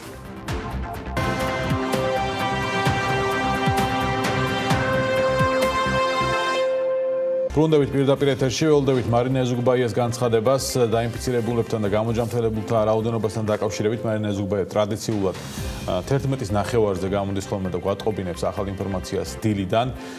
არ ვიცი გვაქვს თუ არა შესაძლებლობა უკვე ჩავთვალოთ თუ არა ალბათონი მარინა პირდაპირ ეთერში ჩაერთოს ტელევიზიას, თუმცა გეტყვით რომ შემდეგი ჩვენი საქმიანი დილის ბოლო ბლოკის თემები არის ძალიან მნიშვნელოვანი, მათ შორის ვისაუბრებთ ტყეში ხანძრების პრევენციაზე, საგაზაფხულო სამუშაოების მოახლოებასთან ერთად და მას შემდეგ რაც ადამიანები დაიწყებენ უკვე ტყეებში ასე ვთქვათ გასვლას სამინდების გამოსვლასთან ერთად იზრდება რისკი რომ ადამიანების რაოდენობით გაჩნდეს ხანძრები. გარემოს დაცვის და სოფლის მეურნეობის სამინისტრო ამ მიმართულებით საინფორმაციო კამპანიას აწარმოებს, რომლის შედეგებიც იმედია წელს იქნება კარგი და არ მივიღებთ იმ სურათს, რომელიც გქონდა წლების წინ, ჩვენ გახსოვს დიდი ხანძრებით, მათ შორის საქართველოში, რომელსაც ტრაგიკული სურათი და შედეგები მოჰყვა ეკოლოგიური მიმართულებითაც. უსმენთ მოკლედ მარინა ეზუგბაიას და გებრუნდებით ეთერში. გუშინდელი დილის მონაცემებით ყავდა 702 დადასტურებული შემთხვევა. გაგვემატა 11 და ამჟამად არის 713 დადასტურებული შემთხვევა. გამოჯანმრთელებულების რიცხვი იყო 456. გამოჯანმრთელდა დამატებით კიდევ 19 პაციენტი და ეხლა ამჟამად არის 475 გამოჯანმრთელებული. დღევანდელი მონაცემებით COVID ცენტრებში მკურნალობს 226 პაციენტი. გამოჯანმრთელებულს სხვაობა ამათ შორის გამოჯანმრთელებულებსა და მკურნალობაზე მყოფ პაციენტებს შორის უკვე ისეთია, რომ თანაფარდობით გაიზარდა გამოჯანმრთელებულების რიცხვი არის 227. ეხლა 11 ახალი შემთხვევიდან შეგვიძლია ვთქვათ, რომ ყველა ცნობილი წყაროა ამ პაციენტების 9-11-დან არის ბოლნისი და ეს არის ორი სოფელი გეტა და მუშევანის დადასტურებული შემთხვევები. ესენი არიან არსებული დადასტურებული შემთხვევების კონტაქტები.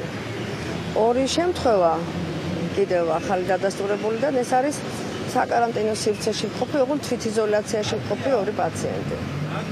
ეხლა ჩვენი სტაციონარის მდგომარეობა ამ 11 პაციენტიდან ჩვენთან ახალი პაციენტი არ მოთავსებულა, არ გადმოუყანიათ.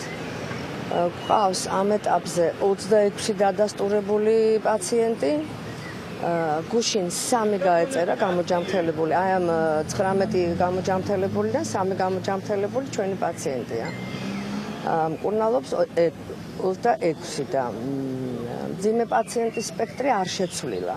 კვლავ 2 მძიმე პაციენტი გვყავს. განსხვავება ერთი რამ არის რომ ის კრიტიკული პაციენტი, რომელიც აი ამდენი ხნის განმავლობაში იყო პროგნოზულად არაკეთილსაიმედო, უკვე რამოდენიმე დღეა მისი მდგომარეობა იმდენად დასტაბილურებულია და ყოველდღიურად უმნიშვნელო, მაგრამ გაუმჯობესება შეინიშნება, რომ ალბათ პროგნოზე შეგვიძლია ვილაპარაკოთ, რომ კეთილსაიმედო უნდა იყოს, მაგრამ დაველოდოთ კვლავ მოვლენებს. მეორე პაციენტი შედარებით ახალი პაციენტი, რომელიც არის მძიმე, ჯერჯერობით კვლავ მძიმედ რჩება, მისი მდგომარეობა არასტაბილურია, მას utardeba მკურნალობა ყველა მიმართულებით და იმედი გვაქვს, რომ დაემორჩილება მკურნალობას, პროგრესირება აღარ გამოვლინდება, არ განვითარდება და მასთანაც გამოსავალი ალბათ კეთილსაიმედო უნდა იყოს. Მარინა ზუგბაიას უსმენდით 11 დადასტურებული შემთხვევა დაგვემატა COVID-19 ინფიცირების, ასევე გამოჯამდებულთა რაოდენობა ზაბედნიეროდ უსწრებს დადასტურებულ შემთხვევების რაოდენობას, ის არის +19. განვაგრძოთ ჩვენ საქმიან დილას, აქტიური საგაზაფხულო სამუშაოების და ჰაერის ტემპერატურის მატებასთან ერთად მნიშვნელოვნად იზრდება ხანძრების რისკი, გვახსოვს საშინელი ტრაგედიები და ათასობით განადგურებული ჰექტარი, რომლის აღდგენას ათეულობით წელი სჭირდება, მისი განადგურება კი ერთი ადამიანის პატარა შეცდომას შეიძლება მოჰყვეს. ან დაუდევრობას. გარემოს დაცვის და სოფლის მეურნეობის სამინისტრომ მოუწოდებს მოსახლეობას კერძო საკუთრების სასოფლო სამეურნეო ნაკვეთებზე, საძოვრებსა და სათიბებზე საგაზაფხულო სამუშაოებისას არ დაწვან ნარჩენები, რადგან ქმედებამ შესაძლოა ხანძრის გავრცელება გამოიწვიოს და სავალალო შედეგებამდე მიგვიყვანოს. ტყეში ხანძრის გამომწვევი ძირითადი მიზეზი ადამიანთა დაუდევრობაა. რა წესები არსებობს და რა უნდა ვიცოდეთ კოცონის დანდებისას, ასევე როგორია პასუხისმგებლობა კანონის და წესის დარღვევისთვის. ნათია იორდანიშვილი, ეროვნული სატყეო სააგენტოს უფროსის მოადგილე გვერდება პირდაპირ ეთერში. ნათია, მშვიდობის, მადლობა რომ ხართ ჩვენს გადაცემაში. მოგესალმებით, მივესალმებით. მნიშვნელოვანია საინფორმაციო, ასე თქვათ, კამპანიის წარმოება ამ მიმართულებით, მით უმეტეს როგორც ვახსენე, რისკი იზრდება, რა ტიპის წესები და პრევენცია არსებობს იმისთვის, რომ დავიცვათ საკუთარი ტყეები და მოსახლეობა ხანძრებისგან. დიახ, ტრადიციულად ამ პერიოდში, როდესაც გვიახლოვდება აქტიური დასვენების პერიოდი, მაღალი ტემპერატურა, გარემოს დაცვისა და სოფლის მეურნეობის სამინისტრო იწყებს ხოლმე საინფორმაციო გამაფრთხილებელ კამპანიას, რომ კიდევ ერთხელ შევახსენოთ მოსახლეობას იმ მართლაც მარტივი წესების შესახებ, რომელიც არსებობს და მათი დაცვა არც თუ ისე ძნელია. წელს ვფიქრობთ, რომ ეს მდგომარეობა, რომელშიც ვიმყოფებით, კიდევ უფრო საყურადღებო იქნება, რადგან ამდენი ხნის ჩაკეტილობის შემდეგ ნამდვილად ბევრ მოქალაქეს გაუჩნდება სურვილი, რომ გარემოში გაატაროს უფრო დიდი დრო და რეკრეაციულ ადგილებში და ტყეში ვფიქრობთ, რომ მოიმატებს დატვირთვა და შესაბამისად ძალიან მნიშვნელოვანია, რომ ვიყოთ ყველა ფრთხილად. რაც შეეხება წესებს, ეს გახლავთ მართლაც, რომ ძალიან მარტივი წესები.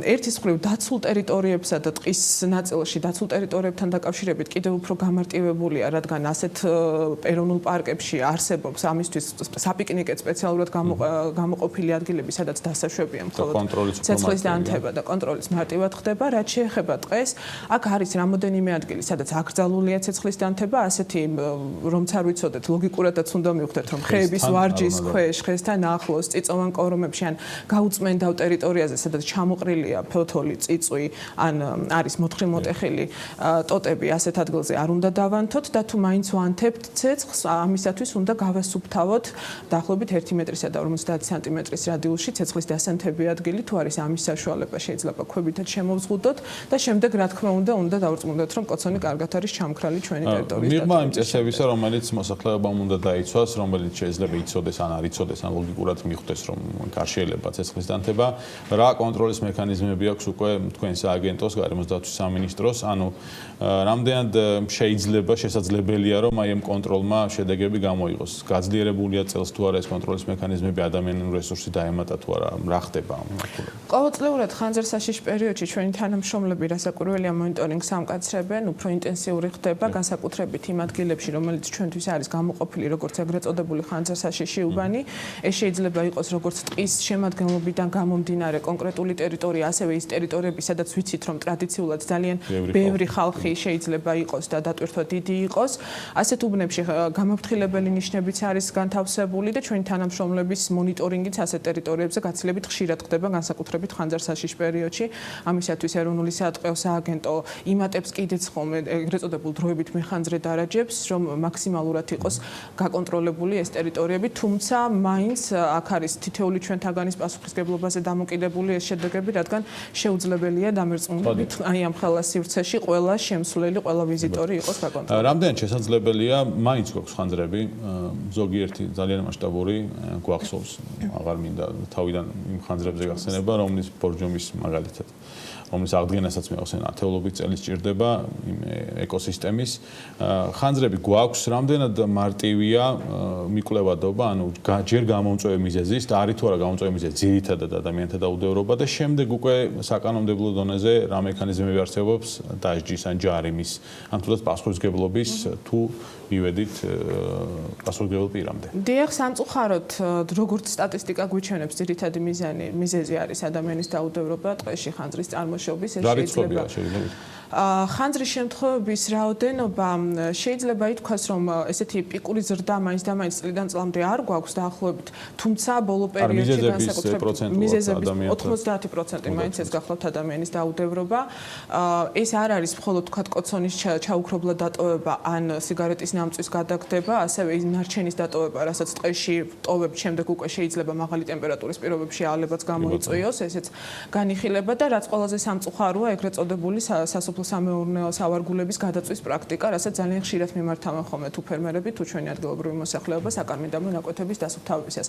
ასეთ შემთხვევაში მიკვლევადობა შედარებით გამარტივებულია, დასჯის ფაქტებიც რასაკვირველია არსებობს, სანქციებს რაც შეეხება ტყეში ცეცხლის გაუფრთხილებლობად მოპყრობით ზიანი ორ ნაწილად იყოფა, ერთი გახლავთ ადმინისტრაციული ჯარიმა 100-დან 200 ლარამდეა, თუმცა ყველა კონკრეტულ შემთხვევაში ემატება გარემოზე მიყენებული ზიანი, რომელიც სპეციალური მეთოდოლოგიით ხდება გამოთვლა და 1000 ლარის ზემოთ უკვე სისხლის ამართლის პასუხისმგებლობა. თუმცა არის კიდევ ერთი მუხლი, რომელიც უკვე განზრახ გაუფრთხილებლობა და განზრახ ქმედების ნაწილში აქ უკვე პატიმრობა გახლავთ 4-დან 8 წლამდე.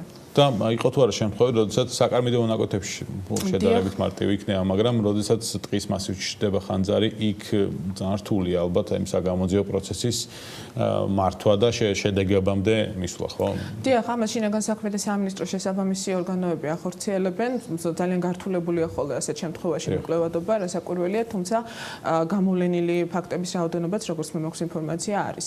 ჩვენი მთავარი მიზანი არ არის დასჯა, ჩვენი მთავარი მიზანია, რომ არ მივიდეთ აქამდე, შესაბამისად, აი ეს კამპანიაც და ყოველწლიურად ჩვენი მოწოდებებით ამას ემსახურება, რომ გავფრთხილდეთ, სანამ იმ შედეგებს თქვენ ძალიან ბევრჯერ ახსენეთ, ბორჯომის ხანძარი, სანამ შეუქცევად შედეგებს არ მივიღებთ.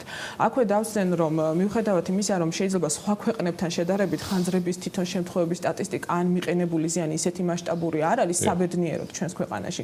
თუმცა ეს არ გვაძლევს დამშვიდების საშუალებას, მოგეხსენებათ ადამიანის გარდა ჩვენ ვცხოვრობთ კლიმატის ცვლილების ეპოქაში, თვალსაჩინოა უკვე კლიმატის ცვლილების ნიშნები და ყველაზე კარგი ინდიკატორი კლიმატის ცვლილებისა არის ხანძრის შემთხვევების სიხშირე და შემდეგ უკვე გართულებული მართვა ხანძრის შემთხვევაში. ამიტომ ორმაგი სიფრთხილე გვმართებს, ორმაგი ყურადღება გვმართებს და ამ ნაწილში ვერც მეხანძრე და ვერც მეტყევე ვერ იქნება მხოლოდ გარანტია, აქ არის თითოეული ჩვენთაგანის ესეთი თანამშრომლობის და პასუხისმგებლობის. იმედია არ მივიღებთ იმ მასშტაბურ ხანძრებს როგორც ქონდა წინა წლებში, იმედია ეს მონიტორინგი საინფორმაციო კამპანიის შედეგს გამოიღებს. მადლობა სტუმრობისთვის თქვენ წარმატებები მინდა გისურვოთ ჯანმრთელობა. ნათი იორდანიშვილი ეროვნული სატყეო სააგენტოს უფროს მოადგილე იყო საქმიანი დილის პირდაპირ ეთერში. ჩვენ კიდევ ერთი სტუმარი დაგვრჩა საქმიანი დილის ბოლოს უახლესი ტექნოლოგიური ტენდენციების შესახებ დისკუსიები, ბიზნესის მფლობელებისთვის პრაქტიკული რჩევები, სხვადასხვა ინოვაციურ სფეროში კარიერულ გზასთან დაკავშირებული რჩევები. საქართველოში 29-31 მაისს ბიზნესისთვის ონლაინ ტექნოლოგიური კონფერენცია Tech Touch-ი გაიმართება. 29-31 მაისს 20-ზე მეტი სპიკერი საქართველოსდან და უცხოეთიდან ჩაატარებს ონლაინ ლექციებს და პრაქტიკულ ვორქშოპებს, რათა გაგვიზიარონ უახლესი ამბები ტექნოლოგიების, ინოვაციების და ბიზნესის სამყაროში. კონფერენციის მიზნებზე, სპიკერებზე, ტექნიკურ დეტალებზე Tech Touch-ის დამფუძნებელი ბექა კვარცხავა მოგუყვება. ბექა, დილა მშვიდობის, მადლობა თქვენი დროისთვის. დილამშვიდობისა. პირველ რიგში Tech Touch-ის მიზნები რომ გითხრა, 29-31 მაისს რა ელოდებათ დაინტერესებულ ადამიანებს, ბიზნესებს და სტარტაპებს. Tech Touch-ის მიზანია რომ მაქსიმალურად დავეხმაროთ როგორც ქართველებს, ისე ჩვენი community-ის წევრებს, ყველა მონაწილეს, რომ ტექნოლოგიების მიმართ უფრო აიმაღლონ ცოდნა, მოგეხსენებათ სამუშაო ადგილების პრობლემა დგას. ასეთ პირობებში უფრო გართულდა, თუმცა ჩვენ მთელი პანელი გვექნება დათმობილი კოსმოსზე და იმ შესაძლებლობებზე ბიზნეს განვითარების კუთხით თუ რა შეიძლება გავაკეთოთ კოსმოსის მიმართულებით იქნება NASA-ს ყოფილი ასტრონავტი და SpaceX-ის ერთ-ერთი წამყვანი პილოტი, ასე ვთქვათ, მთელი პანელი დაეთმობა ამას, ასევე იქნება Lenovo, Samsung-ს ექნება სპეციალური შეხვედრები სტარტაპებთან, რომ რადგან დაინტერესებულები არიან ისინი სტარტაპ პროდუქტებით. ვფიქრობთ, რომ მსგავსი ტიპის ინფორმაციული შეხვედრები მიუხედავად იმისა, რომ სოფლიო იქნება ონლაინ, ვფიქრობთ, რომ მაინც ასარგებლო იქნება ჩვენი მოსახლეობისთვის. კი ბატონო. როგორ უნდა მოხვდეთ კონფერენციაზე, ბექა? ტექ-ტაჩის ზემონაწილეობა შეუძლიათ ადამიანებს ბილეთების საშუალებით. touch.g/tex-ზე არის განთავსებული ყველა ინფორმაცია, ისინი ავტომატურ მეილს მიიღებენ და მეილის საშუალებით მოხვდებიან სპეციალურად შემუშავებულ პლატფორმაზე, სადაც მაქსიმალურად ვეცადეთ, რომ იგივე გამოცდილება, რაც ჩვენ რეალურ ღონისძიებებზე გვაქვს, ვირტუალურადაც გადმოგვეტანა და იქნება როგორც სტრიმი გამოსვლების, ასევე იქნება one-to-one, ანუ ერთ-ერთზე შეხვედრების ალტერნატივა ვიდეო კოლის სახით, იქნება ინტერაქციები ჩათის სახით და მაქსიმალურად ვეცდებით, რომ ის განწყობები შემოვიტანოთ ონლაინ, რაც ჩვენ რეალურ ურთიერთობებს გვაქვს. ანუ 29-31 მაისში ჩატარდება, დღეების მიხედვით იქნება დაყოფილი შეხვედრებისთვის ცალკეულ დრო იქნება ალბათ გამოყოფილი და შესაბამისად ონლაინ კონფერენციებისთვის ლაივ რეჟიმში. ამ შემთხვევაში, ვთქვათ, ვინ არის თქვენი მიზნობრივი აუდიტორია? მე ვახსენე ბიზნესებისთვის, იქნება ეს სტარტაპერებისთვის, დაინტერესებული ადამიანებისთვის, დღევანდელი გამოწვევებიდან გამომდინარე, ვინ შეიძლება კიდევ იყოს თქვენი მიზნობრივი აუდიტორია? ჩვენი მიზნობრივი აუდიტორია არიან ის ადამიანებიც, რომლებიც არ არიან ტექნოლოგიებში, თუმცა გამომდინარე ბიზნეს პროცესებიდან აქვთ საჭიროება გარკვეული სახის ტექნიკური გადაწყვეტილებებიდან ერგონ კომპანიაში. ასევე რა თქმა უნდა ეს ყველა სპიკერი აქტიურად ეძებს და სურს თანამშრომლობა ისეთ კომპანიებთან, რომლებსაც უკვე აქვთ გადადგმული რაღაც გარკვეული ტიპის ნაბიჯები ტექნოლოგიების მიმართულებით. შესაბამისად ვფიქრობთ, რომ ყველა ბიზნესის იმ მიმართულებას, რომელიც ეხება მანქანურ სწავლებას, ხელოვნური ინტელექტის ბიზნეს პროცესებში დანერგვას, ეს ეხება ტურიზმს, კიბერუსაფრთხოებას, ყველასთვის თავისუფლად შეუძლიათ ადამიანებს დაესწრონ, მთელი დღე დაუთმონ და სხვადასხვა ტიპის აქტივობებით, გარდა თოქებისა და ვორქშოპებისა, მაქსიმალურად ჩაერთონ ინფორმაციულ პროცესში, რომელსაც 3 დღის განმავლობაში მიიღებენ. ბექა, ბოლო პერიოდში უკვე რამდენიმე თვეა ეს დისტანციური მუშაობა, დისტანციური კონფერენციები, შეხვედრები და ასე შემდეგ არის ძალიან აქტიური, აქტუალური. ამ შემთხვევაში რა ტიპის გამოცდილება დაგროვდა? იქნება თუ რა ამ გამოცდილებაზე საუბარი, როგორ შეიძლება ამ ყველაფრის დახვეწა, გამოყენება და შესაძლებლობა ქცევა რეალურად შეიძლება თითოეული ადამიანისთვის. ჩვენ ვიცით კონკრეტული პროგრამები, რომელიც პანდემიის პირობებში მათზე მოთხოვნა გაიზარდა, მათი ფასი გაიზარდა და ასე შემდეგ. რა თქმა უნდა, არსებულმა სიტუაციამ უფრო გაზარდა მოთხოვნა, ასე ვთქვათ, დისტანციურ სამუშაოებზე და დისტანციურად პროცესების მართვაზე. ჩვენი სფეროსთვის თითქმის არ არის გასაკვირი, რადგან წინა ღონისძიებაზე main touch-ი რაც ჰქონდა, ყავდა სპიკერი TopTel-დან, TopTel არის პლატფორმა დისტანციური სამუშაოებისთვის. ყველა თანამშრომელი, როგორც კომპანიის წარმომადგენლები, ისე თვითონ პლატფორმაზე არსებული შემსრულებელი თუ დამსაქმებელი ყველა დისტანციურად აკეთებს პროცესს. შესაბამისად, ჩვენ უნდა ვიცოდეთ, როგორი პრინციპები და რა ტექნიკური გამოცდილება უნდა გქონდეს ამ მიმართულებით, რადგან როგორც TopTel იძახდა, მათი მონაცემთა ანალიზის შედეგად 2027 წელს თითქმის ყველა დისტანციურად ვიქნებით.